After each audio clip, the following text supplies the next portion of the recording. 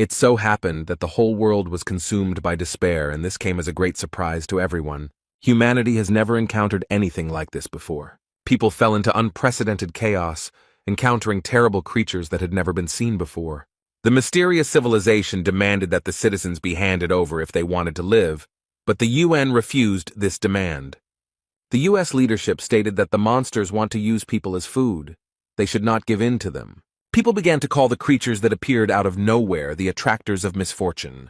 In order to deal with an unfriendly enemy, people began to use nuclear weapons. But for the monsters, it was a mere trifle. Like a bright firework, they did not suffer from it. The monsters began to take revenge, and in response to nuclear weapons began to dance on the ruins of destroyed cities.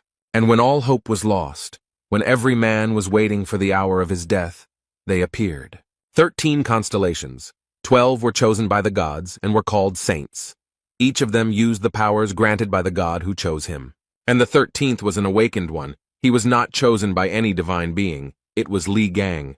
They came to the Demon Tower to defeat Red Eye, who was considered the root of all evil. Li Gang and the 12 other constellations clashed with Red Eyes because they understood that there was no other way out of the situation. The journalists were very surprised because not everyone returned from the trip to the demonic tower. They wondered if something terrible had happened to the Korean hero, Li Gang. A disheveled man with a bandage on his face said that Li Gang sacrificed himself for the good of humanity. The young man did risk his life, but he did not sacrifice himself. Li Gang, although with difficulty, was able to defeat Red-Eyed, but the 12 comrades who were with him turned out to be real bastards. They actually ran away and left Li Gang alone, even though he was able to win. The young man was very disappointed by this action of the 12 constellations, because they all went to the Demon Tower together.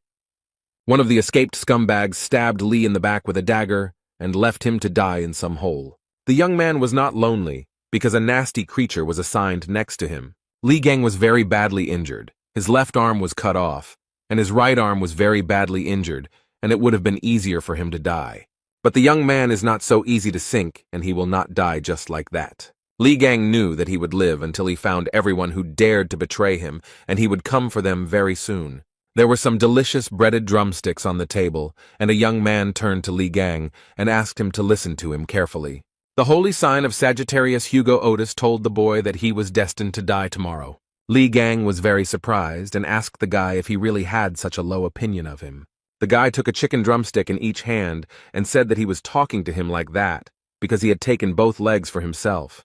The man looked at Li Gang and told him that he was saying his name wrong. Li Gang replied that he understood the reason for the boy's worries and told him not to worry, because he definitely would not die.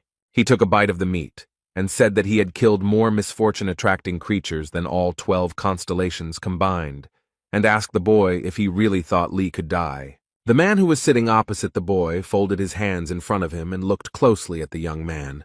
The Demon Tower is the home of the strongest monster that can bring death to all of humanity. It all started on the last day of the 20th century. A powerful temptation of misfortunes drove humanity into a corner with its overwhelming power. They left behind only chaos and pitch darkness, and it was during this period that the 12 gods appeared, who called themselves sacred beings. They vowed to give humanity the power to fight off all monsters and chose 12 people who was granted indescribable power.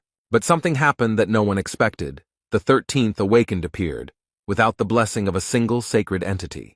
He was so strong and so incredible that everyone was shocked by his abilities.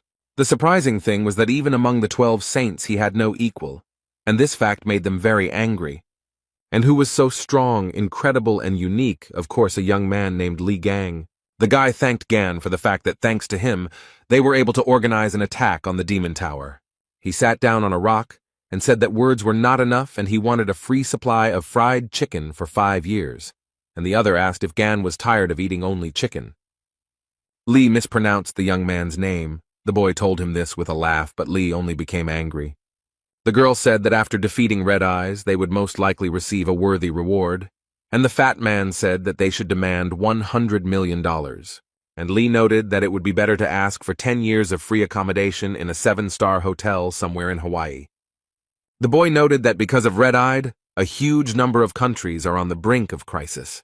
The plump guy with a sarcastic smile asked Li if he wanted to collaborate with them and added that he needed to set the bar higher.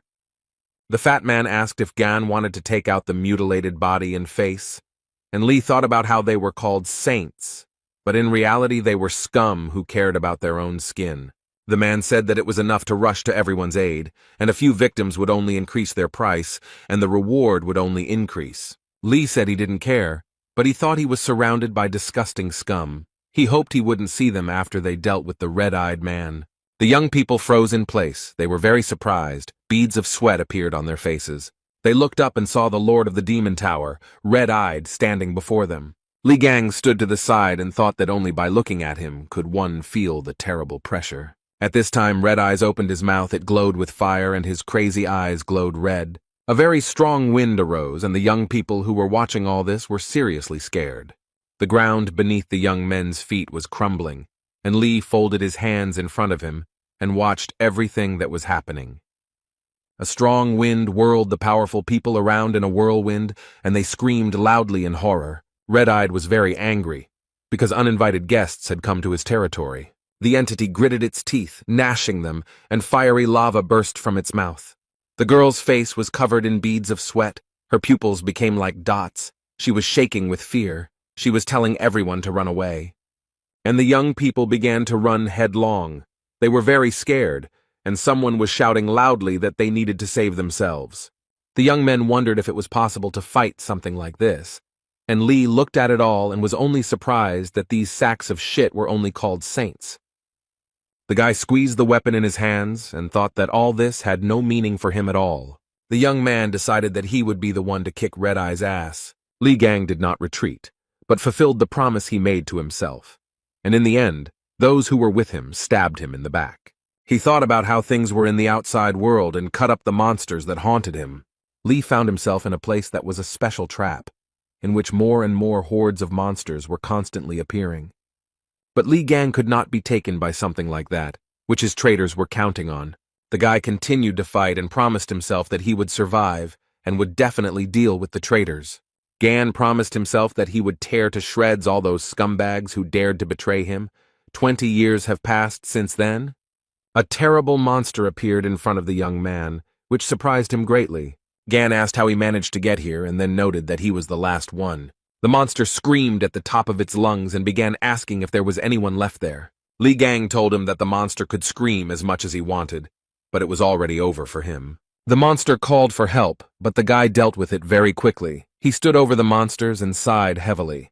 Li Gang had beads of sweat on his face and said that it was finally over. The guy started walking towards the exit and happily said that now he would be able to get out of here. The city was completely destroyed. There was not a single intact house. Not a single intact road. Voices could be heard. The young man was telling the other that he had chosen a less than ideal path, and the other replied that he had been told that it was safer today than usual. The boys were very surprised that they ran into high-ranking monsters that were running after them. The young man noted that they were in deep shit and said that the fortune-teller told him that today he would meet a monster with whom he should not associate himself. The monster approached the guy. He became covered in beads of sweat and began to scream very loudly. The boy fell after the blow. He lay on the ground and groaned in pain. He felt very bad. The guys were surrounded by a huge number of monsters and they felt in danger. The young man began to rise and thought that if Li Gang had been able to return from the demonic tower, then the monsters would not have dared to even show up here. And then, as if on cue, the doors of the demonic tower began to open very slowly. The young people looked at everything that was happening with horror. Beads of sweat appeared on their faces. The boys could barely stand on their feet. A strong wind was blowing in their direction, and dirt and sand were flying straight into their faces. Suddenly, a fiery tornado appeared from which smoke and sand were pouring out. It was a terrifying sight. The young people fell to the ground. They were crushed by huge boulders. The guy asked his friend what it was. He didn't have time to answer. The young man was very surprised. He told his friend that someone was coming out of the destroyed tower. Everything was in smoke, and it was very difficult to understand who was coming out of the destroyed tower. The boy stood in front of the tower, folded his hands in front of him, and said out loud that he had been hit in the back and left to rot in this hole. Lee noted that only cattle do this, but now they won't get away with it and will pay for everything. The young people watched everything that was happening, their eyes wide open in surprise, and could not understand what was happening. And this young man, who had just left the tower, dealt with the monster very easily. The guys couldn't believe their eyes. They were surprised that Li had dealt with the dog without any difficulty. But Li Gang wasn't going to stop there. He began to destroy other monsters. The young man dealt with the monsters very quickly and was very pleased with himself. And the guys who were attacked by the monsters watched everything that was happening from the side. A few seconds later, Li Gang was already near the young people and grabbed them by the hair. They screamed in fear and pain. The guys began to ask Li not to attack them. They stuttered from fear, and Gun was very surprised that he met people. He immediately thought that they were monsters. The young man looked around and noted that the work here was finished, and the guys breathed a sigh of joy that they remained alive. One guy told the second that the man came from the tower and that it was a real sensation. The second noted that it was impossible. The man was nearby when it began to collapse. The young people would have continued to quarrel for a long time, but suddenly, completely unexpectedly, it became dark as night. A huge monster suddenly appeared behind Li Gan, its eyes glowing red and saliva dripping from its mouth. The boys were very scared. They were covered in sweat and shouted that it was the leader of the pack. Li Gang, who was not afraid at all, calmly told the young men that they should run away. The leader of the pack began to scream very loudly. Fire burst from his mouth, and the boys clenched their teeth and grabbed their heads with their hands. After a few seconds, but to the guys it seemed like it lasted forever, it was all over. The guys were very happy that they were alive. They were very scared and could not come to their senses. They opened their eyes wide. Beads of sweat appeared on their faces. The young men looked ahead. The man who had just recently advised them to run away was standing there as if nothing had happened. Compared to the guys who were holding their heads, the man was, as before, absolutely calm. The young men looked ahead and thought that the stranger had protected them from the monster. The guy with a sly smile on his face told the dog that she was a lousy mongrel. And then, literally a few seconds later, he rose up to deal with the dog. The guy made a fist, beat the monster, and said that it was an obedient little dog. Li Gang didn't put in much effort, and after a while the dog didn't pose any danger to them. The young people who were watching all this opened their mouths and eyes wide in shock. But the guy just smiled cheerfully. There wasn't a scratch on him, and he didn't look tired. He stood in front of the young people and looked very small against the backdrop of the huge monster. The guy told the boys that he had finished his work, brought his hand to his nose, and thought that it stunk. He said he tried not badly, and then he called the guys. They were very scared. The guy looked closely at the boys and began to say something unintelligible. They were very scared. Beads of sweat appeared on their faces from fear. They asked again what the man was saying. The young man laughed cheerfully and told the boys to buy him a lot of food. The guys looked at the young man. They certainly didn't expect such a turn of events. He was silent for a moment and said that he also needed clothes. The young men looked at the stranger in surprise. And the young people decided to fulfill the guy's request because he saved them, and they took him to a cafe. A few minutes later, he put an empty plate on the table with a loud bang. The young men took the bill that the waitress brought them and opened their eyes and mouths wide. The stranger ate $1,000 worth of food. The guy said the order was small because they said they didn't have much money. The guy told the boys that they themselves said that they could treat him to anything. This was the price for their lives, and ordered another portion of noodles. One of the young men approached the stranger and asked him who he was, a Templar or a bishop, and asked him what he was doing near the tower. The guy took a toothpick out of his mouth and said that he was inside the tower and then came out of it. This surprised the guys, and the stranger also wanted to ask something. The man noted that they looked like ordinary townspeople, but for some reason they emanated a magical aura. One of the guys replied that his partner was a Templar, and noted that the man was most likely also a Templar and had received the blessing of a sacred entity. The stranger took the spoon. He became angry and replied that he would not wag his tail in front of some entity. The young man wanted to add something else, but stopped mid-sentence when he saw his reflection. Beads of sweat appeared on his face in surprise, and his eyes narrowed to become like dots. He got up from the table and started shouting that he needed a mirror, and the waitress frightenedly pointed out where it was hanging. The guy took off his t-shirt, stood in front of a huge mirror, and began to look at himself carefully. He was surprised to note that his body was completely healed. The man even looked into his own mouth and noted that his old wounds were so terrible that they simply could not be healed. He looked at his left hand and finally realized that it was whole and fully functional. The guy began to carefully examine the pattern on his palm and could not understand what it was. He began to look closely, and after a while he saw a silhouette that looked very much like a snake. The guy grabbed his left hand with his right hand, clenched his teeth, and a system message appeared in front of him, saying that he had experienced death and accomplished an impossible feat.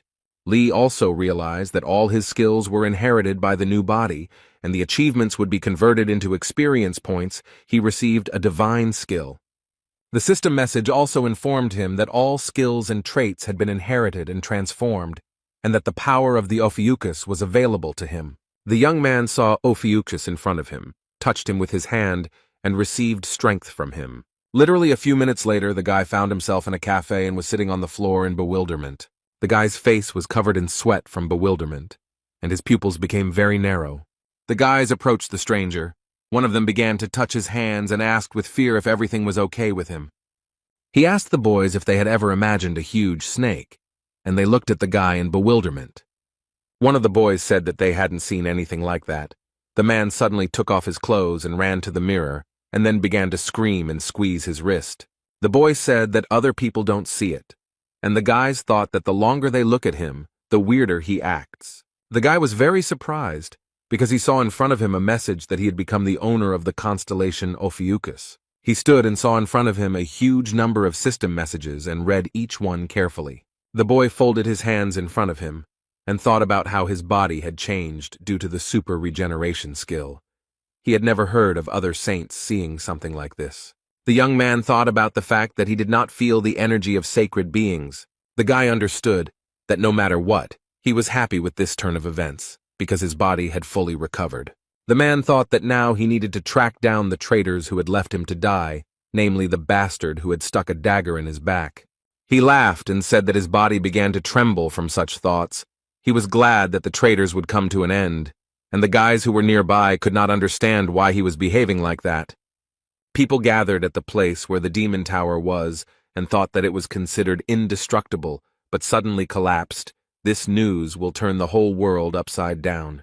One of the journalists said that this place has a connection with the hero Li Gang, and it is possible that the destruction of the tower was the work of his followers or saints who did not like him. The second journalist replied that it was all very interesting, and then told the young man to look at the one who was pulling him.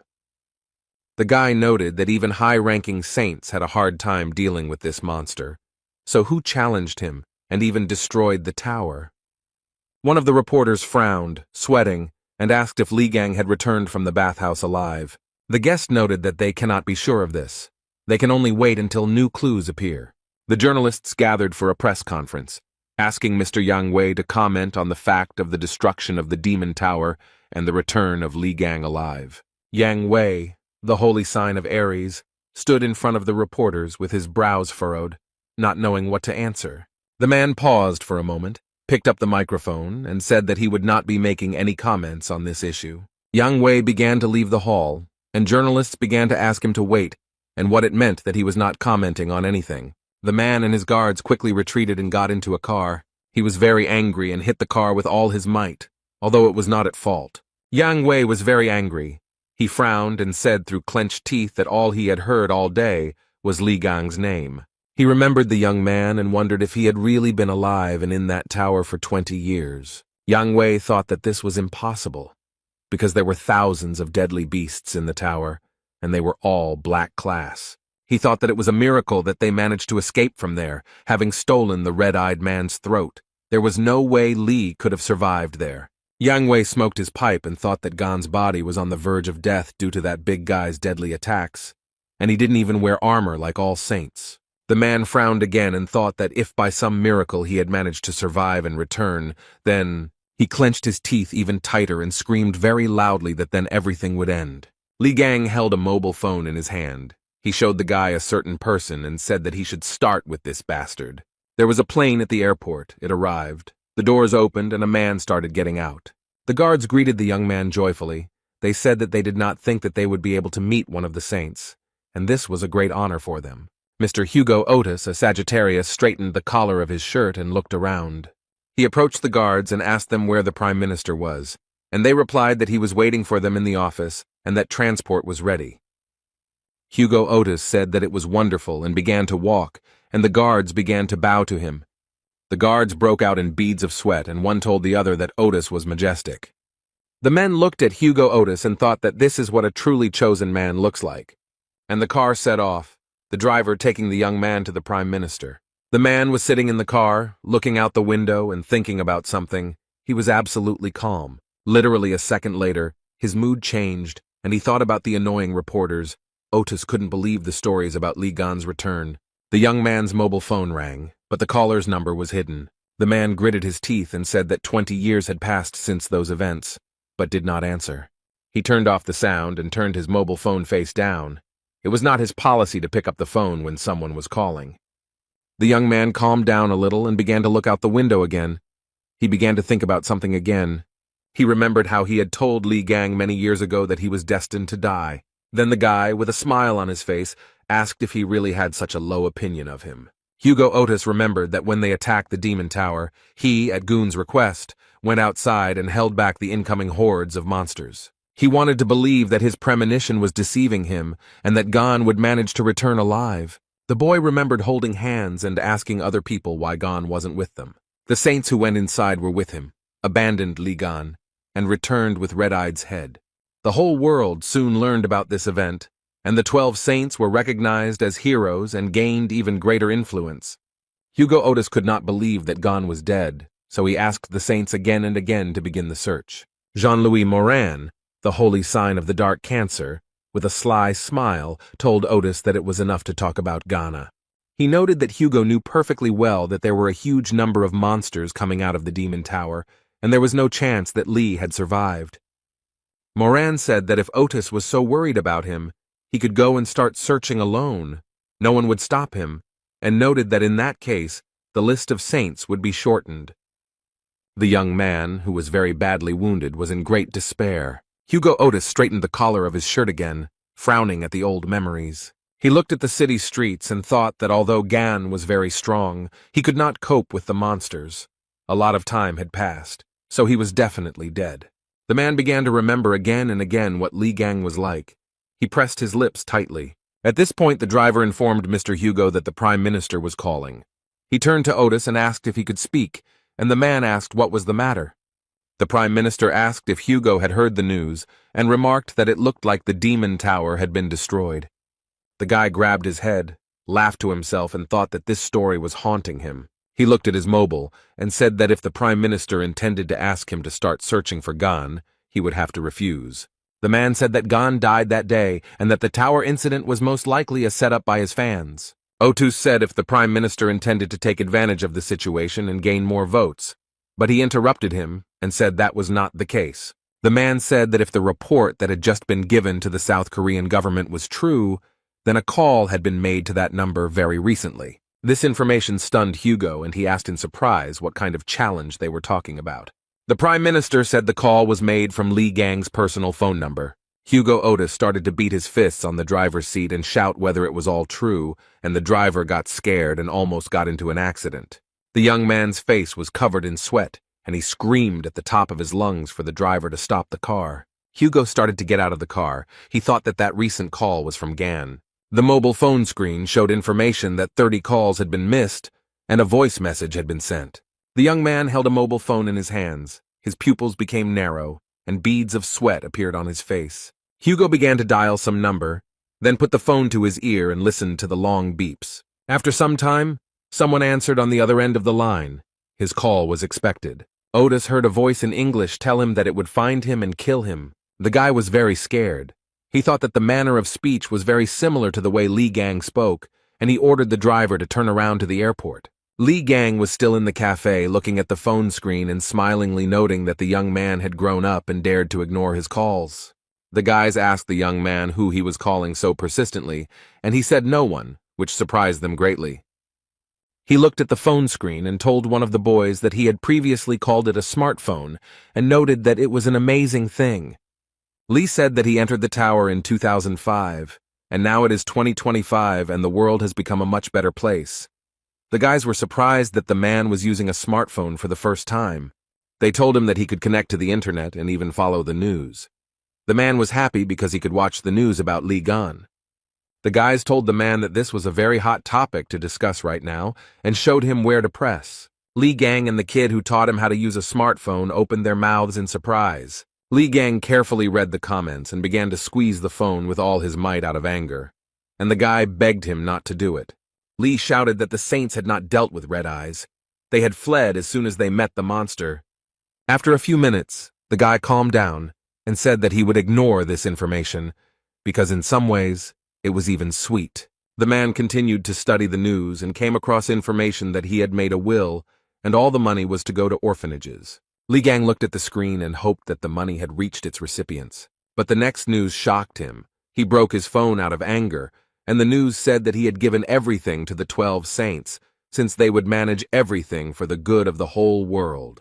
Li screamed that he would skin the pathetic gods alive, and the young man cried over his mobile phone because it had died. Gan sat over a plate of food and thought about what he should do in such a difficult situation. He thought that he intended to warn them of his return, but his appearance was now very different. No one would believe that he was Li Gang and would be perceived as a freak. The man was thinking about how he had to remain quiet for a while he tortured each of the saints, and the boy was crying over his broken cell phone. The young people were sitting at the table when Li Gang felt awkward. The man received a system message that he was being watched, and he thought it was an aura. The guy stood up and started walking somewhere. The guys asked him where he was going. He answered that he was going to get some air. The man left the cafe and began to look around. What he saw surprised him. He realized that there were avatars in front of him, and asked himself if it was an animal of the holy sign of the white Aries in front of him. The system message informed that the avatars had recreated the barrier in the name of the white ram, and they were demanding tribute from Li, and the man only gritted his teeth. Gan was very angry and said, even though they are sucking up to the sacred entities, who are they trying to command? The guy wanted to say something when he heard his name being called, and he began to listen to the conversation. The young men were talking about how everyone was talking about Li Gan, and the noise from all the chatter would soon kill him. The girl was telling her companion that this stupidity was being talked about everywhere because of the damn news. The man replied that Gan's name was not tarnished, but he was amazed at how everyone had suddenly become interested in him. The girl supported the young men who had badges with the Gemini Zodiac sign flashing on their clothes. The guys opened their mouths in surprise and thought that the people who were talking about Li were from the Gemini constellation squad. Li Gang, who heard the conversation about himself, immediately walked towards the couple. The man frowned. The guy started shouting at him to come back immediately, as they should not be provoked. Li Gang walked closer to the young people, stood in front of them and looked at the girl and the man without blinking. He frowned and asked the guy what he was staring at, then told him to get out of there. The young men who were feeding Li and standing a little further away became frightened and thought that they were finished. The man with the Zodiac sign on his sweater took a drag and exhaled nicotine smoke straight into Li Gan's face. The young man was surprised by this attitude, and he looked at the man angrily, and he began to ask what happened, some kind of problem.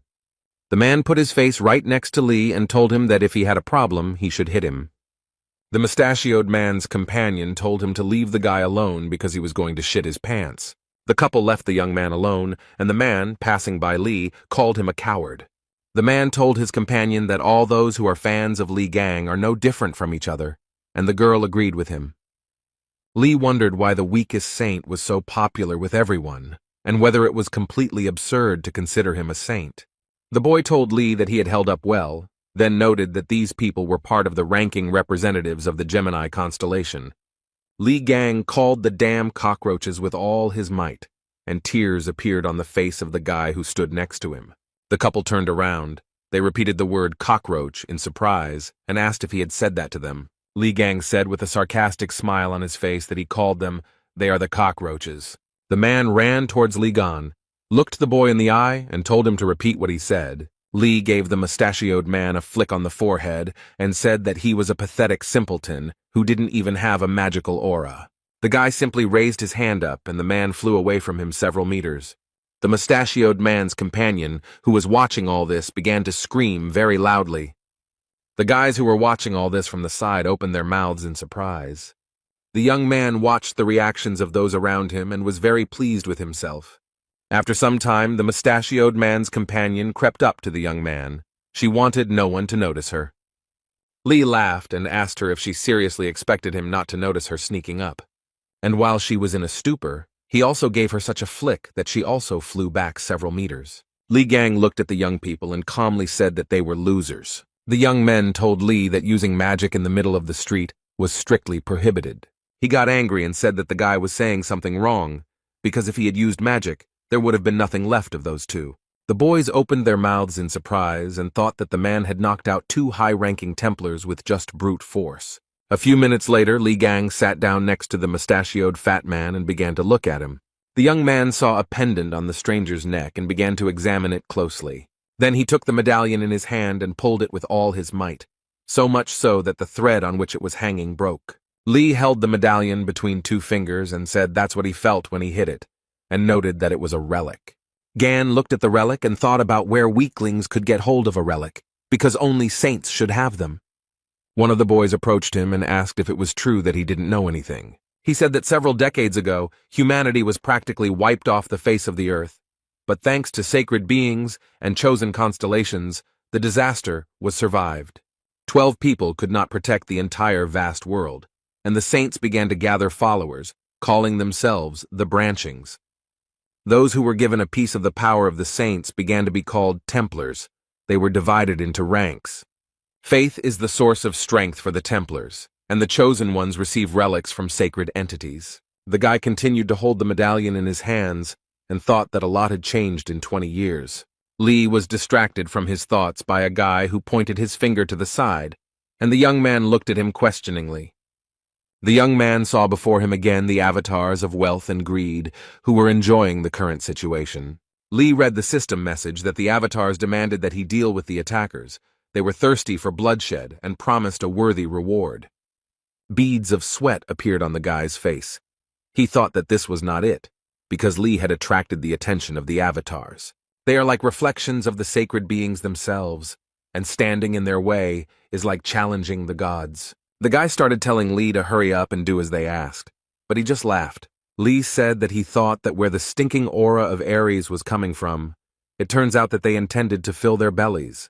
Gan came to the conclusion that in the end, nothing had changed, and he kicked the asphalt with all his might. A very strong wind arose. The young people could hardly stand on their feet. They could not understand what was happening. One of the guys looked at everything that was happening with surprise, and beads of sweat appeared on his face from fear. Li put his hands on his hips and said that they were showing off despite the fact that they were worthless losers. The boys looked up and noticed that the white Aries constellation had retreated and the barrier had also disappeared. One of the boys had beads of sweat on his face, and he thought that this was not an easy person to deal with. The guy was surprised when the young man called him by name, thereby distracting him from his thoughts. Li asked the guy if those cheeky idiots really belonged to the Gemini branch. He replied that in their country the Gemini branch had the greatest influence.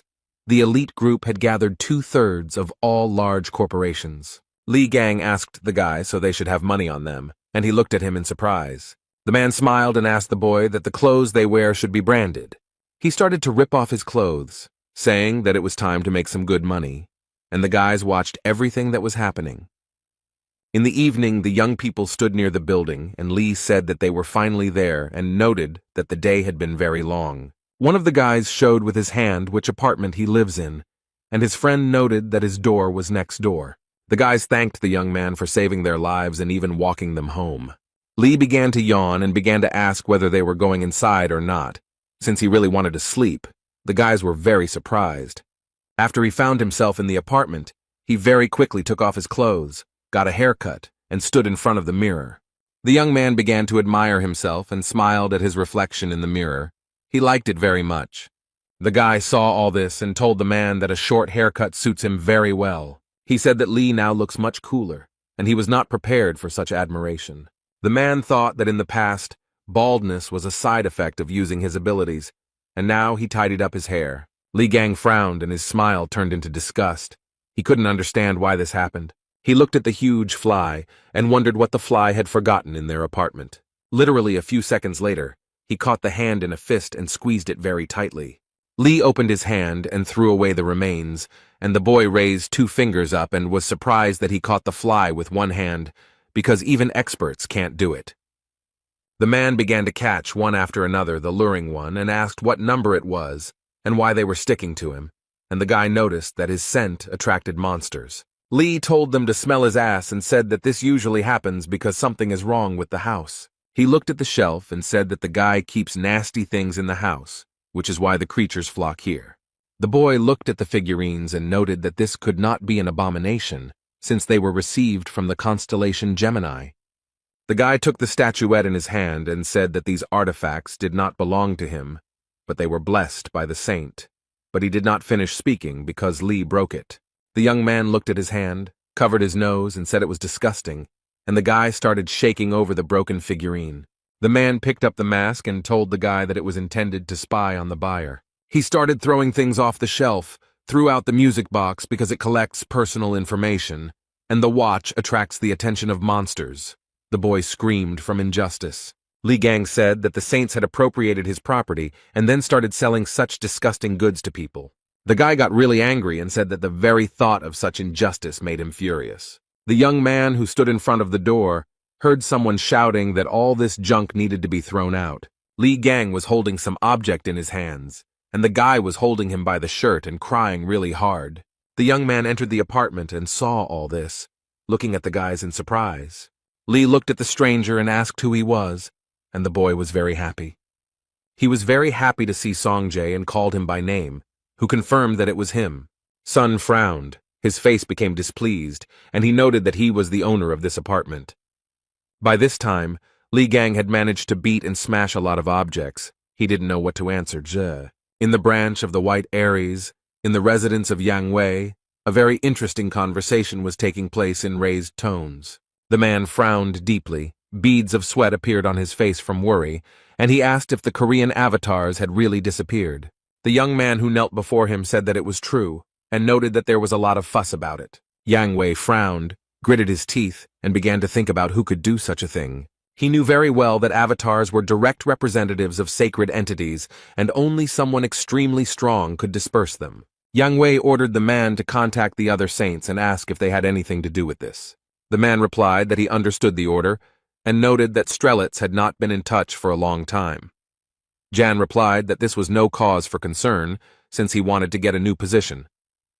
The young man replied that Hugo immediately boarded another flight after arriving at the airport. Jan listened to the young man and was very surprised, then asked where the man was heading. The guy said that the destination was South Korea. This information surprised Jan very much. He stood up from his seat and began to scratch his beard and think about something. For some time he silently digested the information. Yang Wei thought that Hugo had always been on good terms with Li Gang. The man frowned and wondered if such actions could be related to the return of that bastard Gan. It was very surprising, but Yang Wei began to wonder if Li Gang had actually survived. He grabbed some statue and threw it down the steps with all his might. It almost hit the man who came to report. Jan started yelling at the guy to report clearly. He was very angry. The man began to talk about how a Templar of the Gemini branch was found in the place where all the avatars disappeared. He was unconscious. The guy told Jan that a man was lying in the middle of the street in his underwear. Witnesses said that before this, he had gotten into a fight with a very handsome young man. A candlestick with candles fell to the floor, and Wei noted that it couldn't be Li Gang, since his face was covered in scars. Yang thought that things weren't going too well, although it was entirely possible that Li had managed to survive and return. Wei thought that the avatars disappeared for some unknown reason, and the worst thing was that they failed to finish off the Spider Queen. The man clenched his fist and thought that at this rate his position could be in jeopardy. He told the man to have a plane prepared for him, and the assistant asked if Wei was going to go there personally. Jan scratched his beard again and replied that he wanted to see everything with his own eyes. The man very quickly put on his coat, took a cigar, frowned, and noted that something devilish was happening there. In Korea, in the Gemini Branch Hospital, a fat man was lying on a bed. Various devices were connected to his body. He also could not breathe on his own. An oxygen mask was connected. A gray-haired elderly man entered the boy's room. He frowned very deeply and clenched his teeth. He pointed his hand at the guy and began to scream furiously, asking who dared to hurt his grandson so badly. The old man started pointing his fingers at some man, who calmly asked the old man not to worry so much. The man told the old man that this was exactly why the twins had sent him here. The red-haired boy frowned and asked his youth if they really met at the Demon Tower. The guy was wondering if it was true that the man was able to kill all the draggers with his bare hands and knock out a ranked Templar, and the young man noted that everything was so. The redhead screamed that it was all a lie, and that the man had destroyed all of his relics, and Lee noted that they were all fake. The guy gritted his teeth and asked what branch the man was from, and the guy laughed and asked if he thought he needed something like that. The red-haired man closed his eyes and asked what about the god he was loyal to. Lee replied that he didn't need 12 idiots for nothing. The guy started asking Lee about his rank, and he said that he was a production worker. Then he asked what the man's name was. The young man's pupils became like dots, and he calmly said that his name was Lee Gang. The boys who were in the apartment started talking about something and interrupting each other, and Lee looked at all this with bewilderment.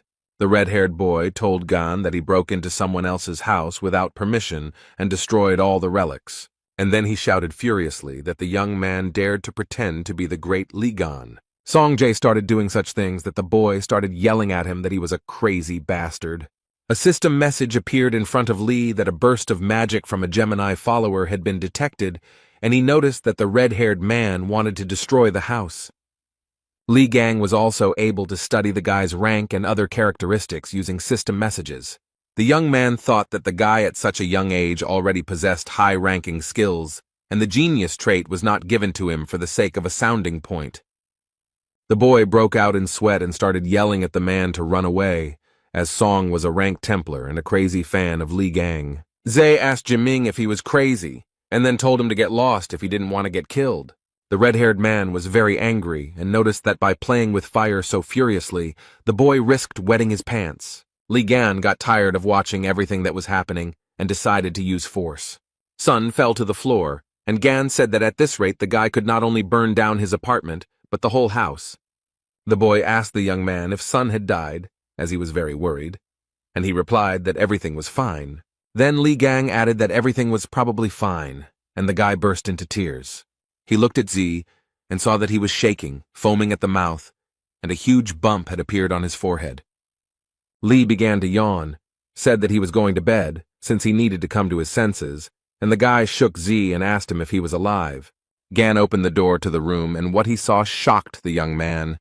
Everywhere in the room, on every shelf, there were figurines and statues of Li Gan. There were a lot of them. Lee asked what it was, and the guy said that Sung Jae was an ardent fan of Lee Gang.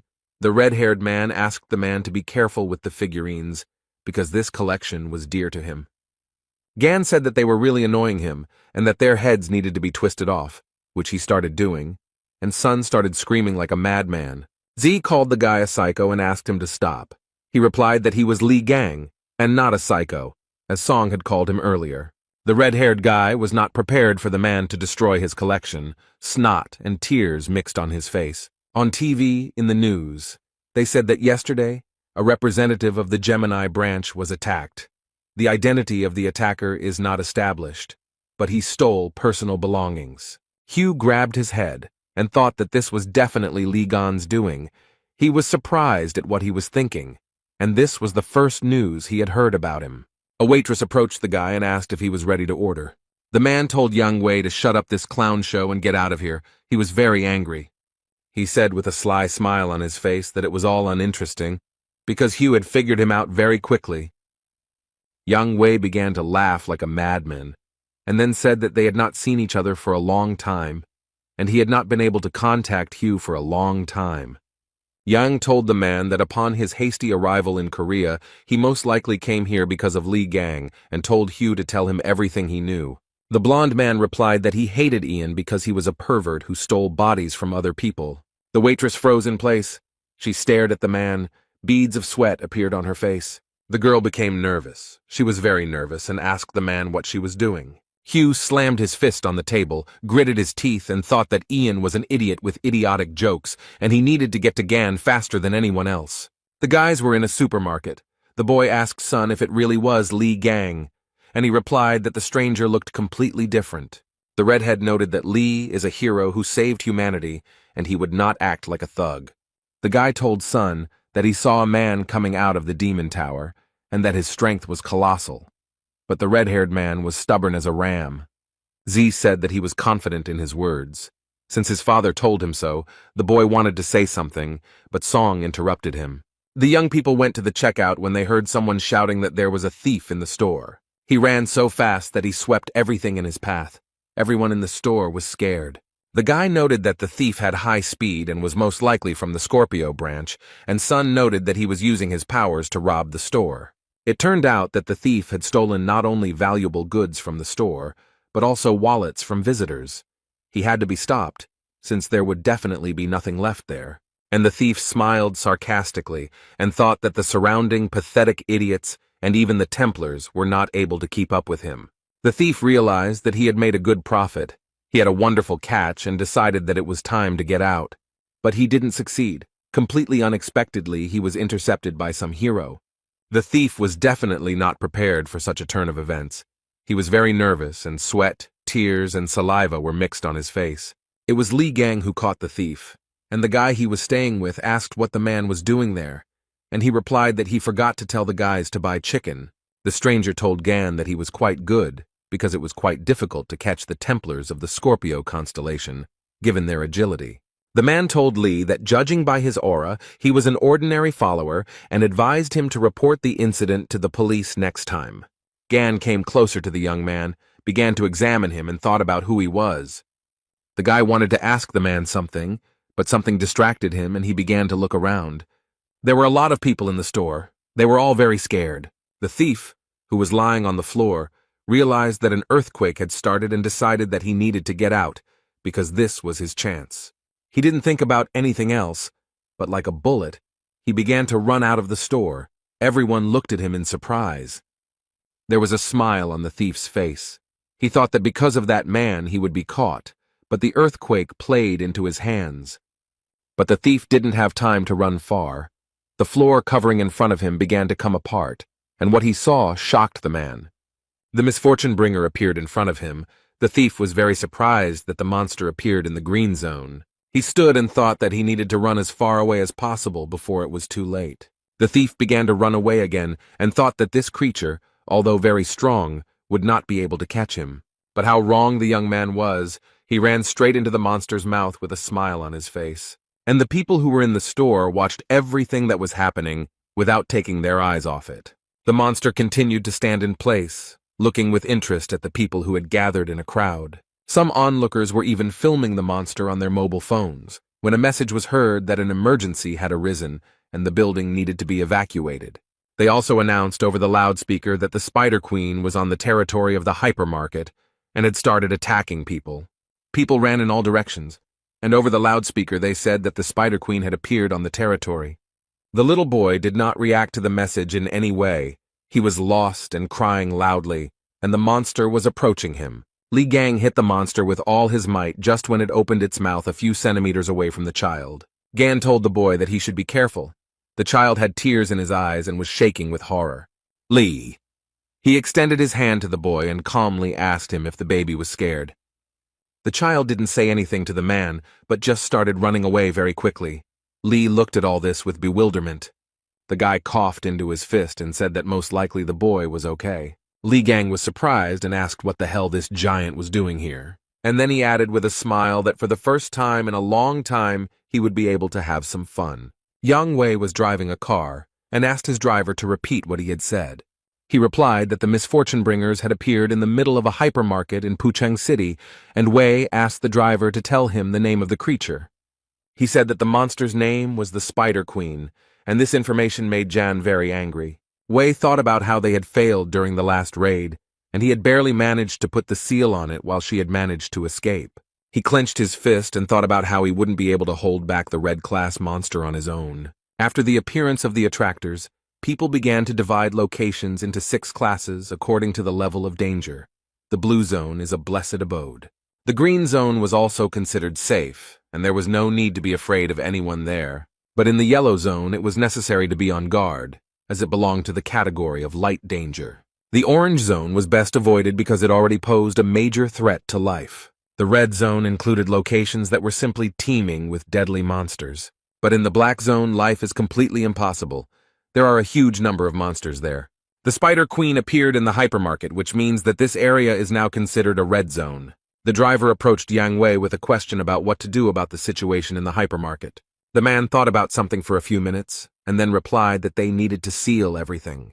Jan clenched his fist and thought that no one should know about the incident because their failure on the last raid was to blame for everything. The man told the driver to pass on the message that those inside the supermarket could not be saved, and that the Templars needed to be sent to seal the building. Meanwhile, the number of insects in the supermarket increased. They crawled around the premises in search of food. The man tried to shield himself from the monsters with his hands, his brows furrowed in confusion. He began to use his powers, his face twisted in pain, and he began to call the insects names. A few minutes later, he used a special skill and froze the insects, rendering them immobile. Beads of sweat appeared on the young man's face, and he began to say something with a smile. But the insects were not frozen and immobilized for very long. They quickly overcame the ice freeze.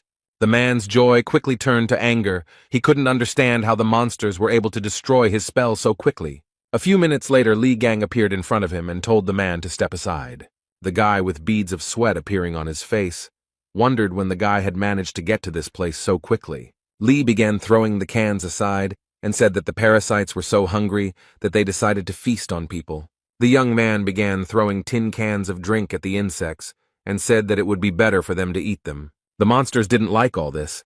They opened their mouths, hissed, roared, and sprayed saliva in all directions. But Li Gang didn't think for very long. He took out a knife, and with the words, "Who is the monster opening its mouth at?" dealt with the big monster. The man was very belligerent. He gritted his teeth and said that the pathetic mobs should know their place.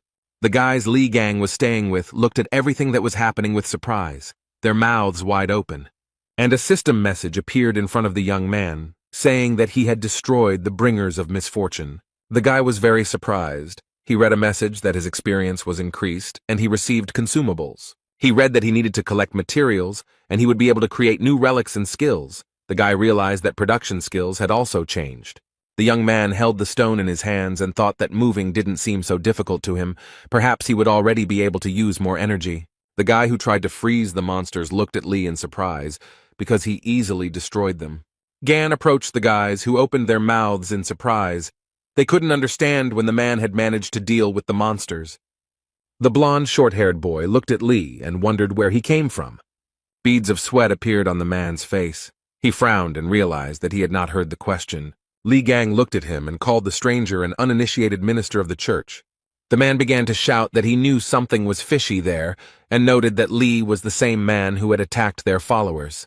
Li Gang immediately understood that the young man was talking about that man and woman, and so he smiled slightly. The guy's mood changed literally in a second, and he punched the stranger in the face.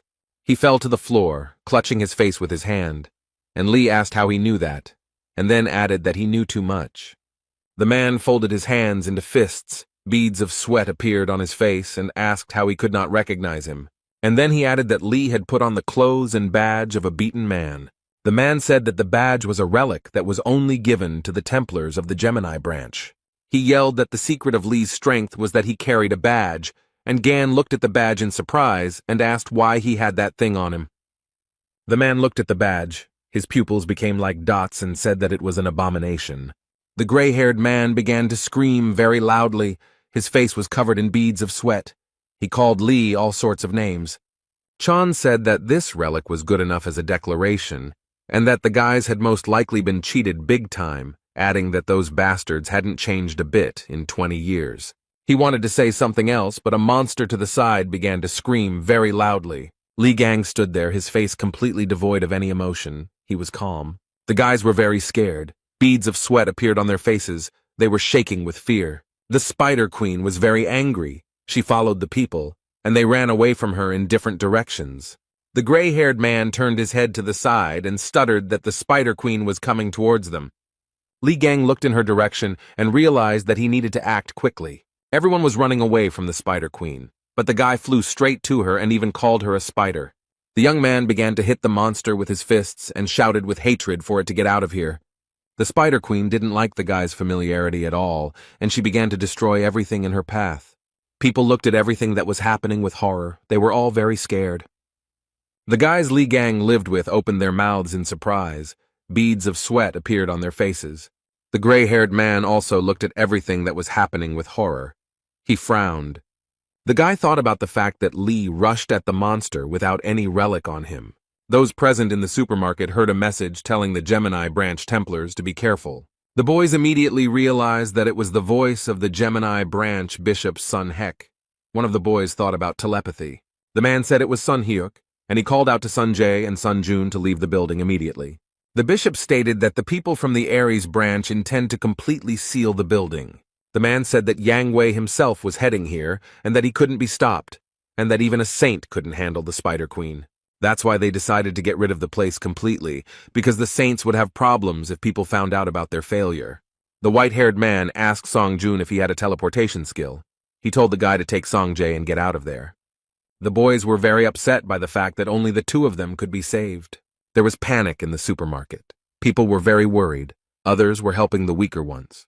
The insects were crawling out of every crack. They were very angry and had no intention of retreating anywhere. But Li Gang did not stand still. He gradually approached the Spider Queen. He was not afraid of her at all. The gray-haired man watched everything that was happening with a frown. Beads of sweat appeared on his face, and he was shaking with fear. The bishop began to answer the guy's question about whether the two of them should teleport, and the man asked if there were any problems. The gray-haired man said with a smile on his face that they had no problems. The red-haired guy shouted that the man was carrying it, because there was clearly not enough help from outside, and didn't he understand how badly they were stuck. The guy shouted at the man, asking if he was suggesting leaving all these people here to die, but he reacted to the crit very calmly. He calmly told the guy to think for himself about the fact that the Spider Queen could appear in the middle of the city. What would people think then?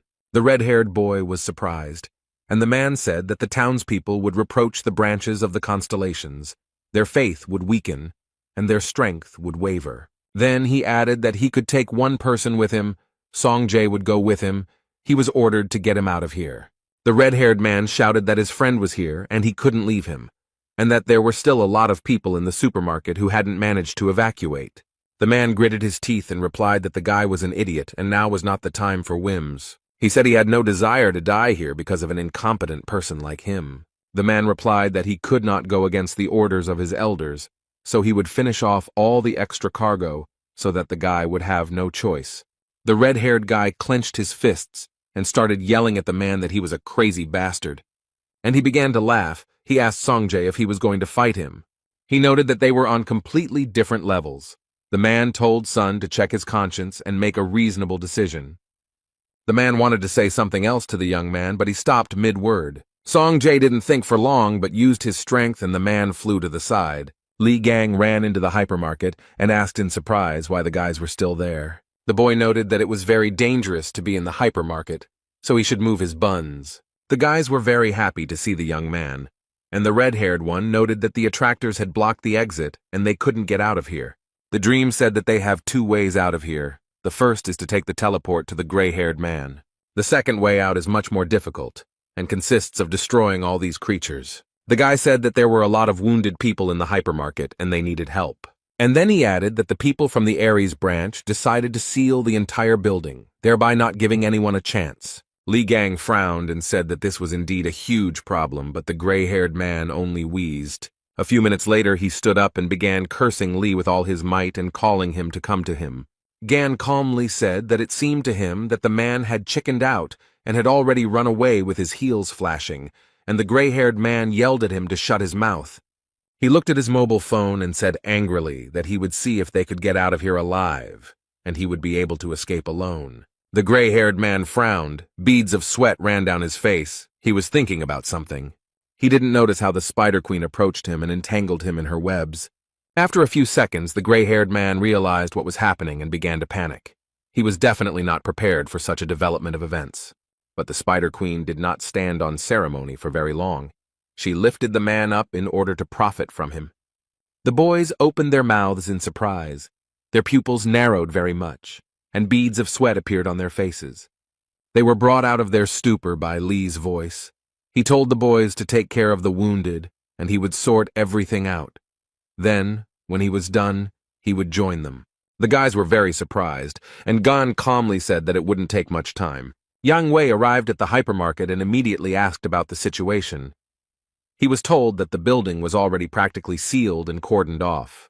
Jan said that given the fact that the work had begun before his arrival, everything was progressing very slowly. The guys began to wonder why the defense wasn't holding as it should.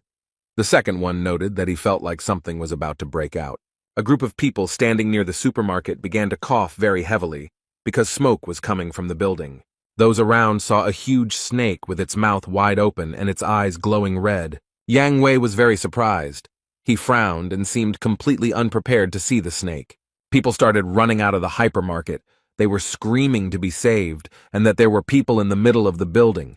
They started telling stories about some guy in a hypermarket who was fighting monsters alone. Yang Wei, who stood to the side, thought that people were talking nonsense because no one would fight monsters alone, especially since he was also not able to do it.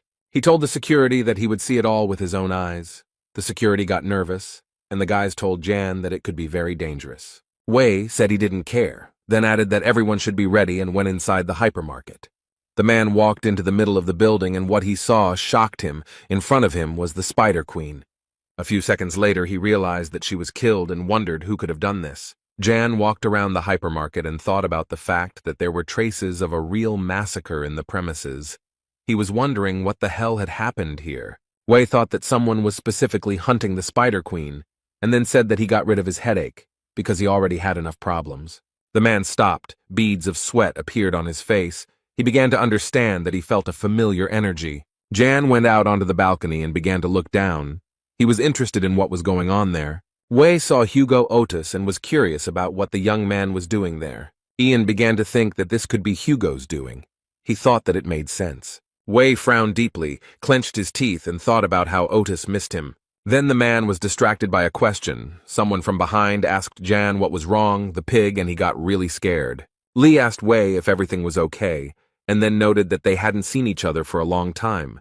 And what happened to his expression? Jan was covered in beads of sweat and began to scream like crazy. He was gasping for air and choking. At this time, rescuers were working near the entrance to the hypermarket, helping the wounded.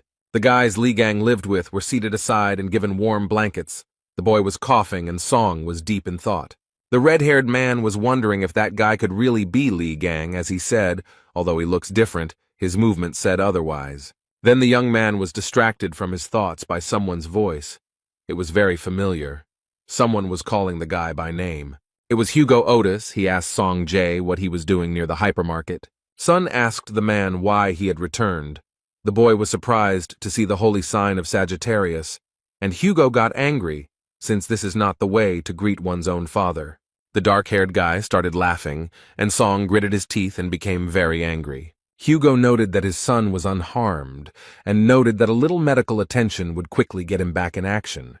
He told his son that he had been informed that the monsters inside the building had been destroyed, and asked if he had seen who had done it. Sun said something inarticulate, and Otis smiled and wondered who his son was like. The guy asked Sun if everything would be okay with Li Gang. Hugo, who heard the conversation, was very surprised. He ran up to the boy, grabbed him by the shoulders, and started shaking him, while Sun watched everything that was happening in surprise. Otis shouted what name the boy had called, began to ask where Lee was now and whether he knew him. The child was very scared. The boy asked if by mentioning the name Theksu he meant St. Hugo Otis. Then the guy said that the young man was in the supermarket, and he managed to defeat the Spider Queen, and he also introduced himself as Li Gang. The man listened to the boy very carefully. He continued to hold him by the shoulders and asked him to describe everything in more detail. Suddenly, a loud explosion was heard from the hypermarket, and people began to look in its direction. The explosion destroyed part of the hypermarket, and someone's laughter could be heard from the side. Yang Wei was making his way somewhere. He was covered in dust and dirt. There was sweat on his face, and he was trying to catch his breath. Li Gang appeared in front of the man and calmly said that this was all too much. Li told Yan that they hadn't seen each other for 20 years, and the first thing he did was just pick him up and attack him. Jan was sweating profusely and began asking how Gan had managed to stay alive and was surprised at his own question. Wei thought that the guy looked very much like Li Gang, but he didn't have a scar on his face.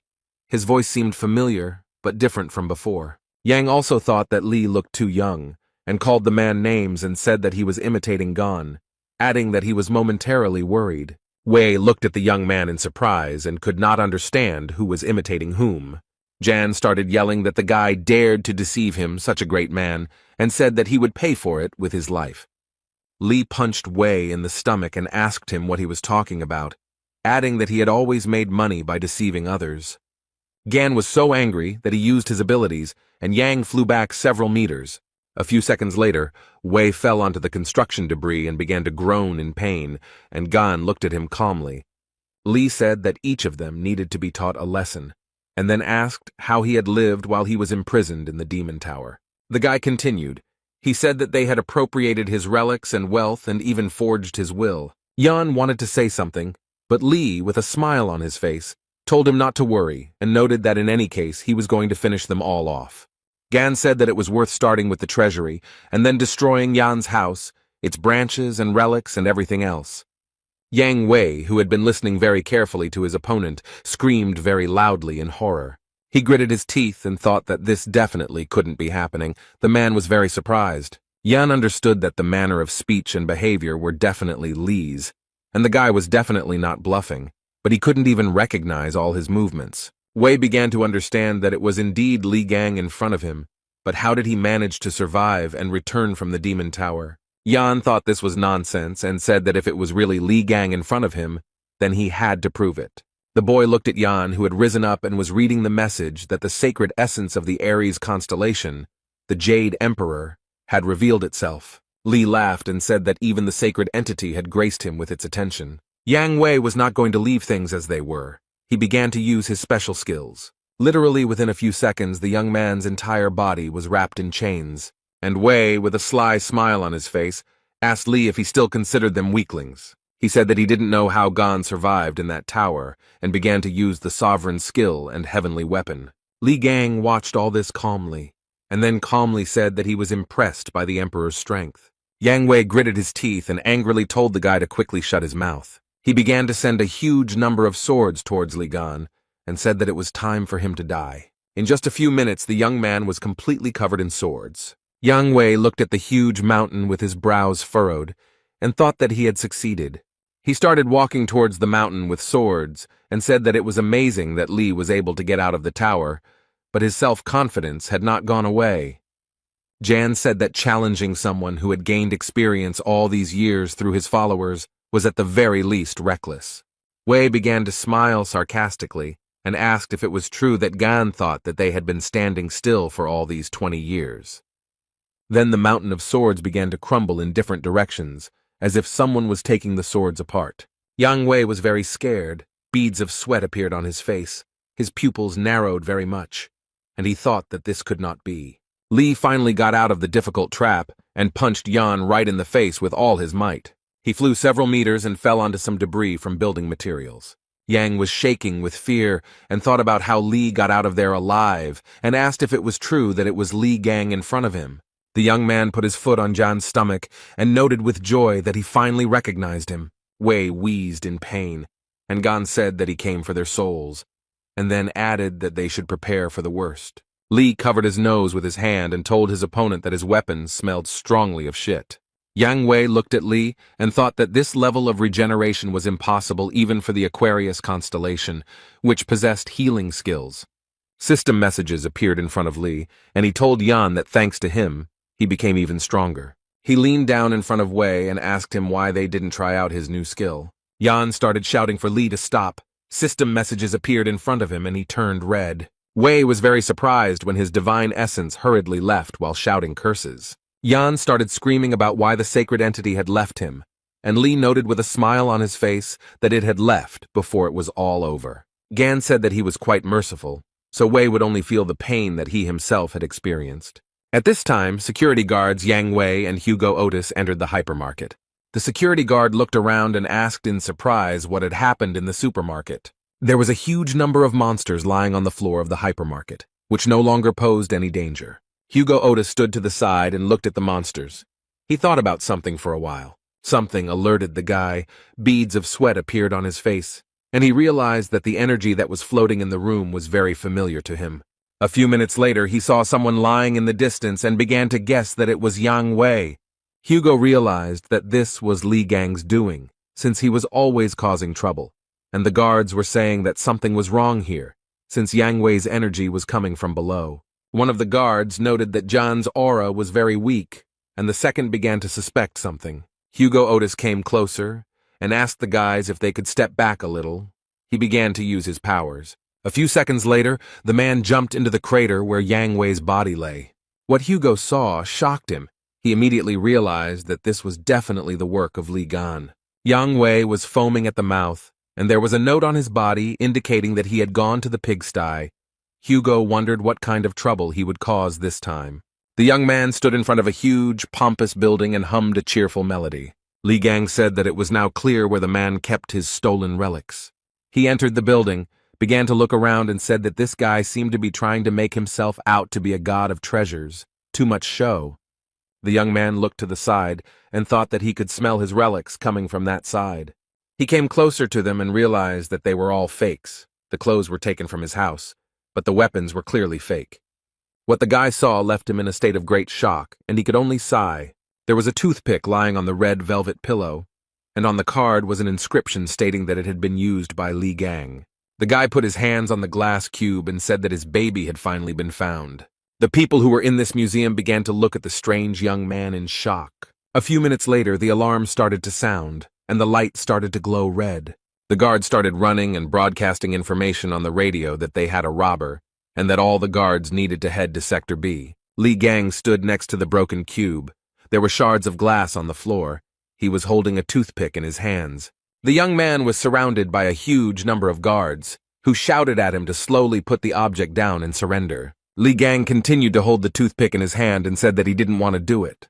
The man smiled, used his special power, and simply waved the toothpick up and down. Something incredible began to happen to the guards, as if they were being lifted by an unprecedented force. Li laughed and said that old familiar things are the best and looked at the toothpick. A system message appeared in front of the guy saying that he had discovered a relic.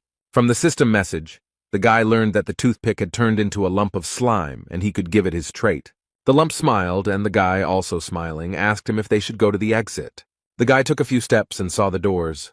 A system message appeared in front of him that he felt a strong aura of the relic of the constellation Aries. Li Gan's eyes lit up and he said that he felt a bit sorry to leave here empty-handed. The young man put his hand on the door handle and said that it was an exciting moment to receive the award. Hugo Otis was very scared. There were beads of sweat on his face. He asked if he was accidentally late. People started running out of the building, shouting something unintelligible, and Hugo watched everything that was happening. People were shouting that there were explosions all over the building and that everyone should run away, and the man folded his fists and started saying something to Gan. Li, dragging a huge bag behind him, patted his stomach and said that he was a bit hungry. Hugo Otis wrinkled his forehead. Beads of sweat appeared on his face, and he called out to Li Gan very loudly. He was very surprised, as he was not prepared to see Thexu here, as he called Hugo. The man started running towards the building with tears in his eyes, shouting that he was a bastard. Li Gang just laughed loudly and said that he did everything for the sake of old friendship. Hugo grabbed the guy who came out of the building with Li and told him that if he was alive, then he should have found him, but he was doing God knows what. The man asked if everything was okay with his leg and noticed that there was no aura coming from him, and asked where he had been all this time. And Li looked at this with surprise. He kicked Hugo in the face and asked how he could not recognize a face and called the man names. Otis sat on the ground, and Li asked the man if he wanted to die and wondered how he dared to confuse him with anyone else. The man held his face and looked in surprise at the young man standing in front of him. Hugo saw a clot of mucus on the boy's shoulder and asked if it was all true. Li began to laugh heartily and said that Taixu needed another beating. The man very quickly got up from the ground and threw himself on the guy's neck, but Gan didn't like all this very much. Otis was crying and began to ask Li if he was alive. He was wondering if it was really Gan in front of him. He hung in the young man's arms and sobbed bitterly, his face turned blue, all of which Li did not like very much. The guy threw him off and asked how he dared to rush at him so suddenly, adding that it was disgusting. Hugo replied that it was indeed Li in front of him, and a system message appeared in front of Gan, stating that the essence of the Sagittarius constellation had manifested itself. The guy looked at the essence of the Sagittarius constellation in surprise.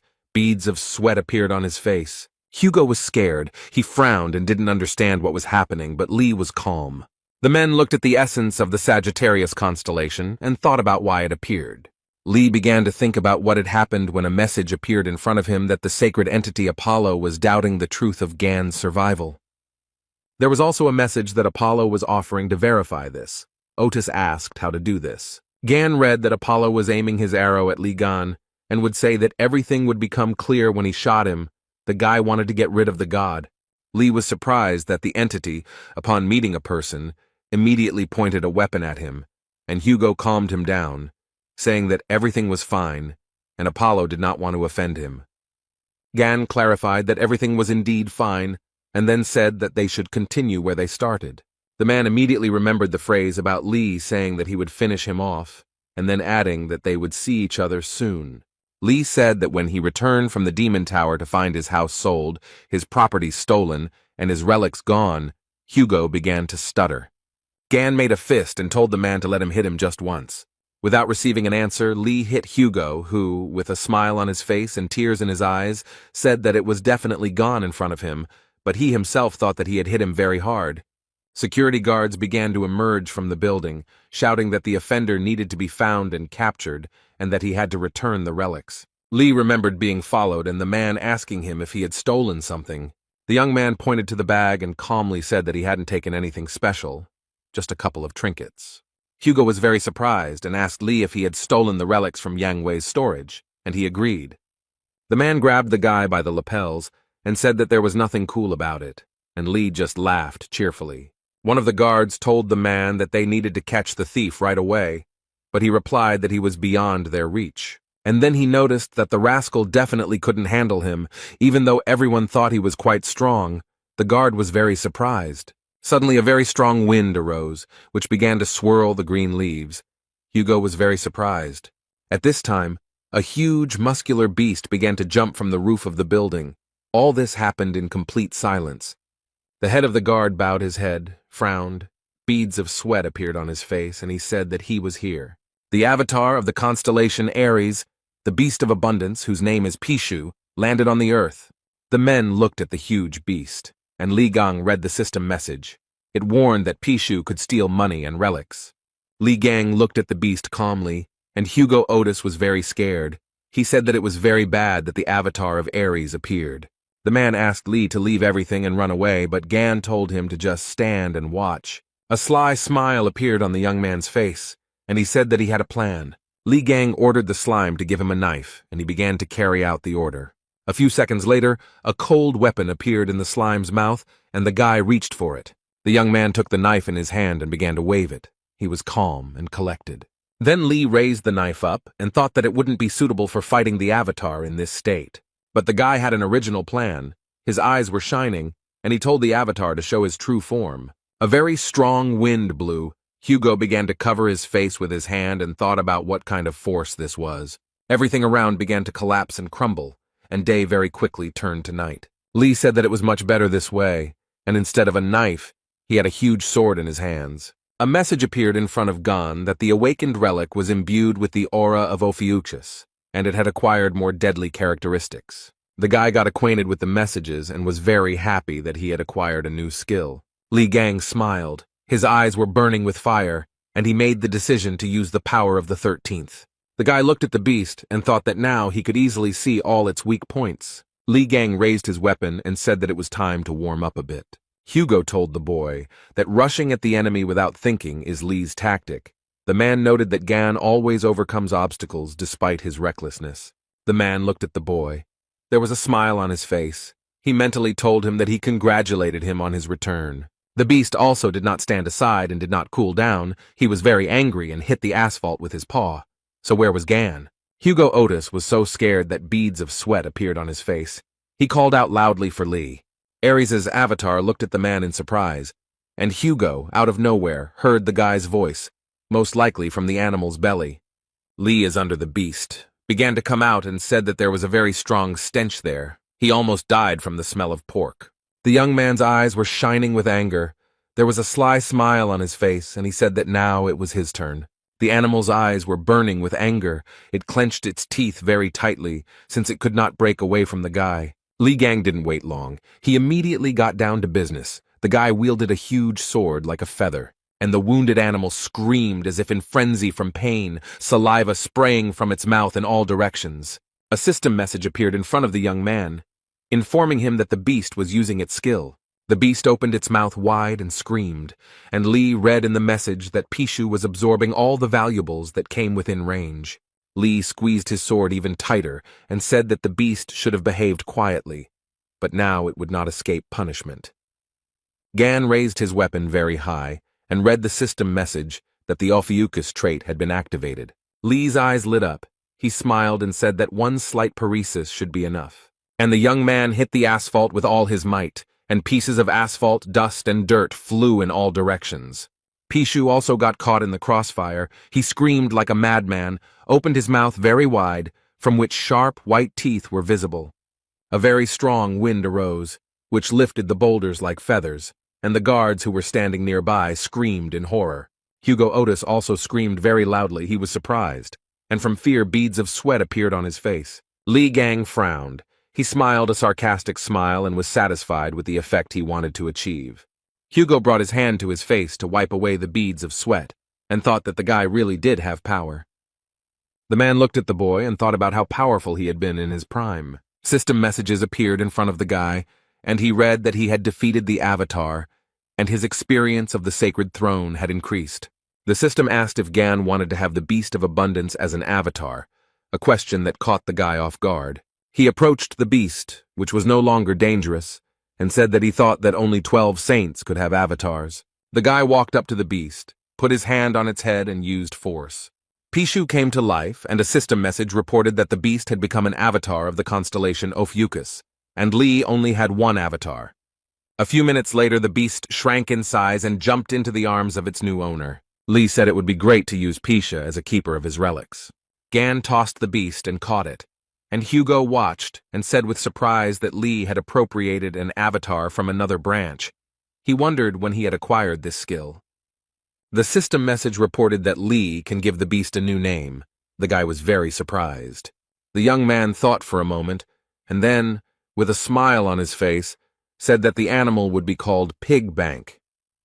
It was getting dark. The conversation was taking place in the house, when someone very loudly called their man a traitor. Hugo shouted why he was a traitor, because he was very worried about Lee, and the guy noted that while he was in captivity, he built a family and enjoyed life. Gan said that he was going through pain and suffering, and his friend was passing the happy days and did not try to find him, and when he returned, he did not even recognize him. Lee got up from the couch and said that he would not bother Hugo with his presence, and he replied that everything was fine and that Gan could spend the night with him, since he lived alone.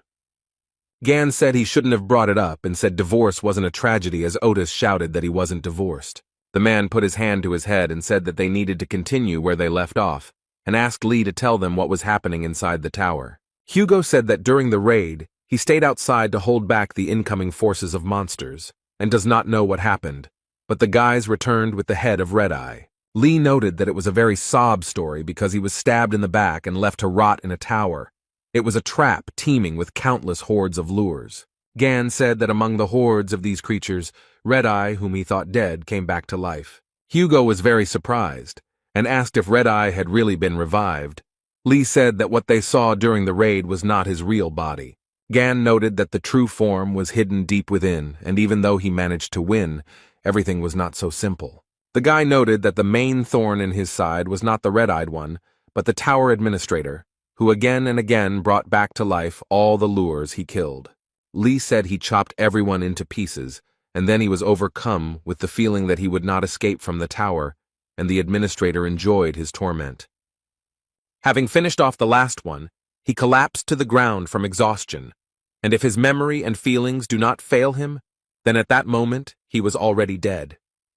Gan said he opened his eyes and found himself somehow outside the tower, and at that moment, he was filled with a strange power. The guy said that he was sure that whoever hit him was well aware of the structure of the tower. He threw him into the lair of the lures, as if he knew what was waiting for him there. Lee noted that sooner or later he would get to those who had appropriated his property, but the one who had stabbed him in the back would receive a special punishment. Gan said he needed to prepare, make decent equipment. He called the workshop to create anything. The young man looked through the system messages and muttered something under his breath. The guy looked at the relics with a smile and then said that they just needed to be mixed together. Lee did not hesitate, but began to create a new relic, and the process began. A system message reported that a new relic had been created. A new entity, the false Crimson Horse, had been recreated. Lee looked at the relic and noticed that one like his was capable of developing on its own, and Hugo was only surprised.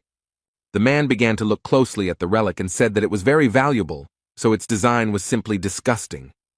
Lee screamed. Was Hugo making fun of him? Didn't he see how much material he had poured into this subject? Gan said that he had been thinking about making something for Otis with the remaining materials, but now he suddenly changed his mind. Hugo immediately said that the item had an elegant design. He is a true master in making beautiful relics. Lee replied that he would look at Otis's behavior, began to open the bag and said that the first thing to do was to somehow lure all the saints. Hugo asked how Lee would do this. Since the other constellations would hardly dare to leave their residences, Gan took out a chest and noted that this would be enough. Otis was very surprised because he saw the royal relic of Ares, the vault golden rune. The man opened his mouth in surprise and said that the royal relics were the most valuable artifacts one could ever find, and asked how Lee had obtained them. Lee said Hugo was the saint of the beggar constellation. He brought this thing to use as a wallet. The man shouted that his constellation was called Wrong. Gan asked the man if he knew that high-grade relics required much more materials than regular ones, and now he could create high-grade relics. Otis spread his arms and asked how he would do this, since there was no one here who could activate it. Lee asked what about Hugo then, and he started shouting at the guy not to look at him like that and asked if they had forgotten that his sign was Sagittarius. The room became very quiet, and then Li Gang replied that Otis was telling the truth. The guy looked at the chest and said that he had a feeling that they would be able to activate it, and Hugo noted that it wouldn't work, and they needed to look for another way out. The man smiled, and Gan said that he had already sent an application to the news network. Hugo was surprised and asked the guy again what he had done and what he had sent to the news network, and he said that he would try differently. The young man became very angry and started shouting at Lee and asking him if he had gone crazy. Young people gathered in the Blue House. The elders were calling out their subordinates because they were unable to deal with one spider. The bishop of the Leo branch said that they should continue trading talismans and asked why they were getting into battles with the lures. The man told the bishop to refrain from such statements, and he said that he heard that the Spider Queen was killed by an unknown person. Then he asked if Li Gang had risen from the grave, but he was quickly killed.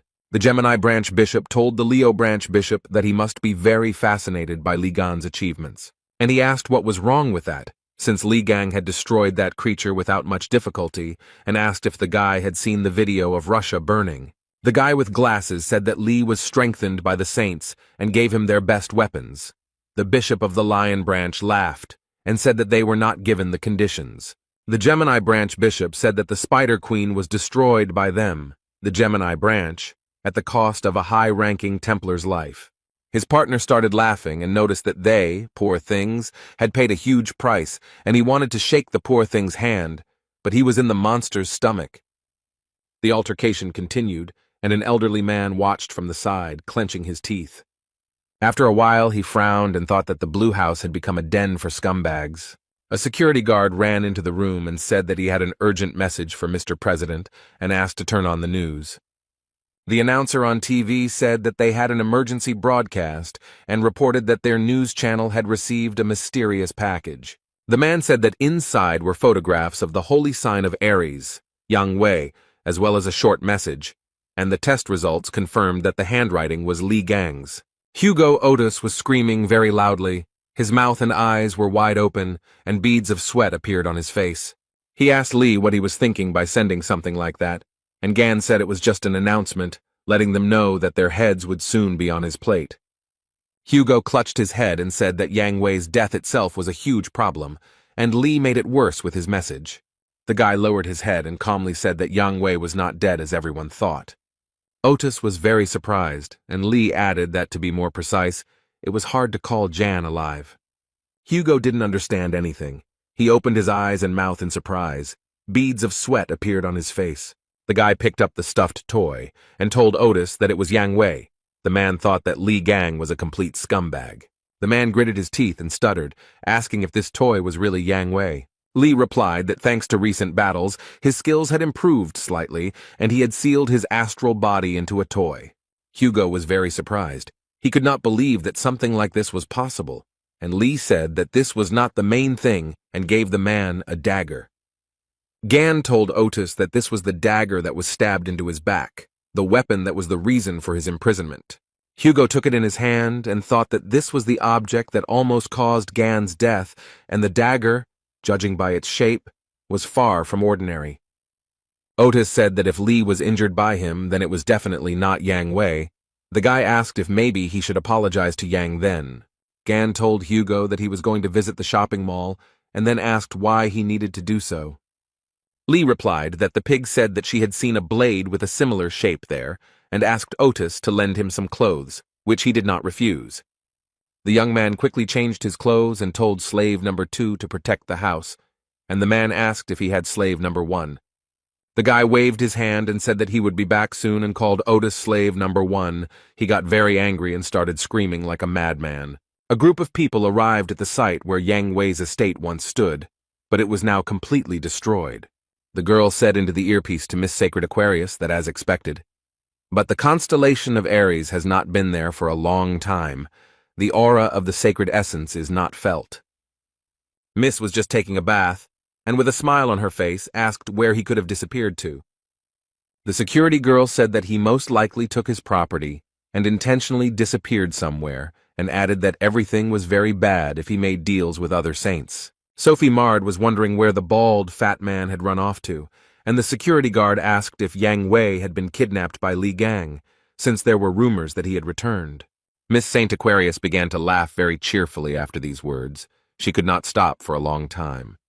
After some time, she let go and told her friend that it was a very stupid joke. The girl replied that she was very sorry, as she said it without thinking, then added that they would visit the shopping mall as they had planned earlier. She wanted to say something else about the auction, but Sophie's bathroom door opened and security shouted that they were in trouble. The girl informed Miss Saint that another saint had expressed a desire to take part in the auction, which surprised her greatly. There were guys in the sports club who were very scared, with beads of sweat on their faces.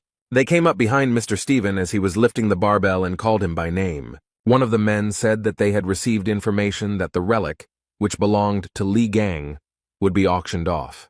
The athlete threw the dumbbell on the floor in surprise, then smiled and asked if the time had really come. Stephen was incredibly happy. His eyes were shining, he said with a smile, that they would take the relic for themselves.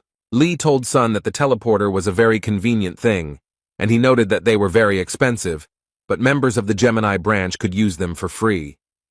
The guys were standing near the relic trading complex and looking at the signs. There were a huge number of them there. Gan told the young man that he was grateful to him, because he needed the help of an expert, and he volunteered to help him. Sun replied that he was always ready to help, and he himself remembered the words of the bishop of the Gemini branch, who asked to recruit the man who killed the Spider Queen. The young man took out his phone and read his boss's messages, and Lee noted that his boss was pestering him despite that incident in the hypermarket. Gan extended his hand in which lay the dagger and said that he was returning it, and added that the weapon had helped a lot in the battle with the bugs. Song said he thought the blade had broken after that battle. Lee said he had completely restored it, and then noted that the effectiveness might change slightly. The boy put the blade to his chest and thanked Gan, who put his hand to his forehead and noticed that they had already arrived. He looked at the light that was pouring from the windows and asked the young man if they had come to where the rank assessor was. The young man looked to the side in surprise. His pupils narrowed very much. He was definitely not prepared for this. He blushed and said that it was amazing to see such a person in such a place, and the guy who was standing next to him could only say that she was beautiful. Surrounded by a huge number of guards, Miss Saint Aquarius walked. Sophie Mard was absolutely calm, looking at those present with a slight smile. Miss approached one gentleman and told him that she wanted to get rid of several relics before the auction began, but he replied that the appraiser was currently busy with another client. Sophie was very angry, but she didn't show it. She said that everything was fine and she would wait her turn. Miss Saint stood near the building where the appraiser was located and wondered who was inside. There was Lee, who asked the youth if the ranker really owned this place, and then noted that the prices were in keeping with his rank. The appraiser picked up the statue and asked Song Jae who made it, and Li Gang calmly replied that he did. The man who was conducting the assessment began to stutter and then asked if he was somehow related to Li Gang. Song was very nervous. and replied that the guy next to him was a Gan impersonator, and the appraiser asked to leave them with Lee. He wanted to ask a few questions. The red-haired guy went to the exit, and the appraiser began to ask how the young man was connected with Lee Gan. He could not understand what was going on.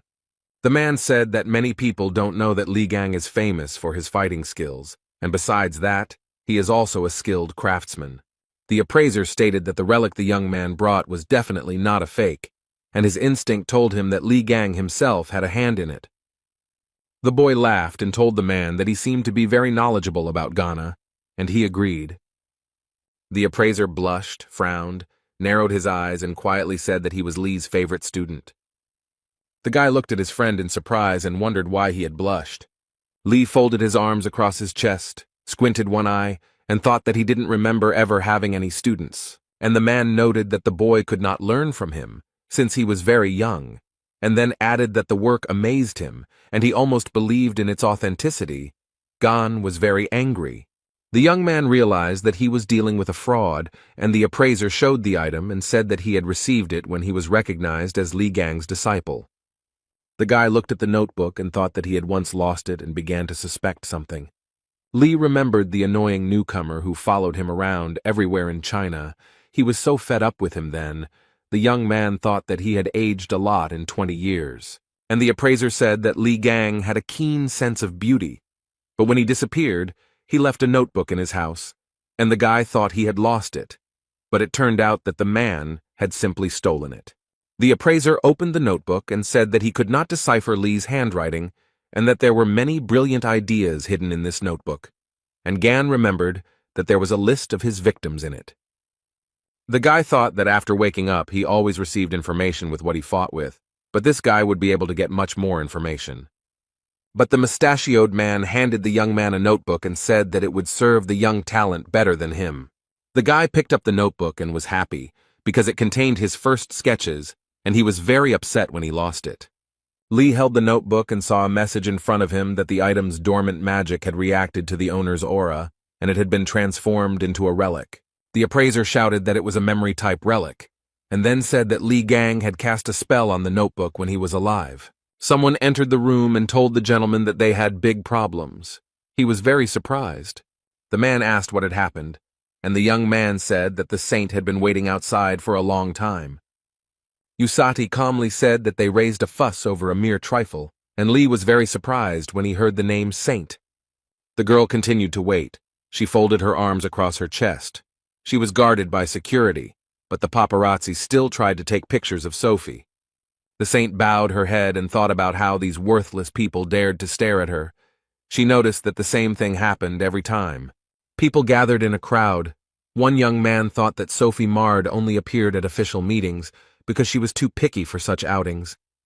The saint told the guards that they had been waiting too long, and it was a waste of time. She thought she should go in and hurry them up personally. The girl really wanted to sell the relics. A security guard approached Sophie and said that there was still a client inside. She became interested in who was there, because it was because of him that the saint was disrespected. She really wanted to see that smug face and ran into the room, saw the appraiser and Lee Gan there. Miss Saint looked around, staring at the men, her eyes growing very big in surprise. The girl stared at Lee Gan and couldn't take her eyes off him. The guy looked at her absolutely calmly. A blush appeared on Sophie's face. She thought that in front of her was a magnificent, handsome man. She wanted to look at him a little closer. Literally a minute later, a snake appeared before the beauty's eyes, its eyes burning with fire. The saint was very frightened. Her mouth opened in surprise, and the pupils of her eyes became like dots. The girl was so frightened that she couldn't stand on her feet and fell to her knees. The guards immediately ran up to her and started asking if everything was okay. Sophie's face broke out in beads of sweat as she thought about the terrifying aura she had just felt. Miss Saint felt as if hundreds of poisonous snakes were coiled around her body. Sophie realized that she needed to run away from here quickly and turned towards the exit, and people started shouting after her. The appraiser wondered why Saint had run away, and Lee noted that the girl had become unwell. A system message appeared in front of Gan, indicating that a subordinate of another sacred entity had approached him. He thought that this was not the same as magical power. He clenched his hand into a fist and read that divinity was necessary to maintain the powers of the sacred entity. Gan asked the man if it was true that the girl who came in was a saint, and he was surprised and noted that she appeared in all the news stories about saints. The appraiser paused for a moment and said that it was Sophie Mard, the holy sign of Aquarius. Lee was surprised. The guy laughed so hard that tears came to his eyes and said that he was puzzled that everyone was so upset about the saint, but it turned out to be Sophie. Gan thought that the girl had changed quite a bit. It was no wonder that he didn't recognize her right away. She had always been pretty, but her rotten soul wouldn't go away. The boy thought about how there were categories of things he despised, including pests, fish bones, and sewage, and Sophie was a pest. The man told Lee that he didn't understand why she was considered the saint of mercy and self-sacrifice. The girl had a nasty character, and Gan laughed. Usati said that Sophie had once provided healing assistance to Lee, so she wanted to appropriate his property and the matter passed into the hands of the government. The appraiser told the boy that he thought Sophie would call his name and noted that they probably knew Saint. Gan replied with a smile on his face that they were old friends. At this time, Miss Saint ran wherever her eyes looked, with security running after her and shouting if everything was okay with Sophie. The girl remembered Lee's face, who asked her if she wanted to die, and thought about why she remembered his face at that moment. Sophie said that the magical aura that wanted to absorb her was similar to that person's aura, and noticed that she became very scared. Death did not frighten her so much. Miss Saint told the security guard to go back to the pawn shop and find out who the man was. The assistant asked about the appraiser. Sophie thought about something for a few seconds, and then with a smile on her face said that she had changed her mind. Miss Saint's eyes lit up with a blue fire. She became cheerful, and the girl told the security to finish them off. The assistant said that the appraiser was under the protection of the Virgo branch, and they still needed to sell him the relics, and Sophie said that they both deserved to be punished. She promised the security guard that she would hand her the relic and lend her a piece of the sacred essence, but she told her that magic cannot be used in the neutral zone. Sophie asked her assistant if she was refusing to carry out her orders and looked at her with a smile. The security guard replied that no, she would never dare, because the wish of a saint is the wish of a sacred entity, and the assistant knelt before Miss Saint and stretched out her hands to her. The security guard said that the wish of the sacred entity was the wish of the heavens themselves, and Sophie placed the ornament in her palm. The assistant said how she could resist the order of one of the 12 saints who support the whole world. Li Gang stood in the pawn shop, watched the dripping from the ceiling, and asked why their roof was leaking. Everything was ready in the relic trading complex. The main action was taking place in the central area. People walked past different shops, various signs were lit up, they beckoned to buyers. Sun was also walking, sipping a drink through a straw. When he stopped, he was very surprised. The guy looked at his feet and thought that there was no rain, but why was there water spilled here? He leaned over, began to examine his reflection, and thought about the magical energy emanating from her. And then a hand began to appear from the puddle, reaching out to the young man. Sun was very scared. The glass with the drink fell from his hands and it spilled. A huge water man appeared from the puddle, crawled towards the young man and looked at him with unusual eyes. The guy was seriously scared. Beads of sweat appeared on his face. He wondered what was going on here. The young man was distracted from his thoughts by some sound, and he turned his head, and what he saw shocked him. Watermen also appeared in front of other people. Some were scared by this. Some decided that it was some kind of show. Miss Saint was watching everything that was happening. She just laughed merrily because she liked this performance. Sophie decided to use such an ability as a duplicate mirror. A strong wind blew. The girl was very pleased with herself and noted that the summoned creatures could only match the rank of the Templars, but problems could arise if an entire army of bugs attacked them. There was a serious security guard named Sophie standing nearby. Sun saw her and started calling her, but she pretended not to hear anything. The guy started yelling at her about why she was using combat skills in the neutral zone and demanded that she stop doing it immediately. The girl calmly said that this was the order of the saint, so he shouldn't worry. This answer surprised Sun very much. The security guard said that she was acting at the will of the gods and began to activate the relic. The guy was very scared. He screamed very loudly that this shouldn't be done and put his hand forward. But the young man was not strong enough to prevent the activation of the relic, and the negative process was launched. The water seemed to be playing with people. It covered them, took them into its merciless captivity. Sophie told the assistant that the job was done perfectly, and she would deal with the guy from the relic appraisal point, and the security told her to grab the appraiser.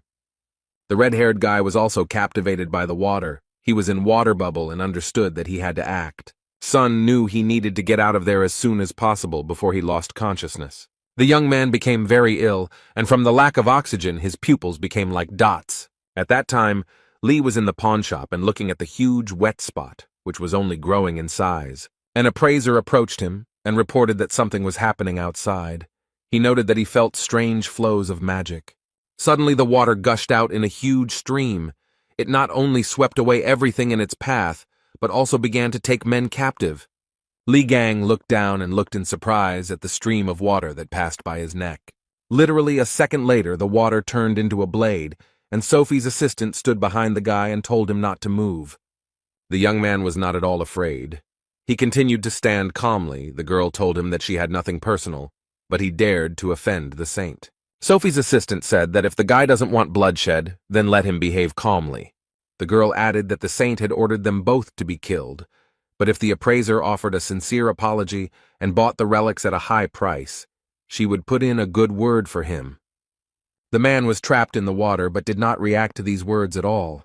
Lee said it was not allowed to brandish a knife in public places, and he noted that he had not thought about using a weapon. The appraiser was freed from the water trap. The gun fell to the floor, and Gan told the man to ask for compensation for the damage caused. Jin Man thought that the knife was a gift from the Aquarius constellation, but the guy was able to destroy it with his bare hands. The girl clenched her teeth. Her eyes burned with hatred, and she muttered that she told the young man not to resist. Miss Saint's assistant began to use her special powers.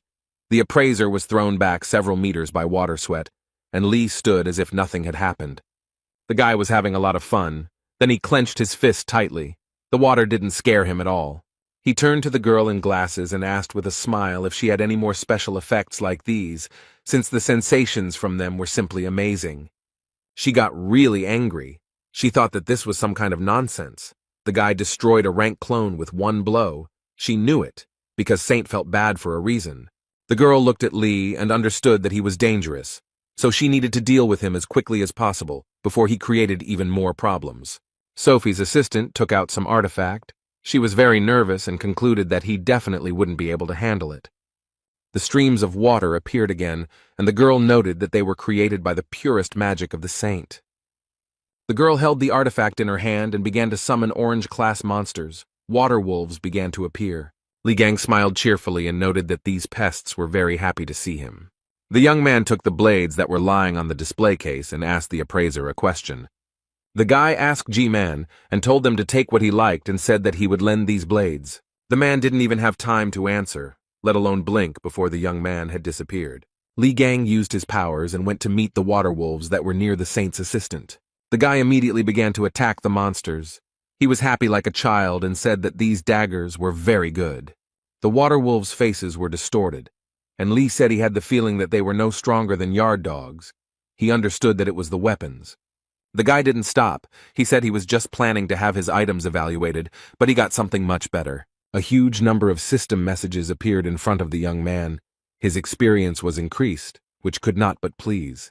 The girl who held the artifact in her hands thought that this couldn't be, because the guy had destroyed the saint's calls so easily. Lee felt a surge of strength and turned his head to tell his assistant Sophie that they weren't finished yet. The girl began to shake with fear. She understood that they were on different levels, and if she tried to attack, she would die immediately. So she couldn't think of anything better to do than run away. But while running away, he said that that wasn't all. Li Gang laughed at her and noted that the idiots who shouted that it was not the end were the most pathetic. G frowned. Beads of sweat appeared on his face. He understood that the person in front of him was not simple and asked the guy if everything was okay with him. Lee didn't have time to answer, as Sun flew into the room and shouted that he had been attacked by a Templar from the Aquarius branch and that he had barely escaped. Gan was glad to see the guy and told him that they had just finished here. Z stuttered and asked what had happened here. The guy began to look at the water wolves, which no longer posed a threat, and said that this was magical energy, similar to the calls of the saint. Lee said that by sending something like this to him, they were giving him resources, but Song said that they had better leave before the next attack. Then G-Man turned to the guys. He asked the guys to wait a minute. They looked at him questioningly. The appraiser thought that 20 years ago he had followed Li Gang and listened to his art, and he clearly remembered how he collected materials after every battle with monsters. The man told Li that he fought like a demon, this crazy fighting style, and timidly asked if it was Gan in front of him. The boy looked G-Man in the eyes and put his finger to his lips. The man frowned, tears flowed from his eyes, and beads of sweat appeared on his face, but he only smiled in response. Li told G that he would return for the materials and asked him to keep a close eye on them, then added that he still had some questions. The boys went to the door, and Man leaned over and said that they should definitely come again. The red-haired man began to ask Gan why the saint was so focused on him, and he replied that she was probably unhappy about something. Sun asked if Li had offended her in some way. The young man closed his eyes and replied that this was also possible. The man smiled. His eyes were burning with fire. He said that the boy would soon see something funny. The guys went to a cafe. Li ate ice cream and told Z that it was just awesome here, and offered him to eat as much as he wanted. Sun said that he was very grateful, and then quietly asked if Gan was sure he had enough money, because it could cost a pretty penny. The guy was silent. He was just remembering how the saint's assistant ran away and dropped something. He told Sun that everything was fine, because earlier he had picked up an interesting thing, and with it they had access to many privileges. Li showed it to the young man, and noted that as far as he remembered, this emblem was similar in functionality to a bank card. With it, he could also rent other people's skills. Sun looked at it in surprise, and said that he had not noticed before that it had the Aquarius emblem on it, and he himself thought that they might have problems, because it also serves as an identifier. Li was eating ice cream and told his friend to forget it and think about it after eating, while Song was wondering if he could eat it. A man with glasses walked into the cafe and told Z that he was glad to see him, and then remarked that he didn't think he liked the ice cream there. At first the boy couldn't understand who was talking to him, but he turned his head and saw Bishop Sun Hek. He smiled and asked if he could join them, but no one answered his question. The bishop placed his hand on Jae's shoulder, and Li looked at him and thought that this was the same boss who was bothering Sonu. Sun sat down at the table and said that he was glad to meet them, and introduced himself, and then turned to Gan and asked if Z had told him that he was unfriendly. Hek replied that the young man had told him that he had met a truly amazing person who had been able to defeat the Spider Queen, while Yang Wei had failed miserably. Li Gang continued to eat his ice cream, looked at the man, and then asked him what he had to do with all this. The bishop said one of his main tasks is to recruit promising awakened people. The young man was very surprised, and then asked Sun what he could offer him. He laughed and said that one of the 8 relics of Li Gang himself would be auctioned off, and suggested that they continue the conversation and enjoy the auction process. The guy was surprised, and thought that they were playing a prank on his relics. Sun knows how to intrigue. The boy replied that it all sounded quite interesting, and then asked how far the auction house was from here, and Song told him to wipe the ice cream off his face first. The bishop smiled and replied that the auction would be held nearby and noted that there would be very rare relics there. The man said that the premises were located 16,000 feet above the ground and housed the largest auction house. In the floating city of Drachma, there was a large auction house of Drachma. It was very tall. Miss Saint was sitting in one of the chairs in the room, hugging herself with her arms and shaking violently. She didn't look very well. The girl was very upset. She was thinking about something. A man sitting nearby and holding a glass of drink in his hands noticed her. He was very angry and told Sophie to get lost if she planned to continue shaking in the corner. The saint looked at the speaker and thought that he was the same stupid and ill-mannered bore, but now she had to control herself. Sophie looked at the huge, muscular man and thought that he was very strong. He was able to surpass Li Gan. There was no place safer than next to him. Stephen Marker said that Li Gang's relic would definitely be his, and the saint would not even dare to lay claim to it. The man went to the exit, and Sophie asked where he was going.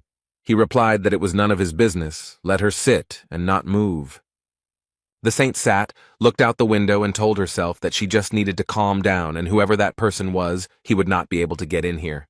Sophie began to look ahead and was very surprised when she saw a familiar silhouette. There was a blond man named Hugo Otis. The girl didn't expect to see him here. The saint smiled and thought that the desired guest had appeared just in time. The man looked around and wondered where Li Gang was. He had disappeared somewhere again. Otis thought that knowing the guy's character, He was sure that he would come here, because the city of Drachma is a real treasure trove of precious relics. Miss Saint crept up behind Hugo and told the man that they hadn't seen him for a long time, and he became scared. And the girl, with a humble smile on her face, began to ask how Hugo Otis was doing. Otis turned his head, frowned, and clenched his teeth. He was not very happy to see Sophie marred. Miss Saint smiled at Hugo and said that she couldn't get through to him. Sophie laughed and said that time spares no one, and before he was a handsome man who represented all the saints, but now his face has changed a lot. The girl asked if this was due to the small number of followers. The man just waved his hand and said that he did not want to talk to her. Miss Saint started laughing loudly and said that Hugo had decided to ignore her again. And then she added angrily that Otis's son would suffer the same fate as his wife. Sophie laughed even louder and added that his wife was not yet dead, but her condition was indistinguishable from death. The girl did not calm down. She began to talk about how the shame had been brought upon his house by none other than the head of the family. The man could barely contain himself. He was burning with hatred for Miss Sophie, and she continued to laugh. If there had been a guy in front of Otis, he would have definitely hit him, but he ordered Miss Saint to get lost. He just raised his fist to her face, but Sophie didn't stop. She continued to be sarcastic, said that he was holding back, and she thought that he had forgotten about the agreement signed 20 years ago. Miss Saint had a water balloon in her hand and asked if she should teach the arrogant boy a lesson. The girl's expression changed very quickly. She couldn't understand what was happening to her. Li Gang quietly approached Sophie and Hugo and smashed the water balloon into pieces. The girl jumped in surprise. Miss Sviata turned around and saw the guy, whom I encountered in a pawn shop, and screamed in horror. The young man did not hesitate. He used his powers, and the beauty fell from her height to the floor. Hugo looked at his comrade in surprise. He opened his mouth and did not know what to say. The man only said the name of his comrade, who frowned and extended his hand. Then Gan asked Otis what he was doing there, and he replied that he was worried about him, since they couldn't take their eyes off him. Lee couldn't understand why he was worried and then asked if Hugo was really in love. He replied that he had enough of this nonsense. The men leaned over Miss Saint, and Gan wanted to say something else to his comrade. Sophie looked completely unpresentable. There was a huge bump on her forehead. Foam was coming out of her mouth, and Lee asked why he always bumped into this girl. Gan looked at her and said that she had a crush on him, and Hugo thought that the guy had some kind of problem with his head. An image of the number 12 appeared in front of Miss Saint, and she immediately thought of Li Gan. The girl looked at everything with fear. Beads of sweat appeared on her face. She realized that the 13th constellation was the strongest, but Sophie had always been afraid of it and disliked it. She was frightened by the disgusting face covered in scars, the cruel disposition, and the arrogant look that pierced to the bones. The events took place 20 years ago. Li Gang was in a hurry somewhere, and the girls tried to stop him. The maid told the guy that he was in the residence of the Aquarius sign and asked him to leave this place. But he came very close to the woman and calmly told her to send, and she was very scared. She began to wring her hands and scream, asking how to understand such an attitude towards her. But Lee didn't care. Sophie walked up to the guy, folded her arms across her chest, and asked with hatred how Gan dared to break into her house. And she added that he should leave, but the guy did not stand on ceremony and hit the girl on the shoulder with all his might. The young man pulled her towards him, looked straight into her eyes, and asked if she wanted to die. He began to take his hand away, and Sophie stuttered and asked what he was doing and how long it would continue, since she had sent him to the rear to treat the injured. Miss Saint began to ask why he was idle, and the young man replied that many of those people were left without arms and legs because they tried to save her life. Lee took the girl's hand and said that she had talked about helping people when she came here, and replied that it was time to go and keep his promise. Sophie replied that what difference did it make if a couple more people died?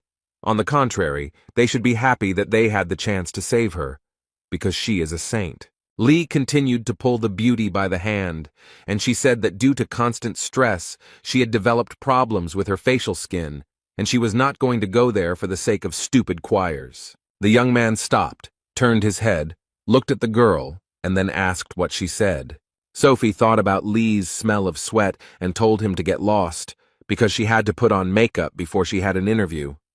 Miss Saint began to pull her hand out of the guy's hand and screamed at him to let her go.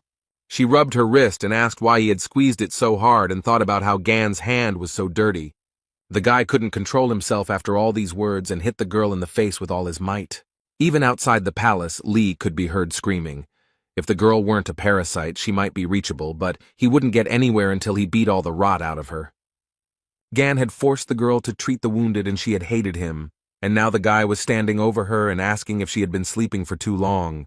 When Miss Saint came to, she was seated on a chair and tied up so that she would not kick. Lee sat down opposite Sophie and looked at her without taking his eyes off her. She stared at the young man. After a few minutes, the girl screamed loudly to be untied immediately and began to ask how they dared to treat the saint like that.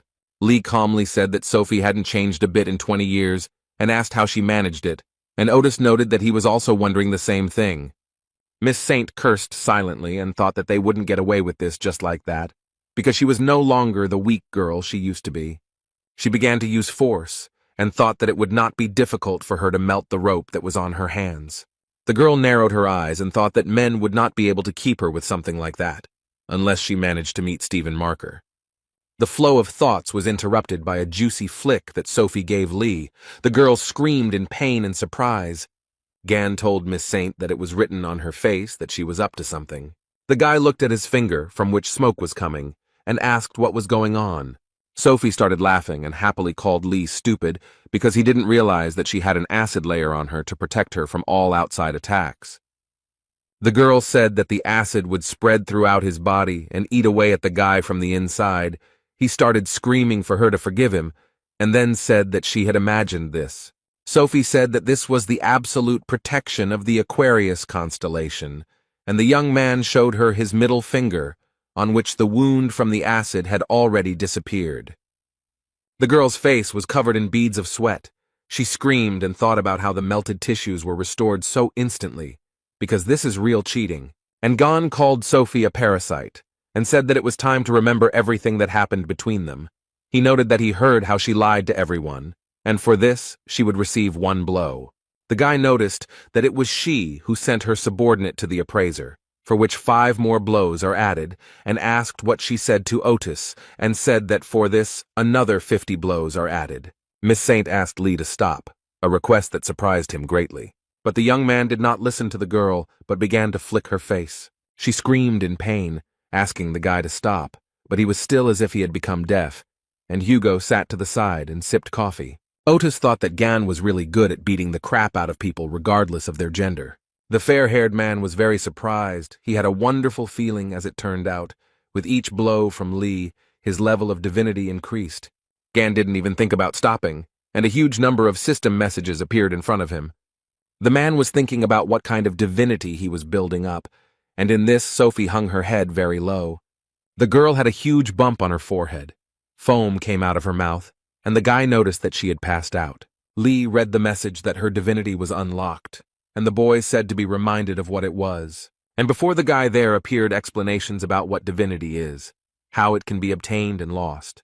He scratched his head and thought that now by kicking asses he was taking away their divinity, but he couldn't knock it out of Yang Wei because it wasn't unlocked at that time. The guy looked at his hand and thought that he had to become stronger anyway. Otis asked Gan if he thought he should ask Sophie about the dagger.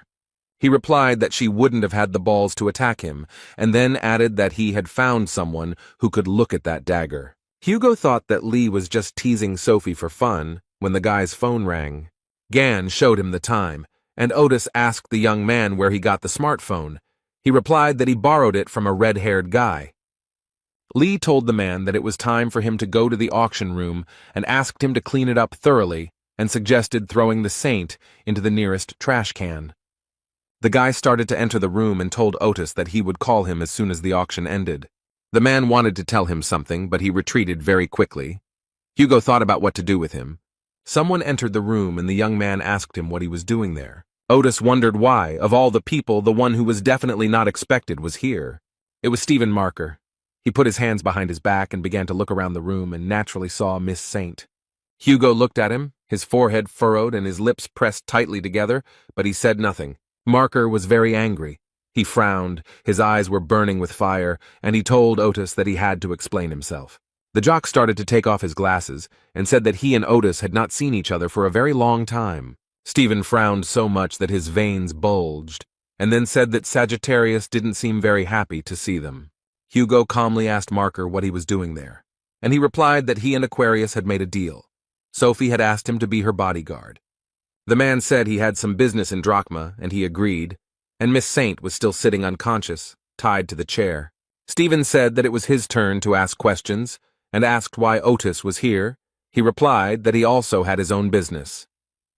The jock angrily asked if he was aiming for Ligon's relics, and Hugo asked in surprise if his relic would really be auctioned off.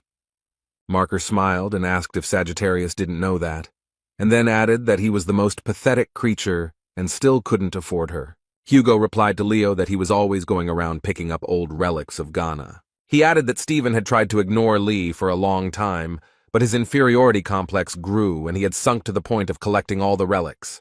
Otis asked Marker with a smile if he thought he could become as strong as him this way. The jock got very angry. His anger caused a loud explosion and stones flew in all directions. Hugo thought that Stephen had definitely gone crazy. As soon as Gan was mentioned, he couldn't control himself. Marker grabbed Otis's arm with all his might and told him to stop talking nonsense about that weakling and stop saying his name. And then he added that he had long ago become much stronger than him. Leo's eyes burned with hatred. A young man ran into the room and told Stephen that they had problems. He said that the Gemini branch was buying up all of Ligon's relics, and Marker was very surprised. Leo told Sagittarius that he didn't have time to mess with him, and he just laughed. Stephen went to the door and told Hugo to do whatever he wanted with her, and he was very surprised. The man thought that the jock had come here to save her. The Marker replied that the auction was more important to him, and he had to get there as early as possible, and decided to give advice to Sagittarius so that he would choose his words wisely if he wanted to live long. Otis frowned, then laughed and said that he was very grateful for the unsolicited advice. Hugo was again left in the room with Miss Saint, who still had not come to her senses, was unconscious. The blonde man thought that Stephen Marker was a shitty person. Then he looked at the hand that he was squeezing with all his might, and thought about the fact that Lev didn't even consider him a weakling. And at this time, in the Drachma auction house, in the VIP room, an auction was taking place that many were so eagerly awaiting. The presenter happily said that once again the Gemini branch is taking another lot. The woman said that the first stage of the auction had come to an end, and after a short break the second stage would begin. Li Gang was incredibly happy. He said with pleasure that he received another lot. Bishop Gemini began to congratulate the guy, and noted that he could buy whatever he wanted. The young man told the man that he was too kind because he invited him to the VIP room, and now he buys everything he asks for. The bishop remarked that it was the least he could do for him, and Sun asked if he was sure, since they had already spent an indecently large sum. The man smiled and said that everything was fine and asked Sun to pay for the alcohol, as he had forgotten his card, and he would send the money later. Z agreed, and thought to himself that he had already forked out a lot of money today, but he couldn't object since his boss had asked for help. Lee told them not to worry about the alcohol. He showed the card and noted that he had already paid the bill. The bishop thought that the guy had his black card. He had no idea when he had time. The young man told him that he looked quite drunk, so he paid in advance, and noted that he could not get his subordinate to pay for everything. Bishop Gemini said with a laugh that he was just about to pay with his card, but he thought that the guy was quite young, but already damn rude. The man in glasses understood perfectly well that in front of him was a genius who had managed to defeat the Spider Queen, and if he recruited him, then alcohol was just a pitiful price. He told the guy that they had relaxed a bit, and it was time to get to the main topic. The bishop said he had high hopes for the future, and told Lee that he had every chance of gaining rank, but that was not all he could do to earn the favor of their saint. And Gan thought that the fog that covers the mind control is practically invisible to anyone. The effect is not strong, but it makes you believe that idiot. The man with glasses said that the boy could become a cardinal, but that was not the end. The bishop noted that the most important thing that awaits the young man is, of course, wealth and fame. The man added that the guy will also receive the respect of the great leader of Gemini. All this can easily become his. The bishop did not stop talking. He extended his hand to Lee and told him to take it in order to be reborn as a follower of the constellation Gemini. The young man listened very attentively to the man in glasses without interrupting, and then began to laugh. Lee noted that he had been laughing too much lately, and then noted that that was exactly what Bishop Gemini wanted from him. And then they added that they wanted him to become another lackey of his worthless god.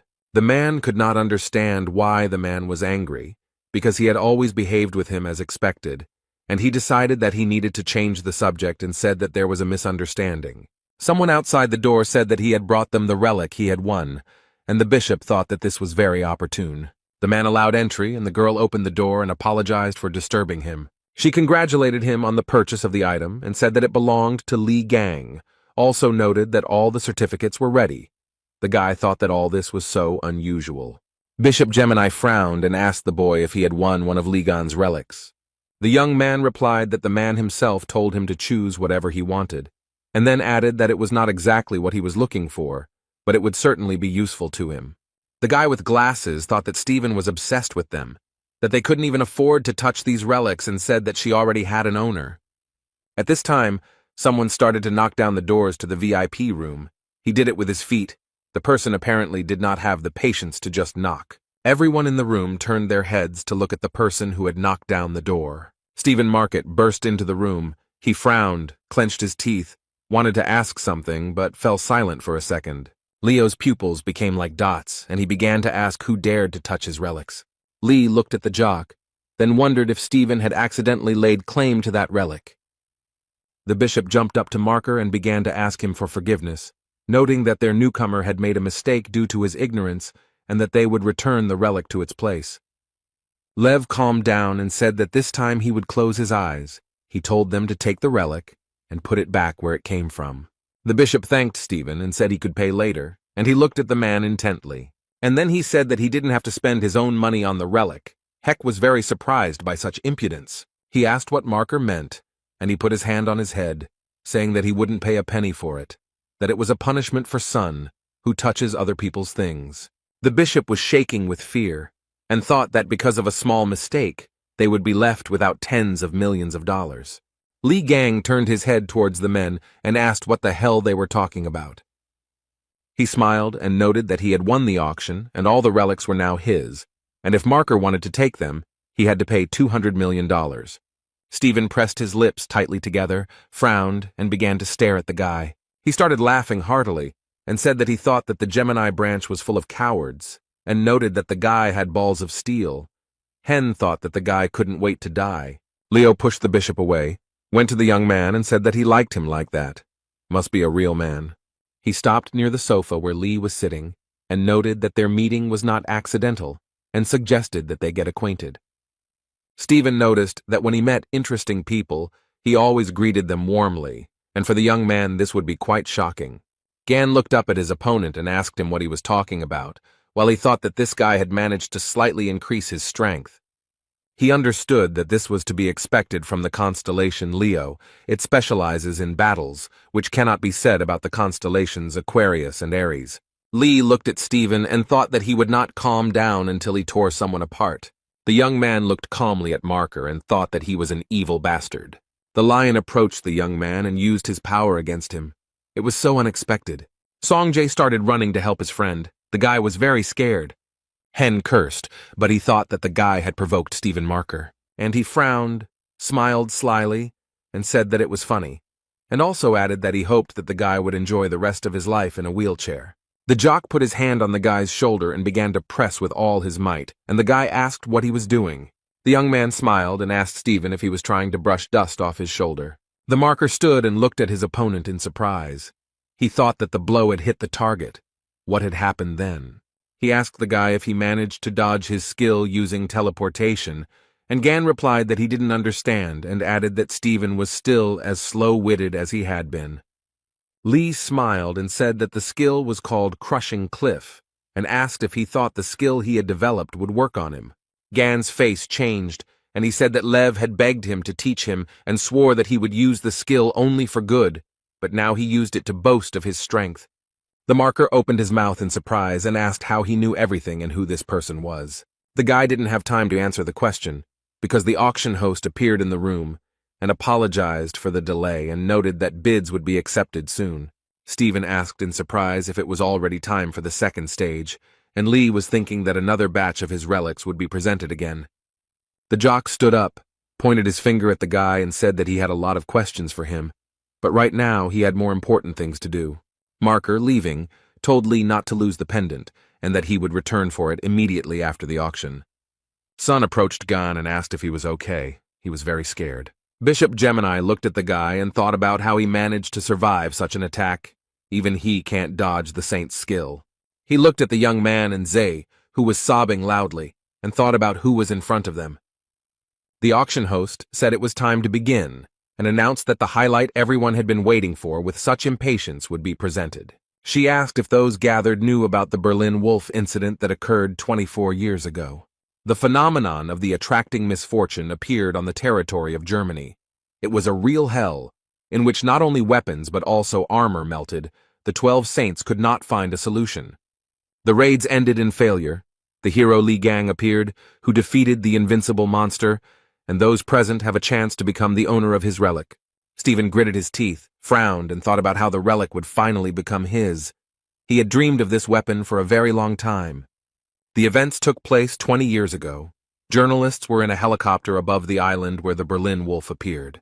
The press reported that 4 days had passed since the arrival of Li Gang, the 13th awakened. No one had come out since then, and the situation was unknown. Several saints tried to go inside to find out what was happening, but it was not an easy task. The man told one of the saints that they were all at their limit, and he looked at the man in surprise. He clasped his hands and thought about how Li Gang was able to get so far, how he could fight that creature. They couldn't get so close to it. The man thought about why he should even feel jealous towards a guy who wasn't even chosen by the gods. What was the difference between him and him? He still couldn't figure out what he was missing. When a guy came up to him and told him that Li Gang had appeared at the exit, the man furrowed his brow. His pupils became like dots, and he thought that this couldn't be. The journalists began to actively spread the news that Li Gang had returned alive. They insisted that the 13th awakened. One had managed to defeat the monster that was considered invincible. The guy returned from the raid as a winner. All eyes were on him. The men stood aside and talked about how Li Gang had once again taken all the credit, and Lev began to laugh and said that he finally understood. The subordinate could not understand what was happening, and Stephen told him to tell everyone that they were coming back. The boy asked if the gentleman would take his weapon, but he replied that he no longer needed it and allowed him to keep it. Other men began to approach Li Gang, all admiring his strength and endurance. Marker was no exception. He looked at the young man's weapon and thought that it was precisely this that he missed so much. The auction host took the cape in her hand and said that today, one of Li Gang's legendary relics was being presented. Those present opened their mouths, and the woman said that this weapon was used to defeat the mighty Berlin Wolf, and it would be auctioned off. People looked closely at the weapons, but Lee stood to the side and was absolutely calm. And Stephen didn't care that his mouth wasn't watering. He was incredibly happy and thought about how he had been looking for it for so long, and finally he had the chance to take possession of it. There was a huge bone under the glass, and Marker thought that this relic would make him truly the strongest. At this time, a huge monster woke up, and he insisted that he felt the relic of Ligana and its force. The auction host said with a smile on her face that those present could see one of the greatest artifacts and said that it was the bone of a demonic beast. Those present shouted that they could not believe what they were seeing with their own eyes. Someone said that they had read about her in the chronicles. The woman said that this was a powerful relic with historical and practical value and asked who would become its owner. Sun screamed that he couldn't believe that they were going to play a prank on her. Bishop noted that she would go to the constellation Leo, and Gon couldn't even imagine what kind of relic it was. He had actually used it once, but decided to ask Z about it. Lee started to ask something, but the red-haired guy grabbed his head with his hands and screamed at the top of his lungs that it was not the time to discuss anything. Hen was saying that he had to contact headquarters. They couldn't just give up this relic. Song was crying and Gan was mentally calling them names. The auctioneer, with a smile on her face, said it was time to get started and noted that the starting bid was $1 million. Those present quickly raised the stakes, as everyone wanted to own the relic. Li Gang stood to the side and only managed to read the system messages. There were a huge number of them. Sun grimaced and began to shout, why were people suddenly so alarmed and said that this was a legendary weapon created by the great Li Gang? Z quickly calmed down and calmly said that such a reaction from people was entirely expected. No matter what Li Gang created, the relics were always of the highest quality, and anyone who understands them dreams of getting their hands on them. As for Stephen Marker, he is an ardent admirer of these relics. He is ready to go to the ends of the earth to get them. His incredible power and influence allow him to go very far.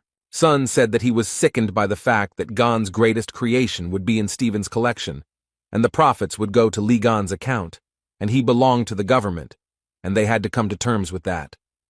The man thought about the fact that the money would be transferred to his account regardless of who buys the relic, and the guy began to watch how quickly the stakes were raised. He was interested in how far they could go. Stephen Marker got tired of this mouse fight and shouted that he was betting $1 billion. The room became so quiet that everyone present opened their mouths in surprise. The jock started to descend the stairs and asked sarcastically if everyone had heard his bet. And then he happily added that he was buying the relic for $1 billion, or could raise the bid to $10 billion. The auctioneer was taken aback and began to stutter, as she had no idea that the bid would be so high. The people who were in the hall were in complete shock.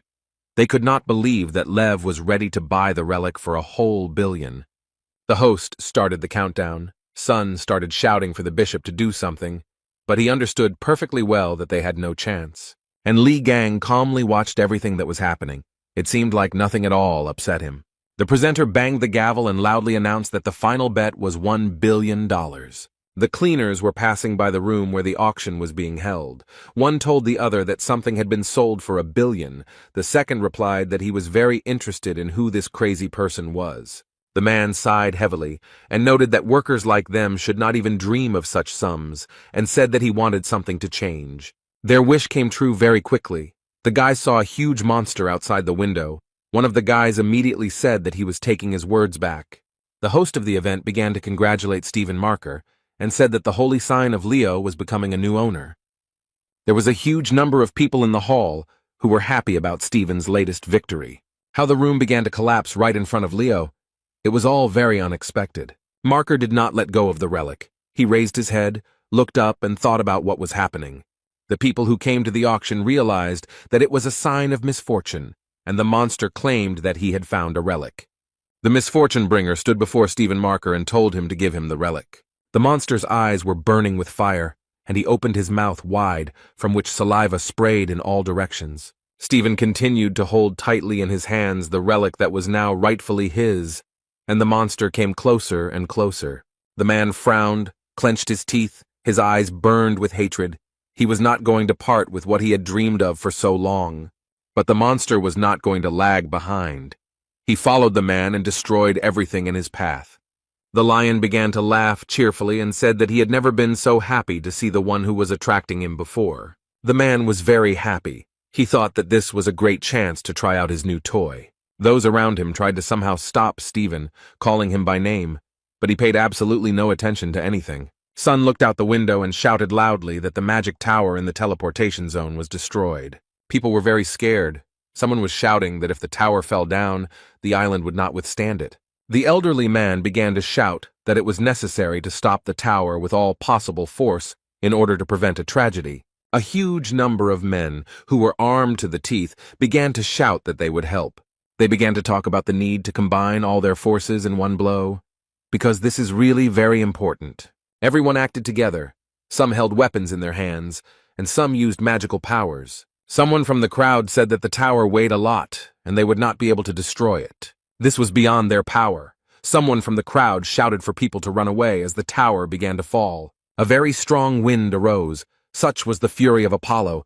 Dirt, dust, and embers flew in all directions. The man said that everything burned very quickly, in the blink of an eye, and they answered that it was all because of the enormous force. People saw Hugo Otis, who was squirming in the clouds. Despite everything that was happening, he was absolutely calm. The man thought that Leo still hadn't learned to control his powers and that people almost died, but they began to thank him for saving them. Otis looked around and realized that only one skeleton remained of the monster, and he began to get even closer to it. The monster's eyes glowed red, and despite the fact that he had no skin, he looked terrifying. The guess struck Hugo. He clenched his teeth, frowned, and began to understand that the monster was not alone, but there were two of them. A black, viscous substance began to flow out of the monster's mouth. Although it looked like a skeleton from the outside, it was still dangerous. A black, viscous substance flowed in a stream towards the people who were on the street. They could not understand what was happening. It hit all parts of the body, and people looked at everything that was happening with horror. The substance got on the face, hands, it was impossible to get rid of it. Here and there, cries for help were heard. Hugh Otis was very angry. The man was cursing someone with all his might. He was tense, as he was thinking about how to deal with the monster.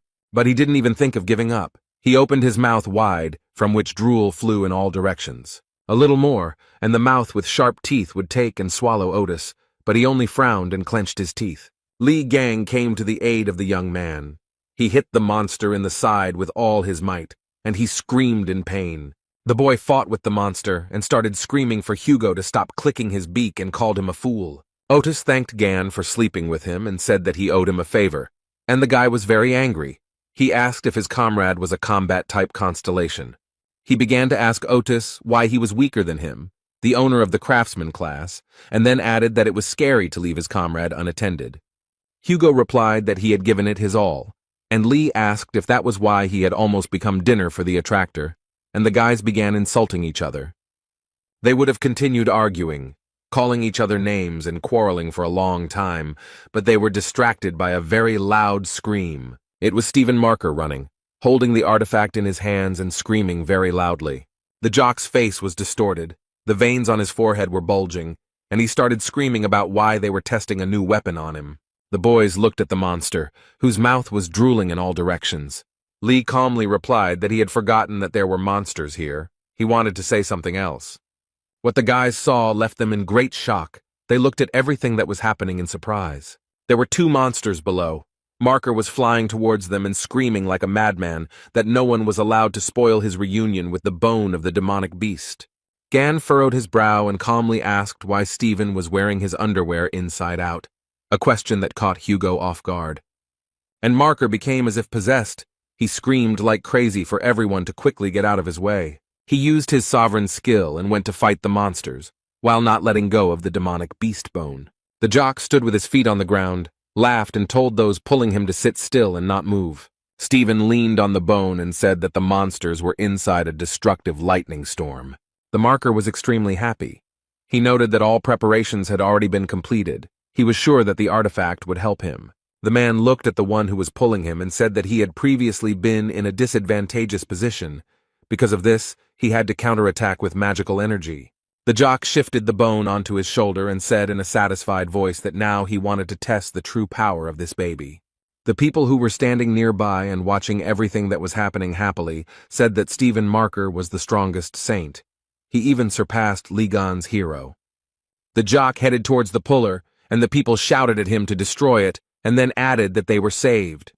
Stephen swung the artifact at the monster and said that it was time for him to answer for all the mess he had caused. And the man struck the demonic beast with all his might on the head with a bone. And nothing happened. The monster stood calmly, only clenched his teeth. Stephen was perplexed. It became very quiet. After a few seconds, Marker screamed very loudly, his forehead furrowed very hard. And the one who was pulling him understood perfectly well that he was not in any danger, and began to attack the young man who dodged in different directions. The monster realized that the guy with the bone in his hands was not an opponent for him, and began to attack him. The jock wheezed in pain.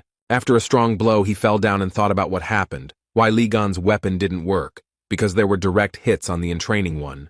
The guys started talking about whether they would be able to get out. The second one noted that they would not, since a sovereign skill was used, and it would take a long time to dispel it.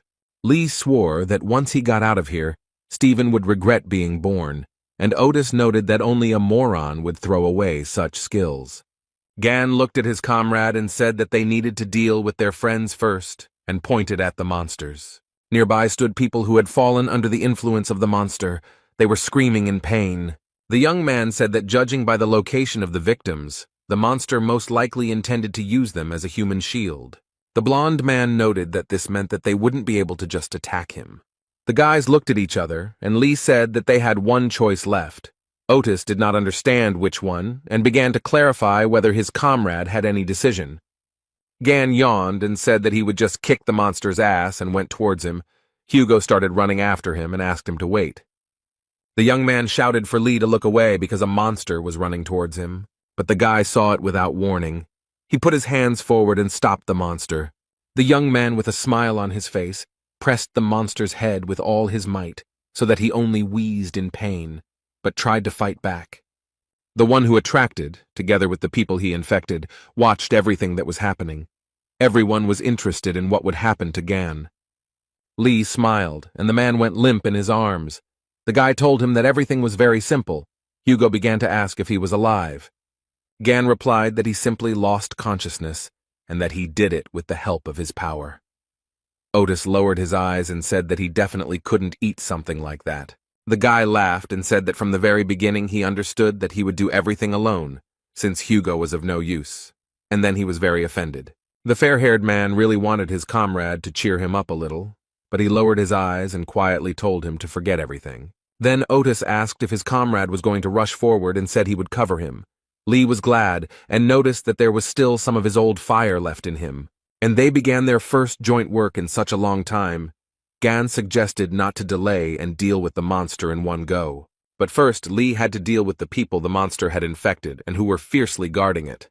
The monster watched everything very carefully and began to growl because he did not like all of this. And after a while, it started running towards the guy and spewing out all its viscous, jelly-like poison. The young man continued to run forward, and with a smile on his face said that the monster was only trying in vain. The guy began to guess that the monster was targeting the townspeople who were behind him. People began to feel unwell. Some fell straight to the ground, holding their heads with their hands. And behind him was Hugo, who held a fire bow with fire arrows in his hands and covered Gan. The guy felt his friend's support, and with a smile on his face told him that he was a good boy. Lee was already very close to the monster and told him to stop wasting his time and just give up. But the monster was not so accommodating. It twisted its mouth from which poison continued to ooze. Gan understood perfectly well that the monster would not give up, so he was ready to fight. He clenched his hand into a fist. He hit the monster with all his might and shouted very loudly for it to die quickly. Each subsequent blow was stronger than the previous one, and after some time the monster simply crumbled. Hugo ran up to Lee and said with a smile on his face that, as expected, he dealt with him very quickly. The guy noted that the people who fell under the influence of the monster should come to their senses very soon, and the fair-haired man exhaled. The young man put his hand on his side, and it suddenly glowed with a greenish fire. The man who was standing nearby was very surprised by this. Gan began to examine his hand and thought about what it all meant, and on his palm he could see the silhouette of Ophiuchus. The young people looked up and saw a huge number of system messages. Lee looked at them very carefully. He was interested in the fighting instinct. He thought about the fact that this skill requires a certain charge of divine energy. The guy continued reading system messages and thought that it was high time to test the new skill. It was unclear how Stephen Marker appeared out of nowhere, still holding the bone of the demonic beast in his hands. He wondered why things had turned out this way, and remembered standing in front of the monster. The jock wondered why the artifact wasn't working, whether he was unable to reveal its true power, or whether he was simply too weak. Stephen walked up to the monster and began waving the recently acquired artifact in front of its nose. The people who were watching all this were shouting that the gentleman was losing, and someone started laughing cheerfully. One of the guys pointed his finger up. Everyone began to look where he pointed. There was Li Gang, who began to use the skills he had recently acquired. Marker raised his head up and couldn't understand how this was all possible because his sovereign skill was broken. The monster realized that there was danger in front of him and told himself that first of all, he needed to kill them. Gan looked at him from under his forehead, frowned. His pupils became like dots and he told the monster to shut up. A few minutes later, the monster's huge body lay on the ground, wheezing in pain and humiliation. He asked Lee how it could be that a person had such enormous power. With the last of his strength, the monster said that it was most likely not a human being in front of him. Gan leaned over the dragon and asked him what the hell he was muttering under his breath. The guy used his special power. A strong wind blew, which lifted huge stones up like fluff. Marker watched all this from the side and thought that he simply did not believe his eyes. He gritted his teeth, frowned. Beads of sweat appeared on his face and thought that there was only one person in the world who could possess such power. The man began to guess that it was Li Gang, who stood opposite him and smiled sweetly at Marker. The guy smiled and said that he was very glad to meet the lousy lion cub again, and added that he had a lot of fun while he was gone. Stephen stood opposite. He was shaking with fear and said through his teeth that this was all nonsense. The muscle man shouted very loudly that the guy standing in front of him could not be Li Gang. The guy grabbed the bone of the demonic animal and asked if Marker liked his toy, and he growled like a tiger in response. The young man squeezed the bone with all his might and it shattered into small pieces in all directions. Li gave Stephen a sardonic smile and said he had done it by accident, then said the piece of bone was too brittle. Marker looked at what was left of the relic and began to scream like a madman. Gan told the jock that he had wasted so much time and effort, and now it was his turn to punch him. Stephen Marker yelled at the top of his lungs for the boy to stop, but he didn't listen. The blow was so strong that Leo was thrown back several dozen meters, and Miss Saint was unconscious the whole time, foaming at the mouth. After some time, the girl woke up, but could not understand where she was and what had happened to her. Sophie noted that her head was splitting. Li Gang and Hugo Otis stood at the edge of a huge round hole. It was very deep. The guy laughed heartily, and then said that they would see the lousy lion cub again if he stayed alive, and the fair-haired man was surprised that his friend sent him down. Li noted that Marker had vitality, and asked his comrade if he had taken care of the people inside, and he assured him that everything was fine, because the people were rejoicing. Gan said that everything was fine, took out a small little toy and ordered it to act. The guy told the pig to take a good look around and collect all the useful items and explained to his friend that she was simply collecting everything she saw. Li turned to Otis and said that he came here with his friend, who asked who it was, whether it was the person from whom he borrowed a mobile phone. The guy said that the young man he came with was called Song Jae. This answer shocked Hugo. He started shaking and became covered in beads of sweat and asked again what his friend's name was. Li repeated his name again. Gan said that the guy is a Gemini Templar, but would be quite suitable for a bishop, also adding that he is smart, despite his young age, and he will be very useful. Otis grimaced, grabbed his head with his hands, and wondered when Song Jae had managed to get in touch with this walking headache. The guy looked at his mobile phone and wondered why his friend was so upset. Hugo thought that the last thing he wanted was for his son to meet this scumbag, but his two children are obsessed with Li Gang, so his family is doomed. The boy told Otis that Sun was with the bishop, who had teleportation powers, and said that they would call them here, but he suggested that they wait and just leave. Li was surprised, and the man said that the twins despised him. Why bother with them? And the guy began to remember that that guy always irritated him with his shouts. Hugo said what had to be proven, and then added that that boy hated him, and mentally asked for forgiveness from Sun. Gan was upset, and noted that he cared about the guy, but he should have been prepared for something like this, and Otis told his friend not to worry too much about some kids. As soon as the fair-haired man heard someone calling for Dad, a bead of sweat appeared on his face. He began to turn his head and stuttered, saying that this voice seemed familiar to him. Hugo hugged Li, and behind them stood Song Jae talking to someone on the phone. The blonde man wondered what the hell his son was doing here, and he was surprised that the bell had been active all this time.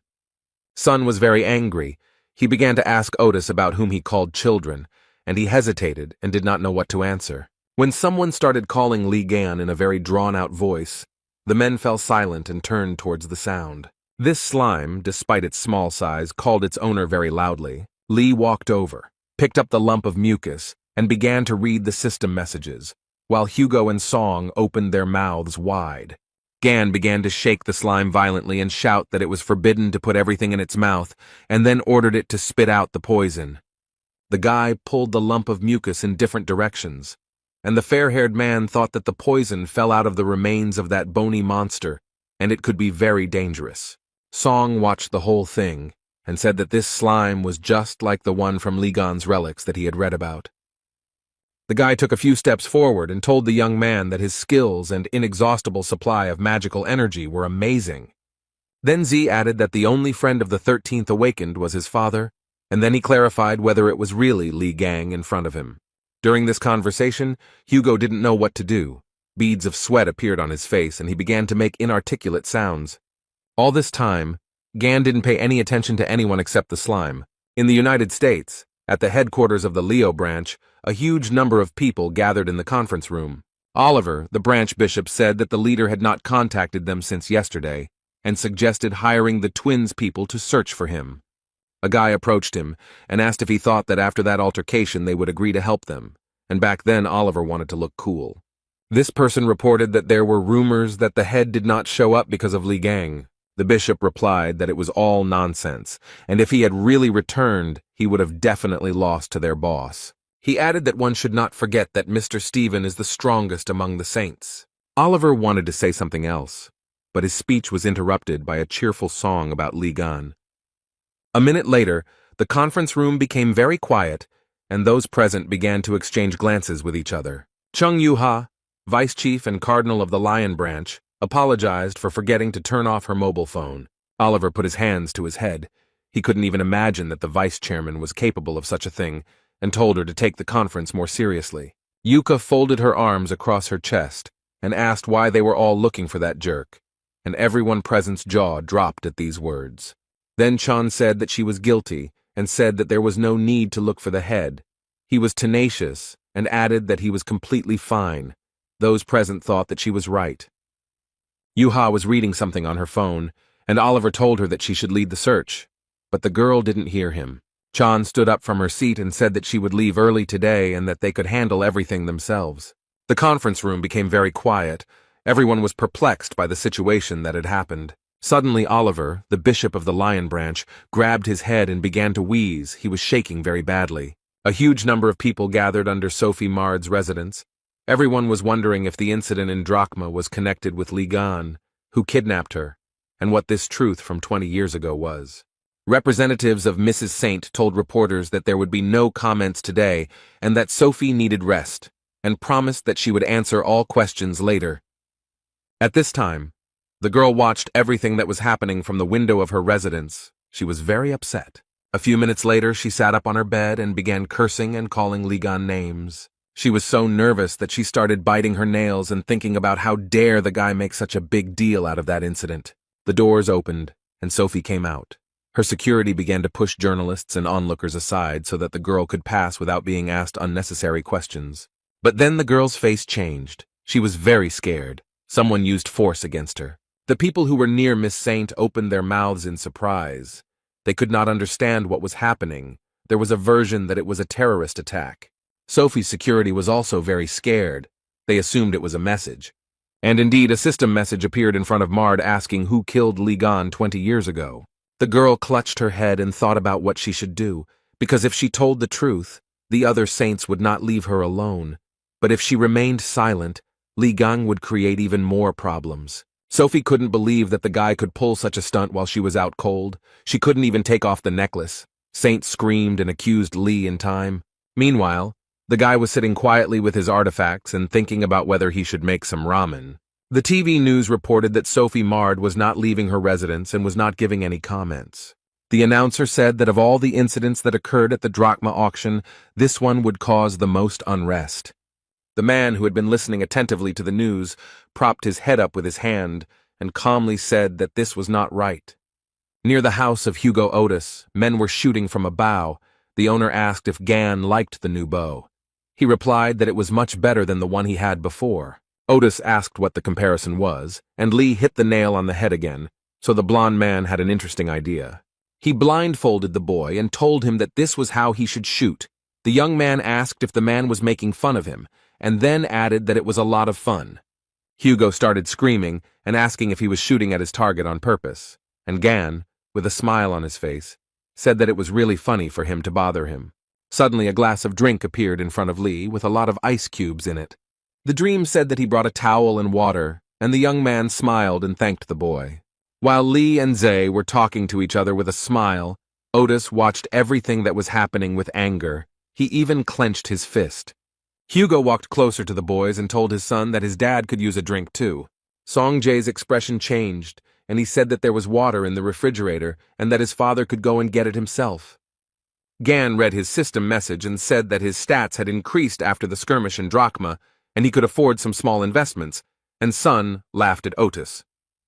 Lee learned that the sacred abode of Ophiuchus, the Serpent Palace, had been rebuilt, but the space was limited due to the low level of the sacred abode. The guy also read that in the sacred monastery one can live, train, and test the level of one's strength, and he can control it. The system message stated that Lee could summon a low-level pig bank avatar to the abode and strengthen its power by bringing human avatars to the abode. Song approached Gon. He noted that his uncle said that it was time for him to leave. He noted that he had things to do, and they could move out together. Lee noted that he hadn't even noticed how time had passed. Z asked if he had an appointment, and the young man answered in the affirmative. The young man smiled broadly and said that he would be meeting a lot of people today. The Gemini branch bishop asked him with a smile on his face if he would like to join them. Gan chewed chicken drumsticks, and with his mouth full replied that the guy had more than enough strength, and he said that he was swamped with work. The waitress was surprised by the guy's appetite. Hen said he was indeed busy, but hiring promising people was always a priority. He looked at Lee slyly and asked if he was going to leave them after they bought items worth $1 million with the Gemini branch money. Gan looked at the man with wide eyes and continued to eat the chicken drumsticks. The guy took a napkin and began to wipe his mouth. His expression did not change, and the bishop thought that apparently the guy had planned to do this. Gan thought that at first Hen seemed annoying to him, but everything turned out pretty well, because he dealt with pig, parasite, and lion cub. Now the next person he needs to deal with is that bitchy purple witch. And Lee said that he would join the Gemini branch. Bishop wanted to discuss the official date, but the guy noted that he had a condition. The guy took another drumstick and declared that Hen should give him his badge. The guards began to call the young man names because the emblem was given to the bishop personally by the Holy Lady, and Gan told them to stand still. And he added that the assistants should not interfere in the adults' conversation, and noted that the emblem was needed to enjoy all the privileges, but he needed to get something in his hands. And Lee asked the bishop with a smile if he was willing to make a small investment. Hen frowned and said that he needed to think about such a proposal. The man looked at the shin that Lee had pointed at him. The guards became alarmed, and the young man suggested that the bishop decide faster because he had another meeting ahead of him. Sun was sitting in a cafe, writing messages to Gan and thinking that this cafe had very tasty ice cream and that Uncle Lee should appreciate it. The guy blushed and thought that he could call Gan his uncle. Nuna would be shocked. He would be able to look at her shocked expression. Z picked up the dagger that Gan had subdued and thought that when Lee came, he would ask him to leave an autograph on it. Sun heard someone start talking about how playing with knives is very dangerous, and the dagger started falling out of the guy's hands. The blonde guy said with a smile on his face that Z might get hurt, and then added that he would confiscate the dagger for himself. The red-haired guy jumped up from his seat, looked at the guys, and asked what it meant. The boy smiled slyly, showed his badge, and said that he was Yun Shivu, a Templar of the Gemini branch. Sun asked him what he had forgotten and ordered him to give back the dagger. Yun replied that it was not customary to greet an elder like that, and noted that they also often dropped in here. Z was very angry. He thought about how Shivu was always bothering him because he was a little older, but he wanted to beat the crap out of him. But he can't get into a conflict with him, because this bastard is the son of the holy sign of Libra, and that's why he so boldly turns up his nose. Sleep shouted very loudly to the guy, asking if he knew what it was, and ordered him to immediately return the dagger. The guy started to twist the red-haired man and shouted loudly for him to calm down. Z did not expect such an attitude at all. People who were in the cafe started talking about how they needed to be quieter in public places, while others wanted to break up the fight. Song asked Yun if he thought he could get away with all this, and Yun replied that these were very big words for someone with his face pressed to the table. Blondie was curious about why Z was so concerned about this thing and asked if Li Gang had made it by accident. Yun mocked the boy and asked if the dagger belonged to his incapacitated mother. These words made the boy very angry. He began to call his opponent names very loudly. A system message appeared in front of Yun, who continued to hold the dagger, notifying him that the owner of the relic was in danger and that a random skill had been activated. The blonde guy was very scared. A greenish light flashed in his face. He screamed loudly, covered his eyes with his hand, and could not understand what was happening. The guys who entered the cafe with him were very scared. They screamed in horror. The visitors were also very surprised, their mouths wide open in shock. The dagger was not simple. It attacked the blonde guy. The guy was horrified by everything that was happening. A few minutes later, he fell straight onto his back, tears streaming from his wide-open eyes. And only Song Jae was happy, because he guessed what was happening and called Uncle Lee. Gan asked Song Jae and grabbed his head while he managed to punch Yun in the nose, who was crying loudly. The boy asked his uncle with a smile how he knew he would be here, and he said that he was in the restaurant a minute ago and noticed that the one-time summoning skill had worked. Lee looked around, assessed the situation, and said that all this had not happened in vain. He looked at Yun, whose nose was bleeding, and noticed that these jerks were bullying him. Gan folded his hands and asked how they dared to offend his nephew. Someone tried to be sarcastic, and another guy said that he was scared. Lee smiled sarcastically and said that he would now show them what happens to those who bother his loved ones. The guys were very scared. And in the restaurant, a couple of minutes before the call, the bishop agreed to give Lee the emblem, but only on the condition that he join them immediately. The guy agreed. Hen smiled and thought that this was a ridiculous price for such a loot, and then he could get the emblem back. He would just add an inconspicuous clause to the contract.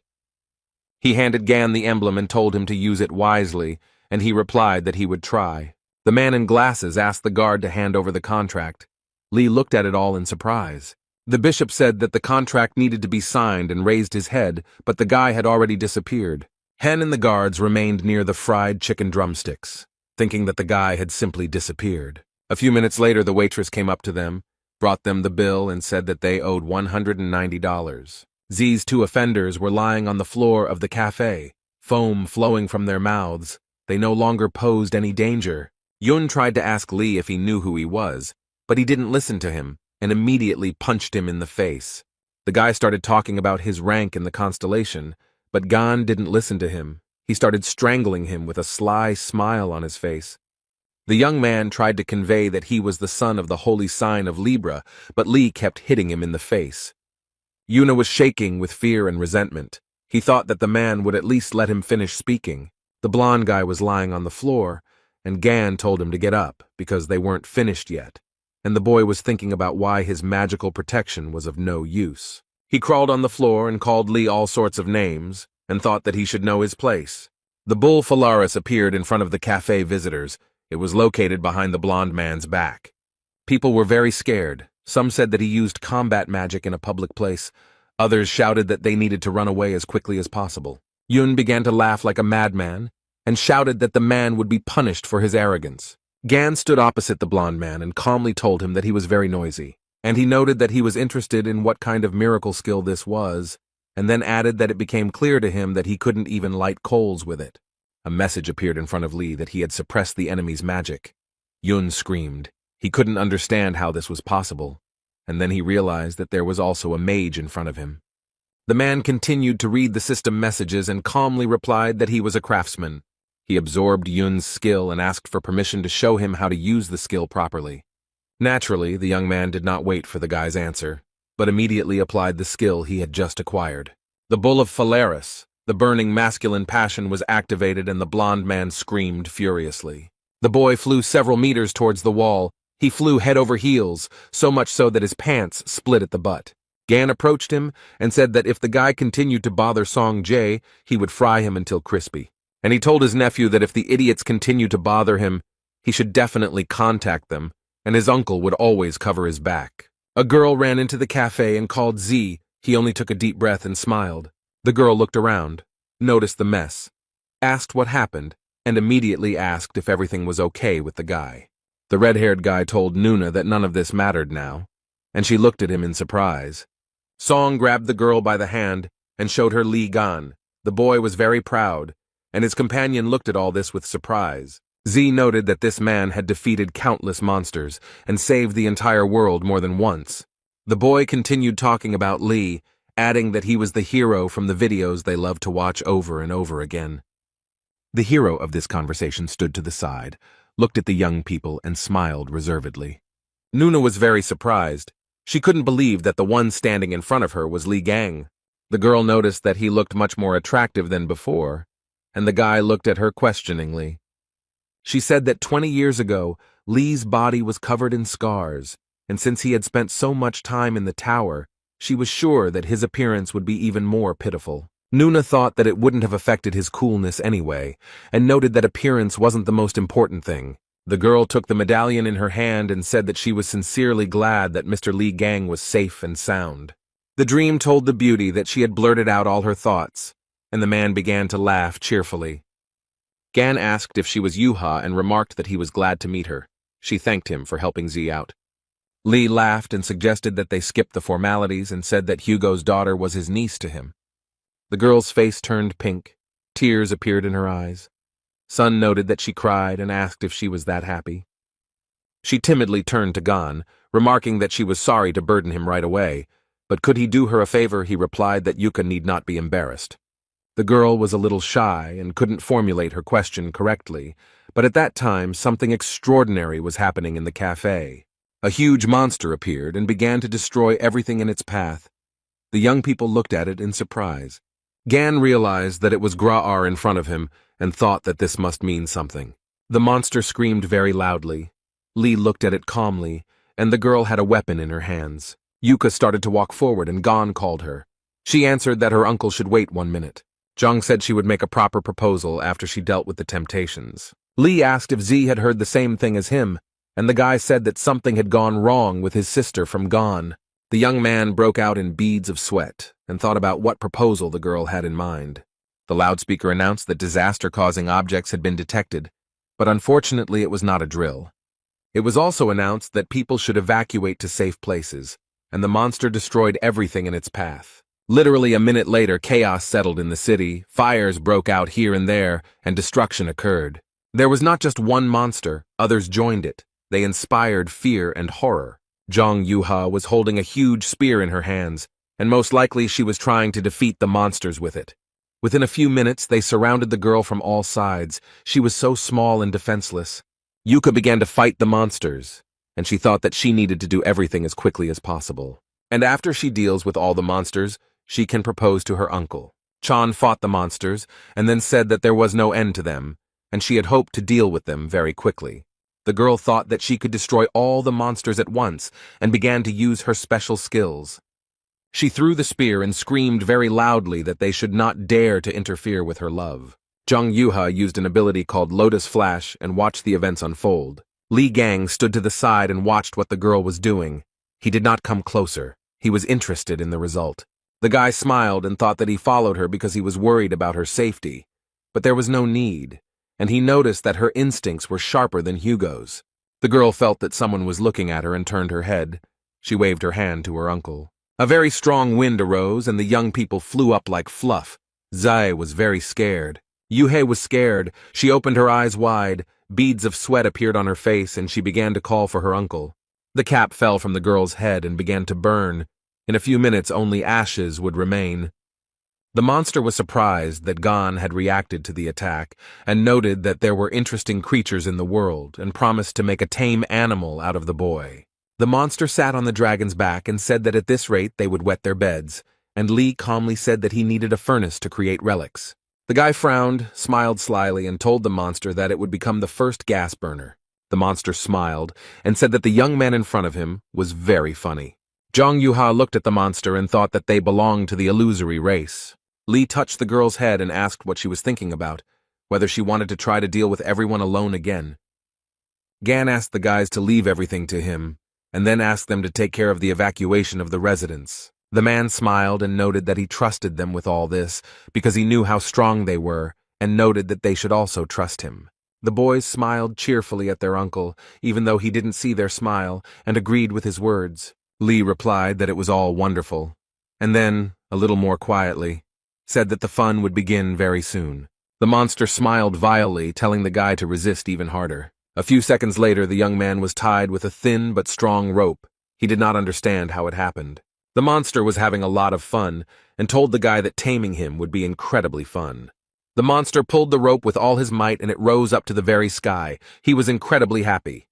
The monster raised the rope, then lowered it, and the young man hit the ground, from which huge pieces flew off to the sides. After some time, the guy found himself on the ground. His clothes were very badly damaged. He stood up, tore the rope apart with his hands, and calmly said that there was a lot of talk and no sense, and then asked the monster if that was all it was capable of. The monster frowned very deeply and began to laugh very loudly. He had come up with a new plan for revenge. The monster told the guy not to make him laugh and began to attack the guy using fire. At this time, Songjae was telling people that they should evacuate as quickly as possible. There were special centers for this in the city. The guy was very pleased with himself because he successfully completed one job and helped people at the same time. Za told his sister that he helped those civilians who had not yet managed to evacuate. And at this time, the girl looked into the distance with interest. She was very interested in what was happening to Lee. She thought that her uncle was strong, but his opponent was a representative of the illusory race, one of the most dangerous ones that brought misfortune and belonged to the red class. The girl understood that Gan could have problems. She thought about what to do if old wounds from the time of the tower made themselves known. Yuha thought that she needed to help her uncle and went to him. Her brother reminded her that Lee told her not to interfere, and her sister replied that she would be right back. The monster thought that it had gone too far and burned the young man to the ground. The monster was happy and already thought that such a solution was also possible, but what he saw exactly shocked him. Lee said that a real flame should be exactly like this, and noted that the fire of that brat from Gemini could barely warm his palms. The guy smiled widely. His eyes were shining, and he told the monster that from now on it would be his burner. A message appeared in front of him that fire could be used in the workshop. The monster lowered his head. He thought that this couldn't be. How could that man survive the hellfire? Li Gang raised his hand with a heavy weapon. He was tired of the messages that fire could be used in the workshop of creation and decided not to delay. The young man was very pleased with himself and showed with his hand that he wanted to enchant. The monster couldn't understand what was happening, and then began to scream furiously that he wouldn't let the guy do this. Lee saw the monster raging and ordered the skill to be activated, and a loud roar of lightning was heard. It was Chan Yuha who arrived, who was very worried about her uncle and wanted to help him. The girl stuck her spear into the monster's shoulder, and it clenched its teeth and began to ask how she dared. The monster was very strong, and he tore the attacker away from himself and threw her aside like a feather. The girl flew back so many meters. Fear and horror were visible in her eyes. She didn't think that the monster was so strong. The monster told his dragon that dinner was served, and he went to the girl. The monster ordered the dragon to devour Yuha, who began to open his huge mouth wide. Achan looked at all this with fear, her face covered in beads of sweat. She understood that she had no other way. At this time, Gan ran up, grabbed the dragon, and began to ask where he was going because his opponent was him. The guy pushed him with all his might. He fell with a loud crash, and rock fragments flew in all directions. The lizard opened its mouth very wide and screamed in pain. She could not even imagine what awaited her. The monster watched everything that was happening, and thought about how easily the guy had thrown away the lizard of the underworld. Lee stood up and calmly said that if the monster touched Yuka again, he would not leave a single wet spot of him. The monster felt uneasy. It began to be covered in drops of some substance and thought about what was happening. The monster grabbed his head and wondered what was consuming him.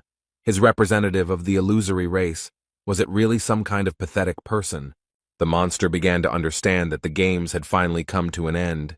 It hovered high, and Lee watched all of this. Yuka, who was nearby, began to cover herself with her hands. She thought about what these absurdly huge streams of magic were.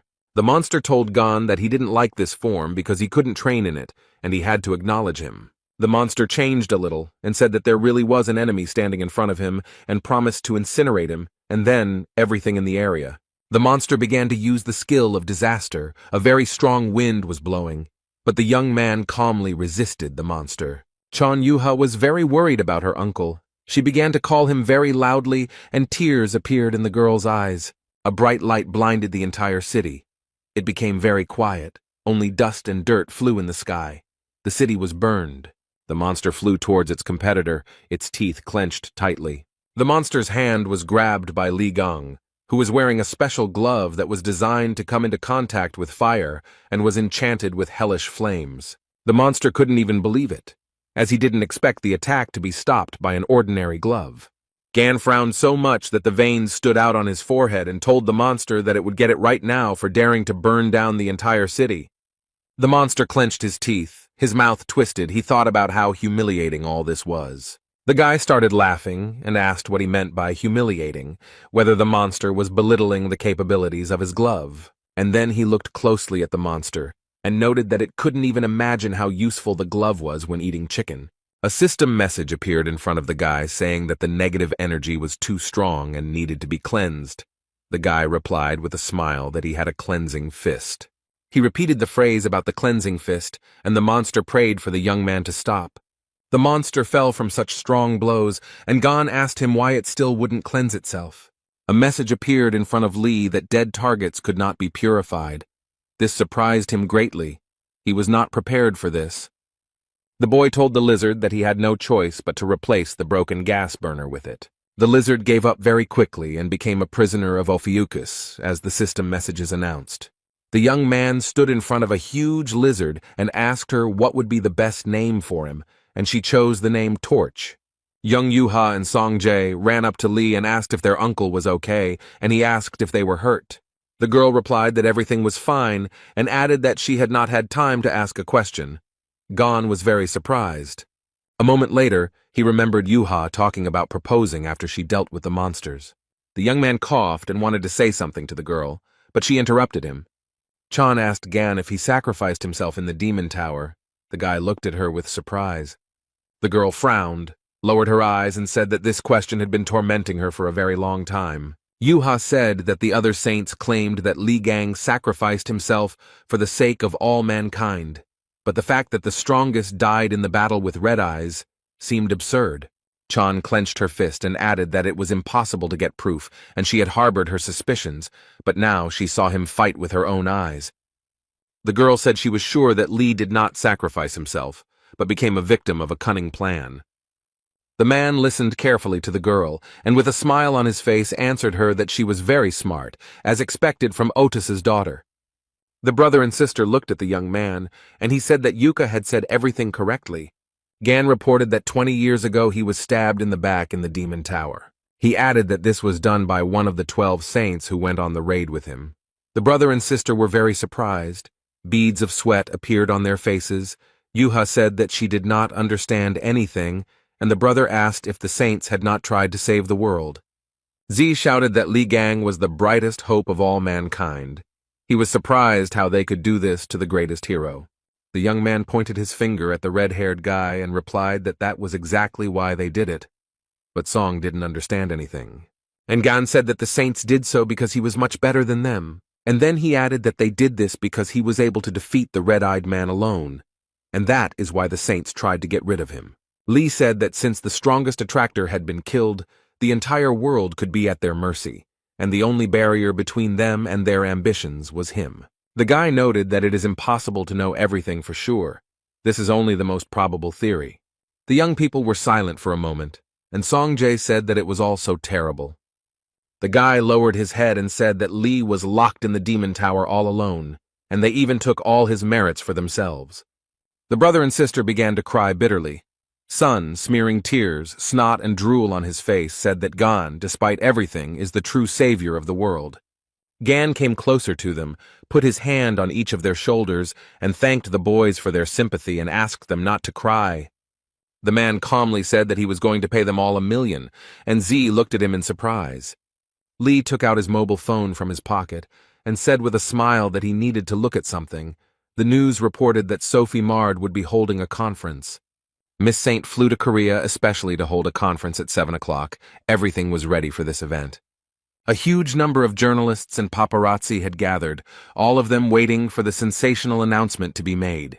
The journalists were talking among themselves about the fact that 20 years later, the truth would be revealed about what made Sophie travel such a long way for the conference. One of the journalists said that he thinks that it is all connected with the mystical message on the drachma, or concerns the rumors about Li Gang's recent return. Everyone present was ready to hear something incredible today, when Sophie approached the podium and smiled. The girl narrowed her eyes, pressed her lips tightly together. Her face was covered in beads of sweat. Miss Saint thought that she was in shit. Mard had already begun to think about sending them all away and running wherever her eyes looked. But right now, a relic was wrapped around her neck, and it was unknown what kind of magic Gan had cast on her. Miss understood that if she wanted to live, she would have to fulfill his demands. She understood that he was not bluffing when he said that he would not get rid of her. Sophie Mard continued to stand near the podium. She took a deep breath and then exhaled. The girl said that the reason she was here today was to uncover the truth about the incident 20 years ago and asked if they remembered the demon tower. The journalists began to discuss among themselves the raid on Red-Eyed, who was then defeated by 12 saints, and since then they have been extolled as heroes. Sophie tilted her head and said that, in fact, the true hero who defeated the red-eyed man that day, but she did not finish the sentence. The girl closed her eyes and very quietly said that it was Li Gan. It was he who dealt with the monster. The journalists began to talk to each other, and someone said that he had expected such a discovery. After a few minutes, the room became very quiet, and the journalists looked up from their monitors and notepads and looked at Miss Saint. The pause lasted for a while, and someone from the audience asked Sophie Mard to repeat what she had said. And then the journalists seemed to burst out. One after another, they began asking questions about whether it was true that Gan had killed the red-eyed man, whether it wasn't Stephen Marker who had dealt the final blow. Questions poured in one after another, and one of the journalists asked Sophie that if it was all a lie, then Li Gang was still alive. Miss Saint stood near the podium, her gaze downcast. She felt extremely unwell. The girl was very surprised when she heard a voice behind her saying that this was impossible. When Sophie turned around, she was very scared because she didn't expect to see him, and the man straightened his tie and said that his name was Jean-Louis Morand and smiled. It was the holy sign of cancer. He said that Miss Saint had turned pale, and he believed that she was not fit to continue speaking at the conference. Morna smiled, but there was no emotion on his face at all, and asked Sophie if all this was true. The girl turned to the holy sign of cancer, called him by name, began to ask about something, and he quietly turned off the microphone. Jean-Louis leaned over to the girl and quietly told her in her ear to shut up. Moran smiled and asked Sophie what the hell she was mumbling into the microphone. He asked if Mard had forgotten the situation she was in now, where all she had to do was show off her face, play the role of a saint, and why she was putting on a show. The girl was very scared, and Jean-Louis continued to whisper in her ear that she needed to sit quietly so that the whole world would not hear how he was tearing her vile mouth apart. He turned on the microphone, came out to the journalists, and said that he offered his deepest apologies, and noted that the words spoken by Sophie Mard were the fruit of threats from the person who recently kidnapped her. Moran smiled, but his eyes were angry, and told the reporters not to worry. He would personally guarantee Miss Saint's safety. Then the man added that he was sorry, but they had to interrupt the conference immediately. The journalists were very surprised. One of them asked what about the news about Li Gan's return. Jean-Louis walked closer to the guy and stated that Li Gang had died in the Demon Tower 20 years ago and asked what other answer he needed. Moran's pupils narrowed very much, and he said that if the rumors were true, he would personally let everyone know about everything. Moran noted that there was no such news, and the journalist began to stutter and ask who, in that case, had threatened the saint. Another journalist also asked why the criminal mentioned Li Gang's name. Journalists began to tell Jean-Louis that if the conference were interrupted now, then trust in the saints would be shaken very sharply, or they had something to hide from the people.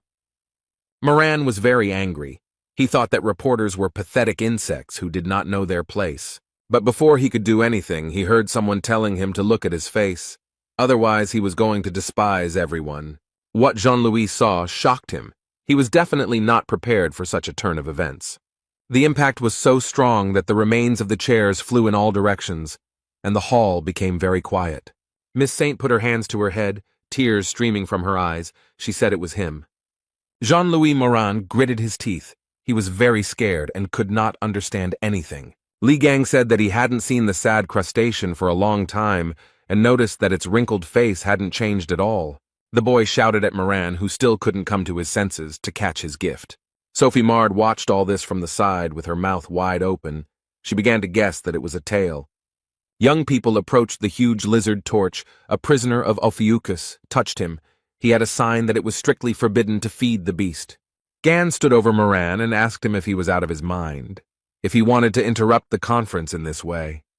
The young man heard someone from the side saying that he had the tail of a lizard of the illusory race. Jean-Louis also said that he heard that someone had dealt with them and asked if it was Li by chance. Gan furrowed his brows, became angry, and said that he was tired of his tricks with the clones. Moran said the boy quickly recognized his division skill and then asked who he was. The young man was surprised, then smiled and asked who else he could be, and then replied that he was Li Gang. The room became very quiet, and all the reporters turned their gaze to the guy. They were shocked. After a few seconds of silence, the reporters began to laugh and say that Li Gang couldn't possibly look so young and good. Jean-Louis noted that the guy had good skills, but he was a little out of touch with reality. He should have chosen a more suitable role model. Li yanked the lizard's tail with all his might, and it knocked down Moran, who was really annoying the guy. The journalists watched everything that was happening, and the young man said that until you hit them, people won't start to think. Gan turned his attention to the reporters and asked them why they were hatching. He jumped into the crowd and said that they would be next, and someone started yelling that a madman had attacked them. In all this confusion, Sophie thought that she needed to escape while she still had a chance. But the escape failed. Miss Saint fell to the ground. Someone slowed her down a little. The girl screamed in surprise. Lee stood behind her, and with a sarcastic smile on his face, asked where she was going, because she still had to tell the whole truth. The girl realized that she was finished. Gan demanded that Sophie tell him about how they ran away at the sight of Red Eyes and took his property for themselves, about how she was treating his face but could not fix his pathetic soul. He pressed a point on the girl's forehead, and she closed her eyes and thought about what the guy had just told her himself. The system message distracted the guy. It said that a flash of energy from the darkest star had been detected. Everyone in the room was very scared. They grabbed their heads and beads of sweat appeared on their faces. Sophie got scared and started to speak incoherently, and Li Gang couldn't understand what was going on. The girl screamed like a madwoman. She said that it was not about him, but about that devilry. Li looked at Jean-Louis and thought that the energy of the constellation was emanating from him. He gritted his teeth and muttered that this was all incredible. He would never have thought that it was really gone in front of him. He said that none of this matters, but he doesn't know how he managed to return alive from the demon tower. Moran then added that Ghana should throw a little welcome party to celebrate his return. Otis placed a pot of ramen on the table. This was supposed to be his dinner since no one was home. The man sat down on the sofa, took the remote control, and began to look for something interesting to watch on TV. He was eating ramen and listening to the report coming from the St. Sophie Mard conference venue. The reporter noticed that it was chaos right now. The journalist reported that a man who pretended to be Li Gan had burst into the hall, and that the audience could watch him in a fierce fight with the holy sign of Cancer. The reporter then added that it was a very entertaining show, and that Li was seen on screen grappling with Jean-Louis. Hugo was so surprised that the ramen fell out of his mouth, because the man opened not only his eyes wide, but also his mouth. As the fight continued, some of the journalists began to run away, and Li told his opponent that his pathetic attacks would not work on him. A few minutes later, Moran used his skill and looked at Gan with a smirk. The Cancer Man was simply sure that the guy had been caught and now did not pose any danger. But Li, as always, was collected and calm, and he very easily extricated himself from the enemy's shackles. Jean-Louis was very upset. He could not understand how the guy managed to free himself. The young man had his sword. With its help, he very easily got rid of all obstacles. The journalists who remained in the hall and watched everything that was happening began to clap their hands. Li Gang was very pleased with himself. He smiled happily, and his eyes glowed with a green fire. But the battle was not over yet, so the guy crouched down to attack the enemy again. Gan picked up speed and began to approach the enemy very quickly, who looked at everything with surprise. Moran said with anger in his voice that it looked like Li had been doing nothing but acrobatics for the last 20 years. Jean-Louis started doing his tricks. The guy watched him and asked with a sarcastic smile if he had any more tricks left. The young man did not wait for an answer, but attacked his opponent with lightning speed, then wrinkled his forehead and clenched his teeth. Li looked to the side questioningly. He began to guess something, and this made him angry.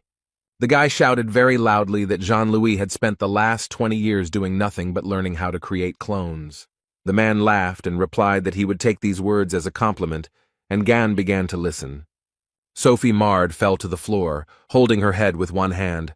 A strong wind was blowing, and she was screaming very loudly. Something incredible began to happen in the room. All the objects that were lying on the tables began to circle in the air. The people who were in the hall felt very bad. Blood was flowing from their mouths. Li told Jean-Louis that he was a crazy bastard. He asked if he was out of his mind, and then asked how he was going to clean up the mess.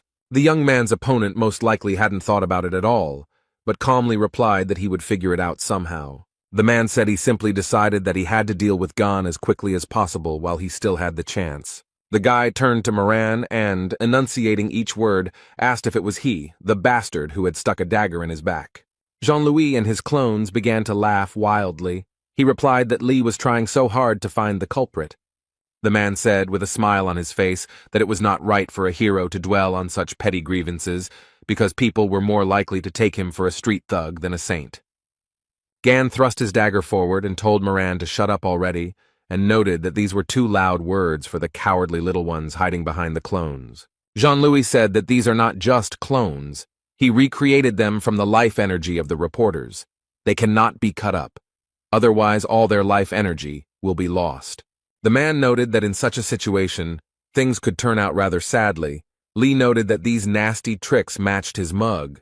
Moran laughed and noted that these were the young man's last words and said that now he would die. And Jean-Louis, along with a huge number of clones, surrounded the guy. Just a little more and everything will be over. But the clones began to look at each other. They were very scared. They saw the lizard's tail, which shocked them greatly, since the clones had no idea where it came from. Lee waved his hand and calmly said that this was a new skill he had learned in Drachma. The guy said, "Get hit," and hit the man with all his might. He gritted his teeth and watched all this with fear. Jean-Louis screamed loudly as Gan used the take-hit skill instead of me. The young man said that in front of him was not just a clone, but a part of Moran, and as soon as he finished him off, dealing with the rest would not be difficult. The man screamed very loudly. Where did the guy find out about all this? His face twisted in horror. Lee calmly said that he had said that Jean-Louis was a bloody, rotten piece of crap, and added that one would have to be a real idiot not to realize how much he stank. The guy had a huge pink stone in his hand, and shouting jackpot, he raised it up. Moran was surprised to hear that even the twins were unable to find the core, and asked how he had managed to get it. System messages appeared before Lee that a fragment of the cancer core was in his possession, meaning he could absorb the power of cancer. Sophie continued to hide under the podium as before. She listened attentively to what was happening near her. After a while, the conference room became very quiet. Only smoke and dirt rose up. The journalists began to come to their senses. The girl asked what it was, and the guy noted that he thought he was finished. He asked what happened. Gan stood over Jean-Louis, who asked the boy what he had gone through in that tower, and said that he felt as if the power of God himself was pressing on him.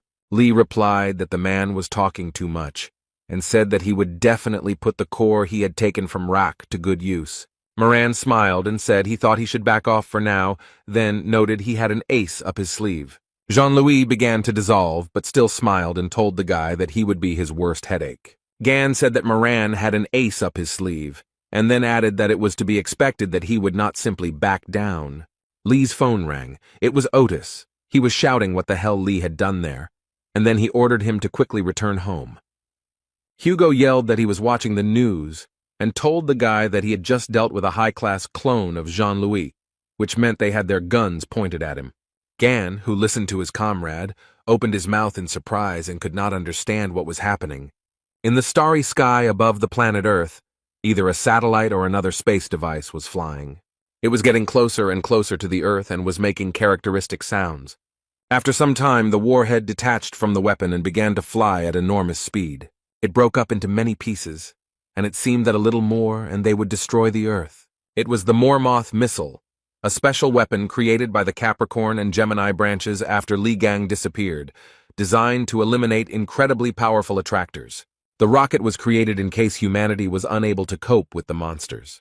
This is a kind of trump card that destroys not only the attractor, but also a huge area around the point of impact. Gan told Otis that he couldn't believe they had put something like that together and that it sounded too grandiose. Hugo said Jean-Louis had it set up so that the missile would fire automatically when his biometric signals disappeared.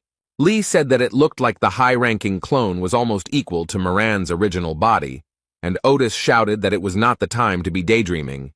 They needed to get out of there quickly. Gan said that he didn't think that running away would be the best solution, and if his words were to be believed, that thing could level several cities to the ground, and his comrade asked if there really was no solution. The guy thought about it, asked his friend again, and looked at Sophie, who looked at him questioningly. The young man laughed and happily told Otis that there was still something they could do. Miss Saint stared at Lee. Her brows furrowed and beads of sweat appeared on her dirty face. At this time, the rocket was getting closer and closer to the sleeping city. People were sleeping peacefully in their apartments. Loudspeakers installed on the streets of the city announced that a Mormoth missile was flying straight in their direction. People should immediately hide in shelters, and this was not a drill. People started running for cover. They were talking about why the anti-drag weapon was sent to the center of Seoul. Someone wanted to rent teleportation skills. Sung Jae and Young Yuha heard here and there about people saying they didn't want to die. Here the sky became very bright, and a bluish-greenish glow could be seen at the very top. Everyone who had run for cover raised their heads and began to look carefully, and the brother and sister immediately realized that it was Uncle Gan. He wasn't climbing up alone. He had Miss Saint in his arms, her face twisted in horror, and Lee was smiling broadly. Sophie screamed very loudly. Tears flowed from her eyes. She asked the guy what he was planning. A message appeared in front of Gan that, by the will of the Gemini bishop, the teleport and levitation skills were activated, and they teleported to the location of the Mormouth rocket. All this was possible thanks to the badge that Lee took from the Bishop of Gemini and held in his teeth. Gan and Sophia were getting closer and closer to the location of the Mormouth rocket, and the girl was screaming like crazy.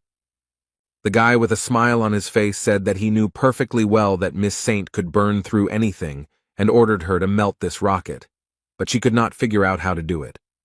Lee said that if she couldn't handle it, neither they nor the city's inhabitants would survive a collision with such a colossus, and Sophie had been idle for 20 years, and now it was time to serve everyone.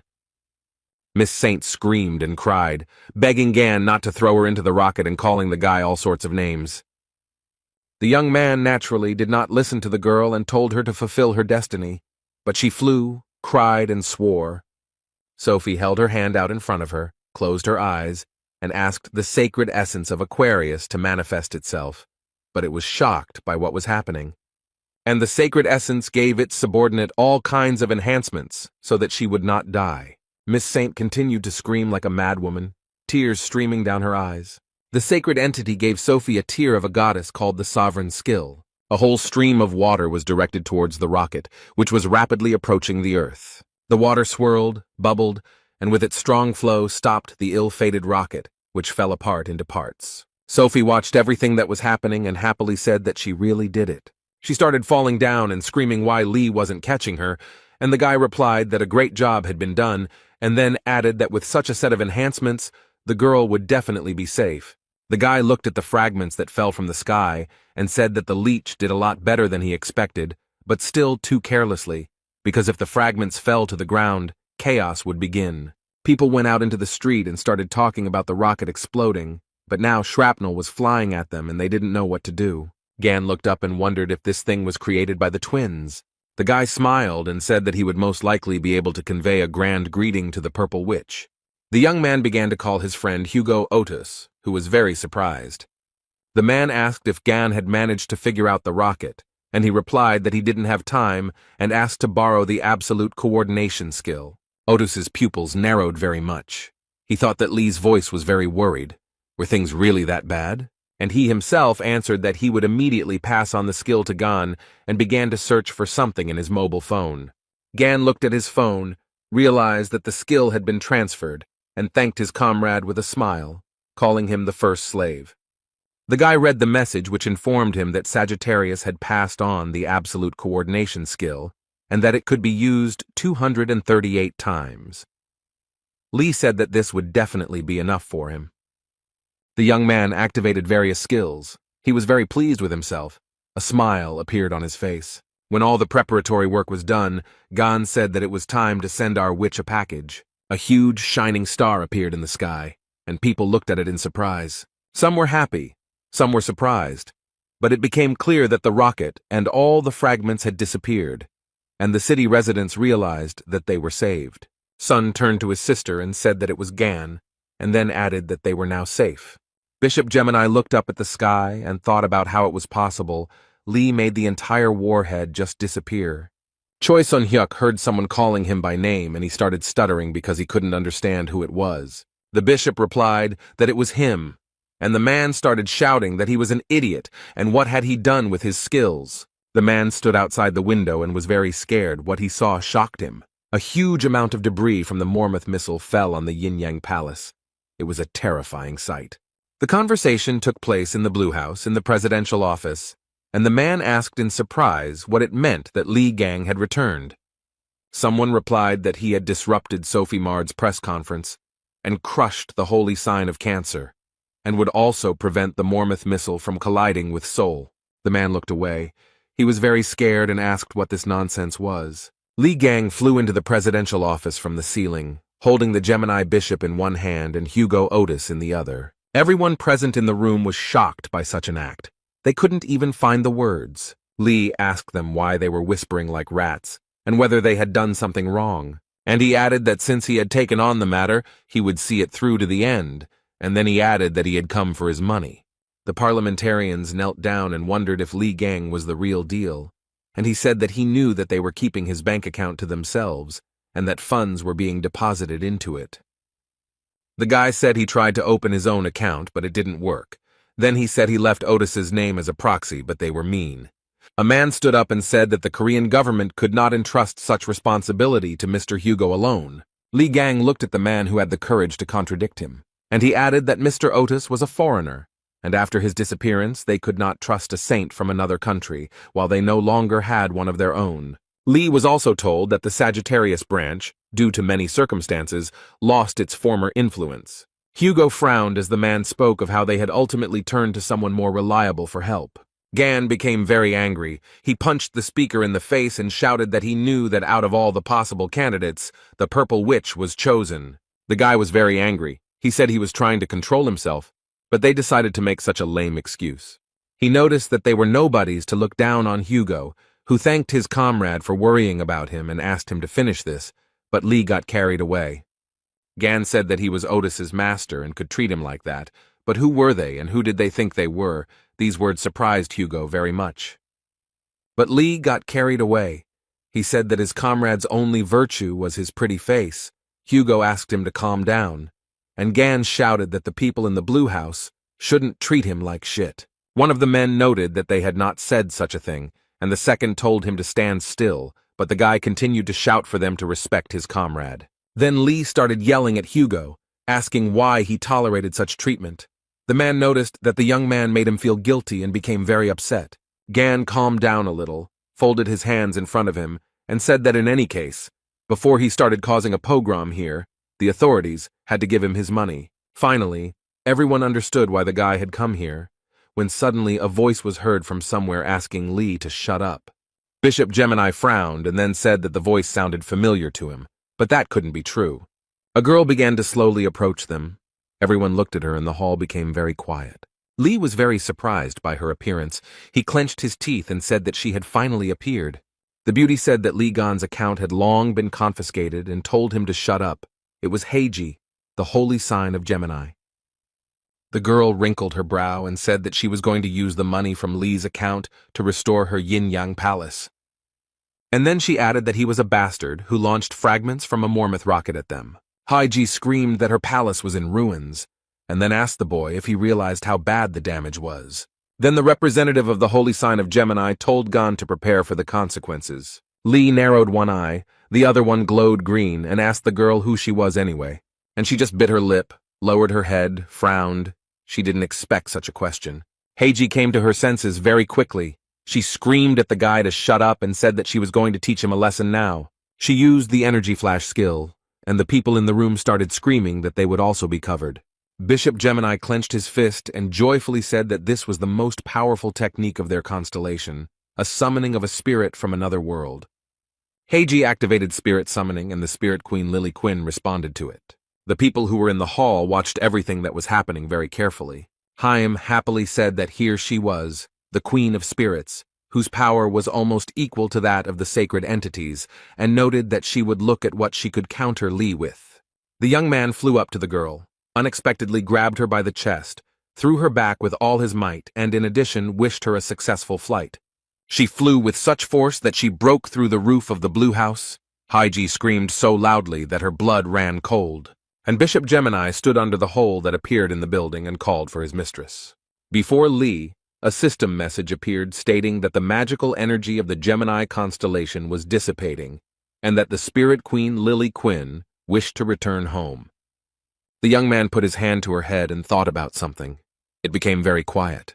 Then he grabbed her by the braid and asked where she was going, and the queen began to scream for the guy to let her go. Li asked her if she thought she could get away so easily, if she thought he was an idiot, and she begged him to spare her. But then something out of the ordinary happened. Gan frowned in surprise.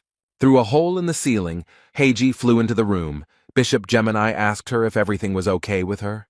System messages appeared that the owner had lost consciousness and magical control had been broken, and the transformation skill rented from Aquarius was dissipating. Lee asked if anyone around him had seen it, and then noted that he had said that he was seeing her for the first time. Did she really hope to defeat him with the Queen's help? Spirits. Gan addressed the people gathered in the president's office and said that the purple witch would not help them. Then the guy smiled broadly and asked whether they would give him his money back or not. After some time, Li Gang and his comrade Hugo Otis came out of the Blue House. Gan was very happy. He said that everything was fine because they had received the money, which meant they could go and eat something tasty. He was surprised that they had given him a lot of documents, and his comrade noted that something was wrong here. Hugo asked why the real Haji didn't show up, since she was the type to launch a meteor into the middle of the city if she got mad. Lee smiled widely and noted that she hadn't even shown up after he destroyed her palace, which could only mean one thing. Otis looked at him in surprise, and the guy said that this hysterical woman would never be able to calm her anger, and added that he had an idea where she might be, and offered to visit her. The young people were in Songjae's apartment, and Lee offered them a little snack while they worked. The guy handed the red-haired youth a burger and asked him if he wanted to eat it. The young man looked at the ruddy bun for a very long time. The pause did not last long. Jay laughed and said he would take something else, and Gon asked what Yuha and Jiming wanted. The girl said that she really wanted her uncle's, but she didn't finish, and he began to very quickly take the burger out of his mouth. Yuha added that she wanted her uncle's advice. Jiming laughed and said that his niece was making fun of him, and Lee cursed in his mind. Gan was asked if Hugo would come too, but he replied that he had asked his comrade for a favor, so he would be a little late. They stood in front of a very strong relic case that contained the Spirit Queen. Lee told her that he advised her to answer all questions honestly, and she broke out in a sweat and agreed. The guy told her that it was much better to be locked in a transparent box than in a book, and told the Queen of Spirits to think carefully. She agreed. Gan said that bitchy purple witch still hadn't shown up and asked if she found it strange, then noticed that she was unable to make herself known. The guy noticed that he was most likely imprisoned somewhere in Songjae's house. The Spirit Queen answered this question affirmatively. Lee took the book in his hands and said he was giving it one chance, then asked where it was. The captive understood perfectly well that she had no other choice, but she was in no hurry to be frank.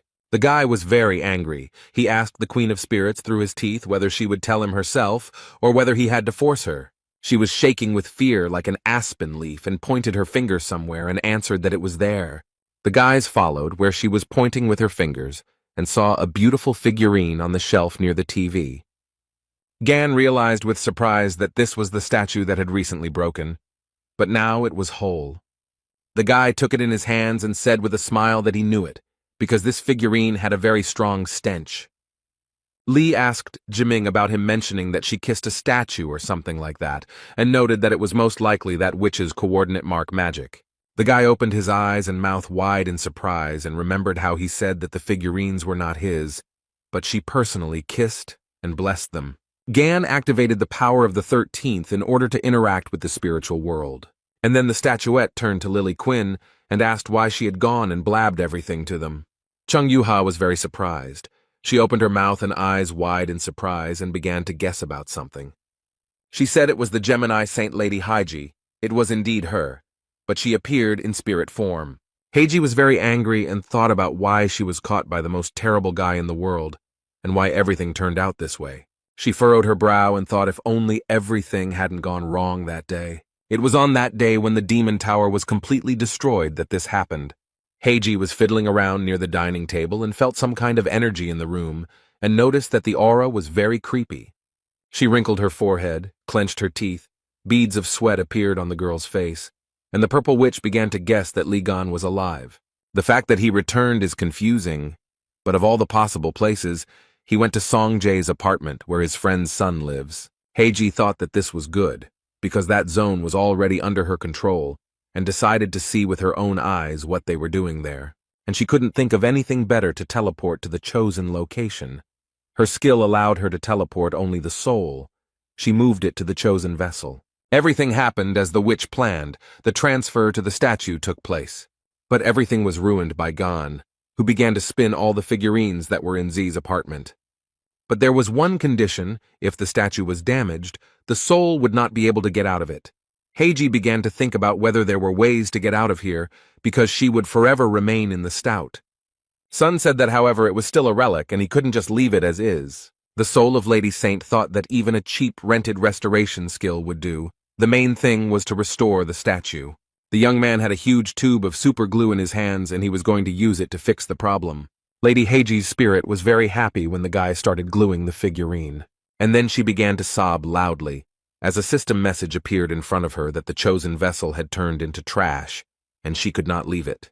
Lee held the statue in his hands and asked how he should torture it so that people would appreciate his efforts, while Heiji screamed at the Spirit Queen to do something, at least try to get out of the fragile case.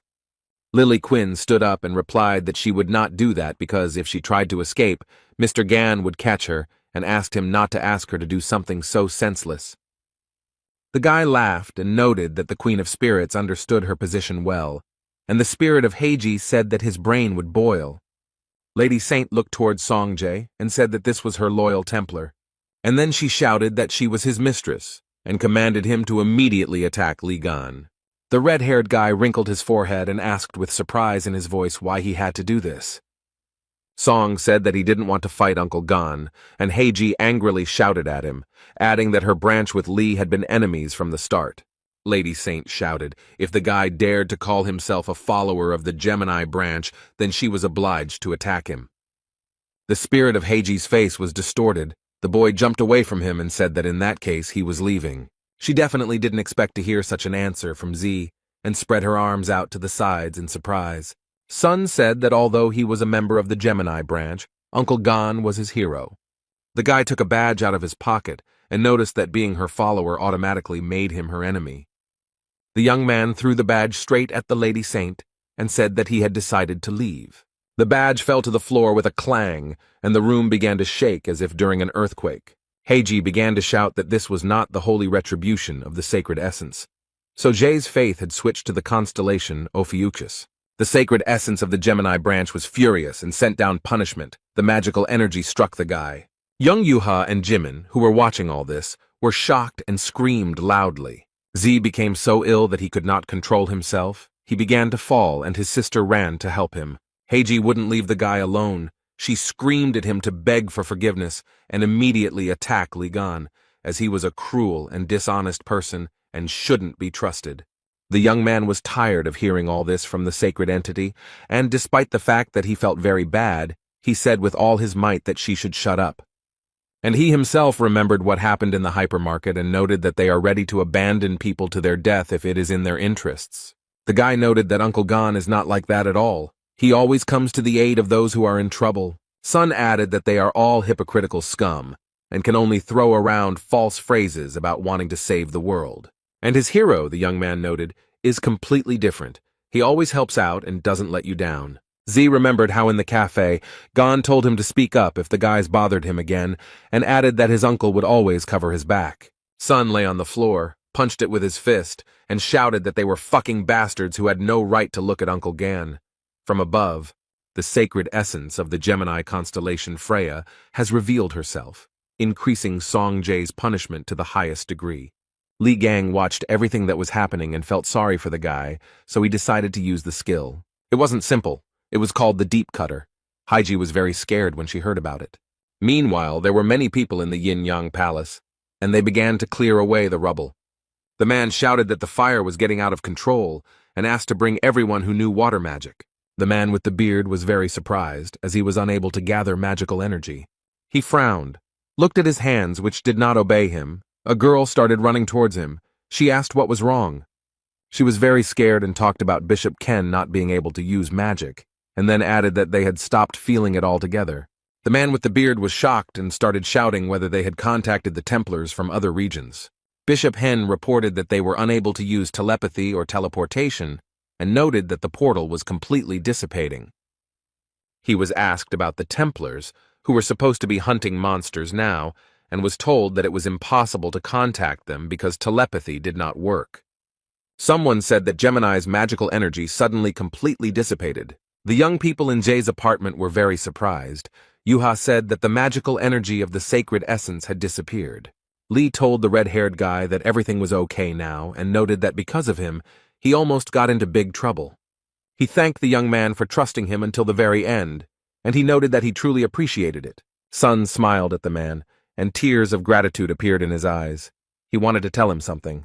But Haiji's spirit began to scream furiously, and she began to ask what Li Gang had done to her. She was very angry and began to ask in a raised voice why she had lost contact with the sacred entity. A message appeared before her, stating that she had dispelled the connection between the holy sign of Gemini Heiji and the sacred essence Freya. Sacred entities expend a great deal of resources and also take great risks when they personally enter our world. That is why they send their energy to their subjects, to the saints, so as not to take risks, and the saints in turn pass on their powers to the followers of the branch because it is very convenient. The sacred essence can be compared to a huge, powerful electrical station. The saint in this chain is a substation or transmitter of energy, and the Templars are various switches, sockets, and forks, so the disappearance of the energy of the sacred entity immediately affected all of its followers. Lee asked Haiji what it was like to be an ordinary person and threw the statuette on the floor. But the witch did not understand what the young man was talking about and looked at him in surprise. Gan smiled slyly and said that it was that stinking Cancer's favorite skill, to sever connections with the help of the deep cutter. The Cancer constellation's sovereign skill can cut through anything, and when mixed with Lee's power, the result is very interesting. The boy smiled and told the witch that he had managed to cut the bonds between her and her pathetic little god. Heiji started screaming at him about what he had done, and then noted that the sacred entity would not leave her just like that, and Lee would become the target of her true wrath. And he said that he didn't care, and he wasn't against it. He raised his finger and said that he would very much like those little gods to show themselves to him in person. Heiji looked at the young man with fear, but he was completely calm. A strong wind blew, crows began to circle and caw loudly, thunder rumbled and lightning flashed. The people who watched everything that was happening were very scared. The sacred entity was angry that its ties with the holy sign and the Templars were severed, and was ready to take all the risks and personally invade this world. Everything was spinning in a whirlwind. People were scared, but only Li Gang smiled a malicious smile and noted that this was an impressive appearance. And the sacred essence of the Freya twins appeared before the young man. The guy read in the system message that crazy streams of sacred essence magic had been detected. The young man looked calmly at Freya. He was not afraid of her and decided to use an item from his inventory. The sacred essence's face changed very quickly. She was very surprised. A fragment of the Cancer core appeared in the guy's hands, which absorbs the energy of the sacred essence. Li Gang held it in his hands, and the sacred essence of the twins was struck by the presence of a fragment of another essence.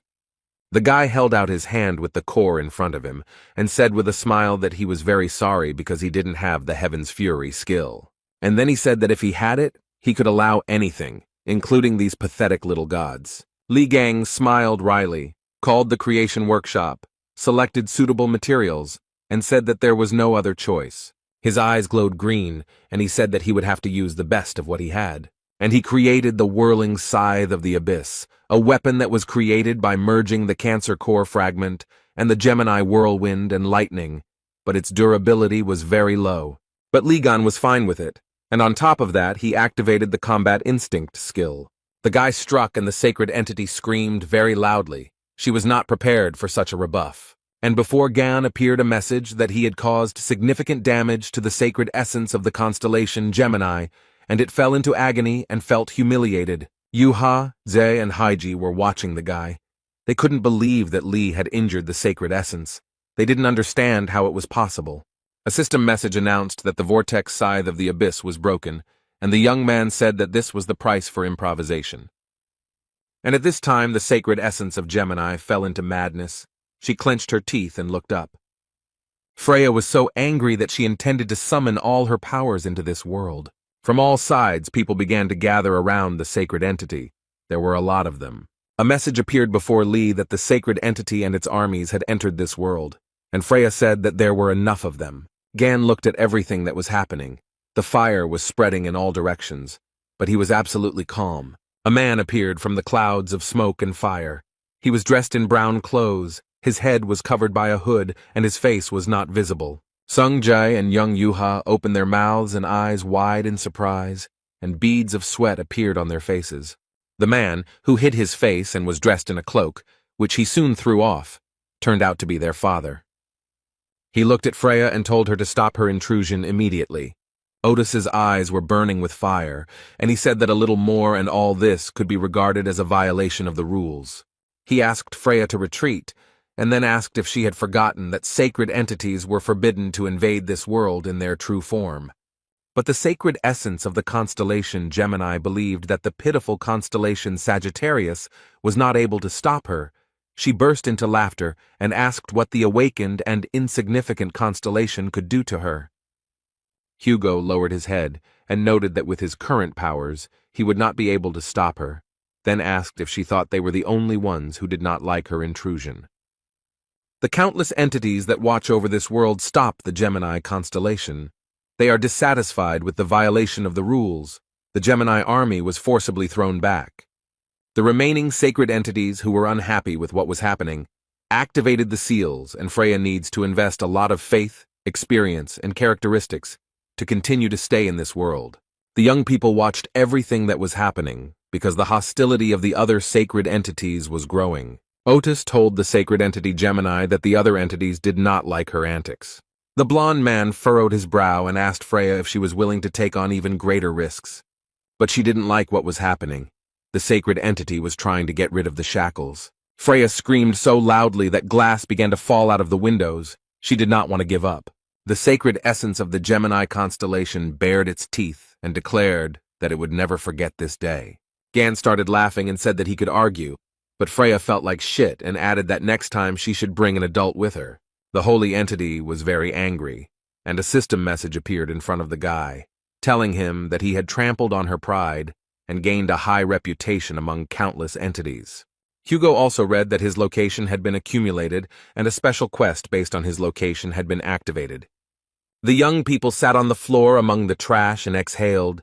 Jiming felt very bad. Gan hugged Otis and told him he was doing well, and Otis noted that he still felt uneasy. The man gritted his teeth, thought about something, and then said that he couldn't believe that Freya had treated Songjay that way.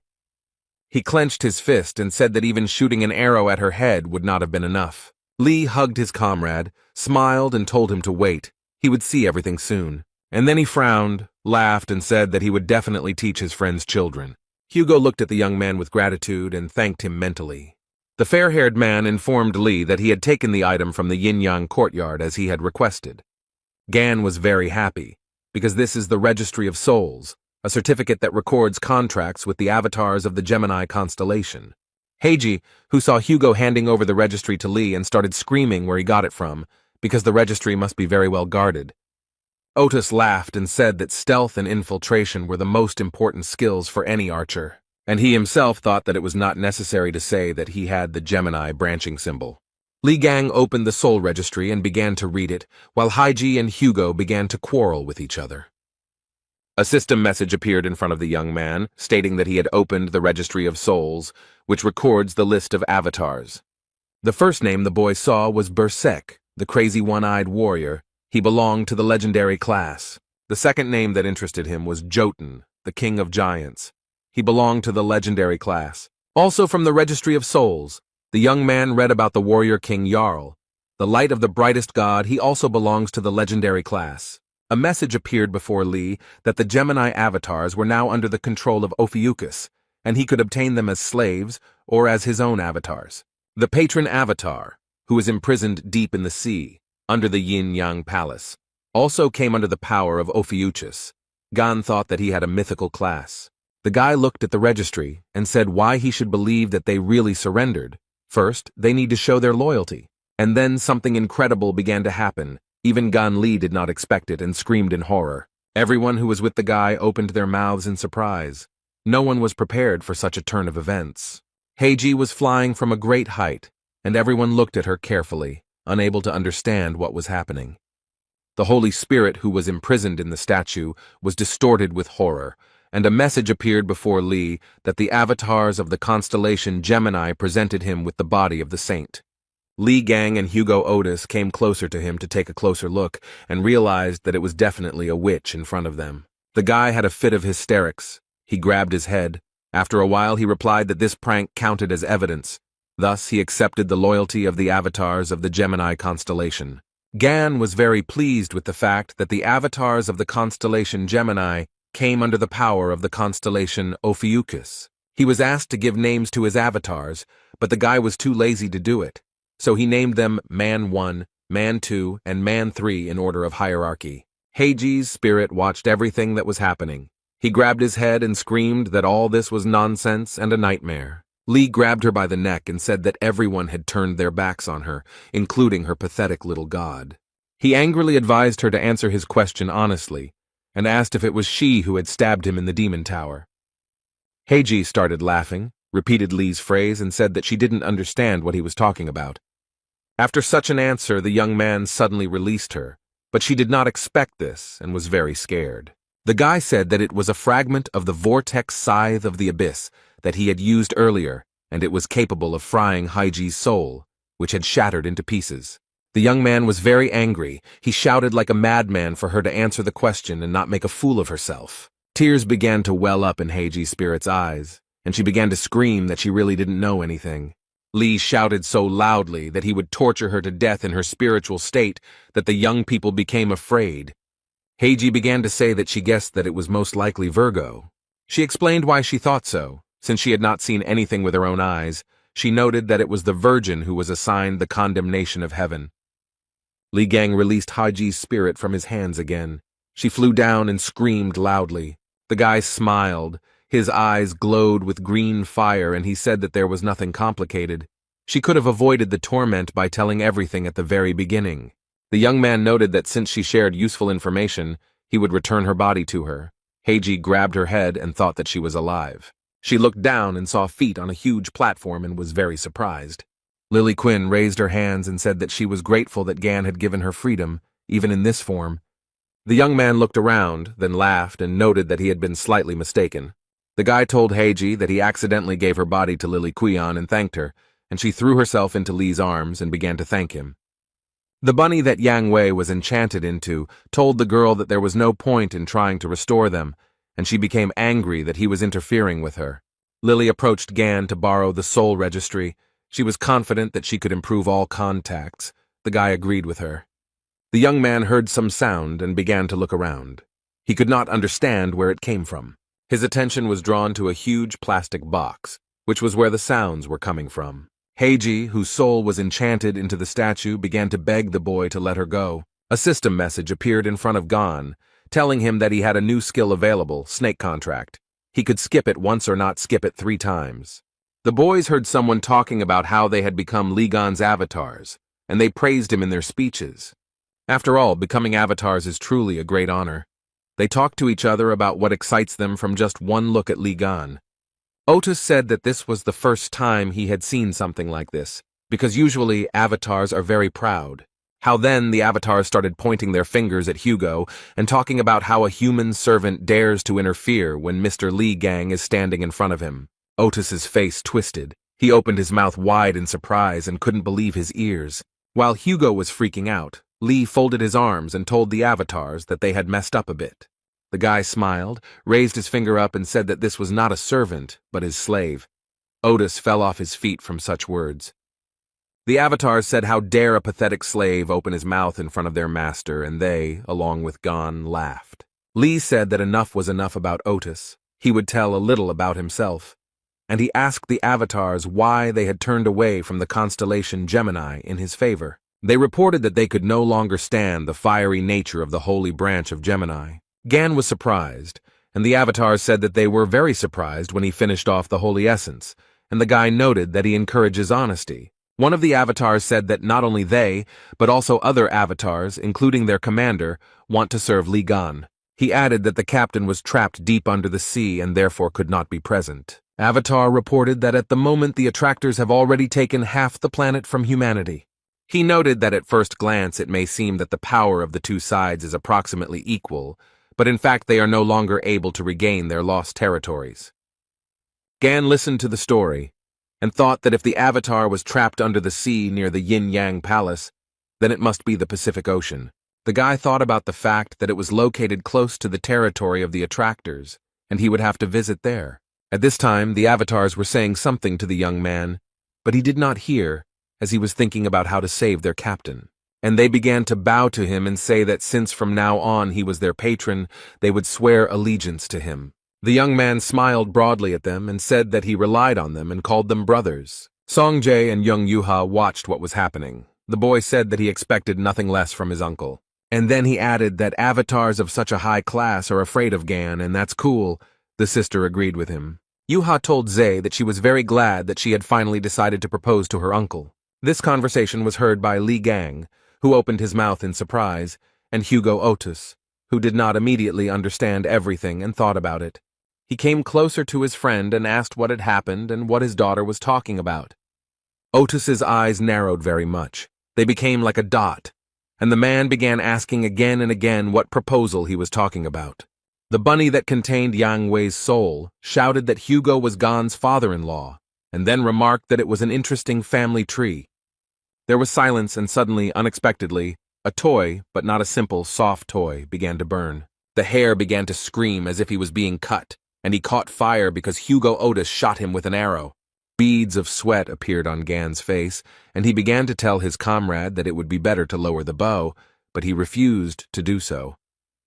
The blond man started shouting that his daughter never said she loved him even on Father's Day. The holy sign of Sagittarius was furious. Hugo held the bow tightly in his hands. He was so angry that if he touched it he would explode, and Lee was confused. He understood that in such a state his comrade could cause trouble, so he shouted for him to calm down. The man exhaled, his eyes were burning with fire, and he told Gan in a calm tone to forgive him, but he could not leave him alive. Without waiting for any answer, the holy sign of Sagittarius began to use such a skill as stealth. Lee said through gritted teeth that it looked like Hugo was seriously angry. He used the skill God's gaze to detect his comrade's magical energy. And a fight began between the old comrades. Otis attacked with all his might, driven by anger. Gan parried the blows and said discontentedly to Hugo that he was very annoying, just like a fly. And many system messages began to appear in front of the guy. They informed him that Lee had shaken the honor of Sagittarius, his disposition had increased, and he had received the experience of the divine throne. But Otis had no intention of retreating. He was going to use such a sovereign skill as the Ring of the Sun God. The guy, when he realized this, cursed and noted that this was, at the very least, too much. Hugo drew his bow, and system messages appeared in front of him, telling him that a sacred entity was speaking to him and reminding him that he was at home and had to pay off a loan. Lee realized who Otis reminded him of. Because that idiot didn't care about the destruction of his apartment, he remembered Song-ju, who was also furious. But the men forgot that they were now broke.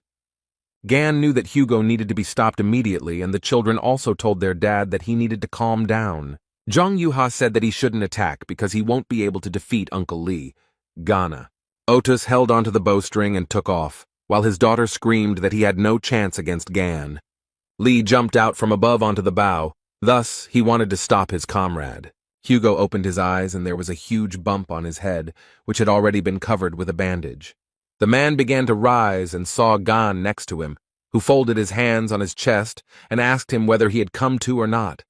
The guy asked why he was so angry about a stupid, childish phrase. Did he look like a person who could seduce the children of a close friend? And added that he almost burned down the house. And then he added that Otis's children are embarrassed to express their thoughts in front of him, but they have very deep feelings for him, and even now they brought snacks to cheer him up. The brother and sister smiled. Yuha noted that Dad was awake, and Son noticed that they brought strawberry cake and his favorite coffee.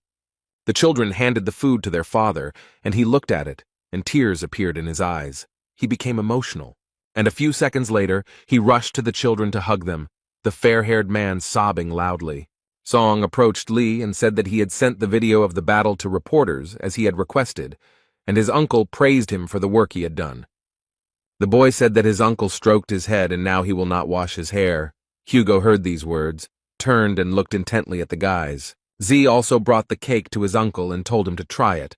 The man asked why there were so many strawberries on it, and Otis looked at the piece of cake that was intended for him, and one detail surprised him greatly. He pointed at the cake and asked Yuha where the strawberries on his piece of cake had gone. The girl smiled cheerfully, winked, apologized to her father, and said that she gave it to her uncle. Otis seemed to break loose and started running towards Lee, who had a cake with lots of berries. Gan began to eat and did not suspect anything, when the man grabbed him and began to shake him. The roar was heard throughout the entire yard. Smoke was coming from the roof of Otis's house. He almost burned down his house again. Lily Quinn was sewing up a stuffed bunny, and it was talking about how Hugo didn't know anything about raising children. Yuha watched as her father demanded that Lee give him back the strawberry, but he replied that he ate it. Z asked her father not to take food from his uncle. The girl watched all this disgrace with a smile on her face. When her mobile phone made a sound, she received a message, which she was very surprised to see. Her pupils narrowed very much. Chan was scared because the message said that the Red Class Thousand Paw, which was bringing disaster, had appeared, and all Templars were to immediately respond to mobilization. Templars began to slowly gather along the coastline of Manila, Philippines. They armed themselves and began to talk about how they would have to fight the Red Class's attraction if they had a chance to defeat it. One of the men started shouting for people not to give in to fear, because hard times are another opportunity to prove themselves. He added that their boss had not yet shown up, so they had to defeat the Red Class Thousand-Pawed one themselves. The guy suggested showing how much the Leo branched out, and humanity would have another opportunity to make a leap towards a bright future. The men supported the speaker and began to shout. Yuka covered one ear and thought that she wants to go home because she misses her uncle. Everyone who gathered near the tent donned gas masks and helmets and were in a determined mood. There was an old man in the tent. He said that these uncouth barbarians made a noise for no reason, so they were most likely trying to suppress fear. He said that he didn't care about any of this. What was much more important was that the package had to be received. Near Otis's destroyed house stood a girl with a large suitcase. She rang the bell. The door opened and Hugo came out with a construction helmet on his head. He was glad to see the guest. It was his assistant, Yoon Yerin, who said that they hadn't seen the chief for a long time. The girl asked what happened to his house, because even the roof was gone. The man hid his face and told her that it was better not to ask, just to accept it as a fact. They entered the house, the TV was on, and the news was broadcast. Yoon asked if the eyes were watching the news about the Thousand Paw. Hugo said that he was watching and noted that Yuha also headed there. The man saw a box in the assistant's hands and asked what it was. The girl replied that it was lying by the door and asked if they were expecting a parcel. Yoon threw the box and Hugo called out to Lee Gang so loudly that his construction helmet flew off his head. The tool broke, and the guy got a system message saying that due to the poor quality of the tool, the materials were destroyed. Lee stood over the table with a hammer in his hands and said that there had been another failure, and not the first time. The weapon was destroyed, and a system message informed him that he needed a higher class tool, and the man thought that this was the limit of the craft hammer. Lee thought that it was very annoying that he had lost his hammer of attainments, and now it would be difficult to find out where it could have disappeared to since 20 years had passed. The guy looked at the slime and thought that it was hard to make relics larger than average size with it, but before the battle with the maiden, one way or another, he needed to prepare better. A system message informed Gan that a follower of another constellation had infiltrated the domain of the great Ophiuchus and the pitiful Sagittarius. The box that Yoon brought into the house was opened, and a voice was heard from inside asking if it was Sagittarius Hugo Otis. The strange creature told the fair-haired man that they had not seen each other for a long time and said that his name was Sergeyevich. Otis frowned. He realized that it was Capricorn and told him that it was a ridiculous joke, and noted that such nastiness was more in the spirit of Yang Wei. Lee came out of the workshop with a huge hammer, and said that he was curious about who had gotten in and recognized the old man. Sergeyevich said that he was glad to see Gan in good health, but Otis and his assistant were very scared. The monster that was in the box introduced itself, said that its name was Vladimirov Ivan Sergeyevich, and asked if the guy remembered it. Lee asked again if his name was Sebastian, and he replied that Ivan Sergeyevich, Hugo, and Aaron were standing behind, covered in sweat. Vladimirov Ivan Sergeyevich is a holy sign of Capricorn and specializes in crafting relics. After the disappearance of the strongest awakened, he had a hand in all combat relics. Capricorn was about to tell Lee Gan the reasons why he was actually looking for him. The guy started to take it out of the box, and he said that he would like to apologize for what happened earlier. Gan pulled Capricorn out of the box, threw him aside, and he continued to talk about how he wanted to build a new, mutually beneficial relationship. Hugo approached Gon and asked him if perhaps he should have listened to Sergeyevich first, and he replied that his friend should stop talking nonsense. Capricorn lay beaten in the middle of the room. Lee said that he would not want to share even a tiny detail with him, and he would never believe that he was looking for cooperation and suggested watching the news. Vladimirov Ivan Sergeyevich said that Gon still has the same bad temper, so there will definitely be a headache. A warrior entered his tent and said that it was time for them to move out, and he was surprised. The holy sign of Capricorn looked out from the tent and told those present that it was worth taking a look at what this thousand-pawed one looked like. The reporter said that they were in Manila, the capital of the Philippines, and they would be broadcasting a raid on the red-class monster, Thousand Paw. Thousand-fingered is a huge monster that was subjected to Ligang 20 years ago. It seems that it is a descendant of that terrifying attraction that appeared here, near Manila. Since this monster belongs to the red class, the forces of several branches have gathered here at once, the troops of the Lion branch, led by Vice Chief Chong Yuha and Bishop Oliver. The Pisces branch is the master of naval combat, specializing in transformation magic. The Taurus branch is the frontline troops with invincible defense. The Aquarius branch are the priests of the battlefield, who are capable of neutralizing even the nuclear threat with their magic. Capricorn branching are great experts in creating and improving all kinds of weapons. Many branches gathered in this location to eliminate the emerging threat, and the holy sign of Capricorn appeared here in person. Lee and Hugo exchanged glances, wondering what the old man was doing there. Most likely, the saint did not come there empty-handed. He wanted to show what he was capable of. Vladimirov Ivan Sergeyevich put his hand forward and began to be attracted to it, like a hammer to a magnet. The old man smiled triumphantly. He called upon the sovereign relic of Capricorn. It was the hammer of understanding. The boys' mouths dropped open in surprise, and Hugo asked Gan if it was his thing. And the warriors began to say that the holy sign of Capricorn is a great inventor.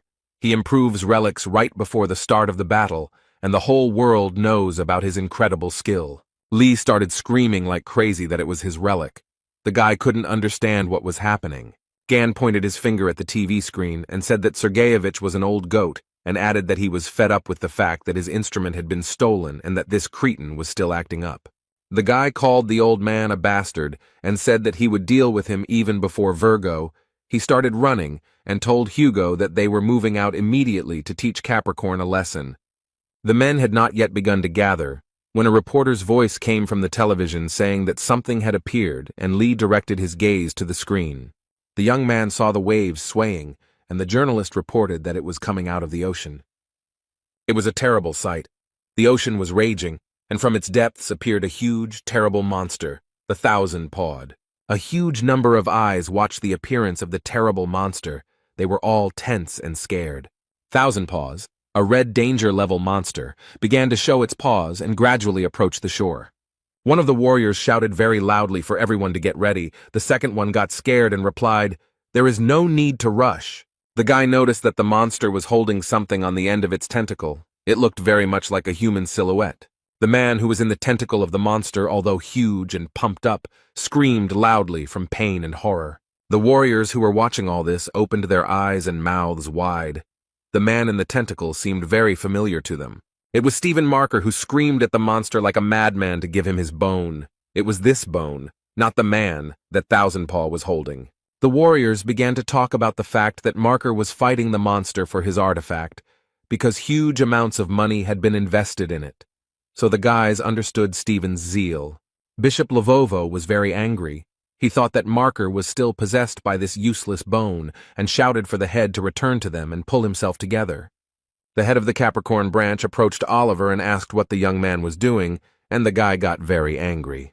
The old man said that the Holy Lion and the Thousand-Pawed had just appeared, and asked why his people were still standing rooted to the spot, and noted that even though he was a saint, the Lion's branch should take command. Sergeyevich said that if Oliver was afraid, he would gladly take on this role. The bishop thought that the old man was a slippery type, but he himself said that he was just about to give orders. The young man walked closer to his warriors and told them to take the potion that the Capricorn branch provided. Oliver then commanded the fish branch to cast a spell to move through water, and Bishop Elvov ordered Aquarius to be given buffs to their combat skills and survivability. The Taurus had to create a line of defense along the coast to keep the monster out. Then the bishop asked if everyone was ready and noted that it was time to finish off this vile monster and ordered the lions to attack him. And all the warriors of the lion branch immediately rushed to attack the monster. They ran and screamed very loudly. Oliver then ordered his charges to use a skill called brutality. The brutality skill was activated and the warriors gained insane beast power. Vice Prime Minister of the LV branch, Chong Yu-ha, reported that the LV advance force had entered the battle. The girl then ordered all the Templars to release their magical energy. They began to carry out the command, and Yu-ha began to use the single branching skill Midnight Beast Charge. Chon shouted that the Midnight Beast had worked and ordered all the warriors to move forward. And the Templars, all as one, began to advance on the terrible monster Thousand-Pawed.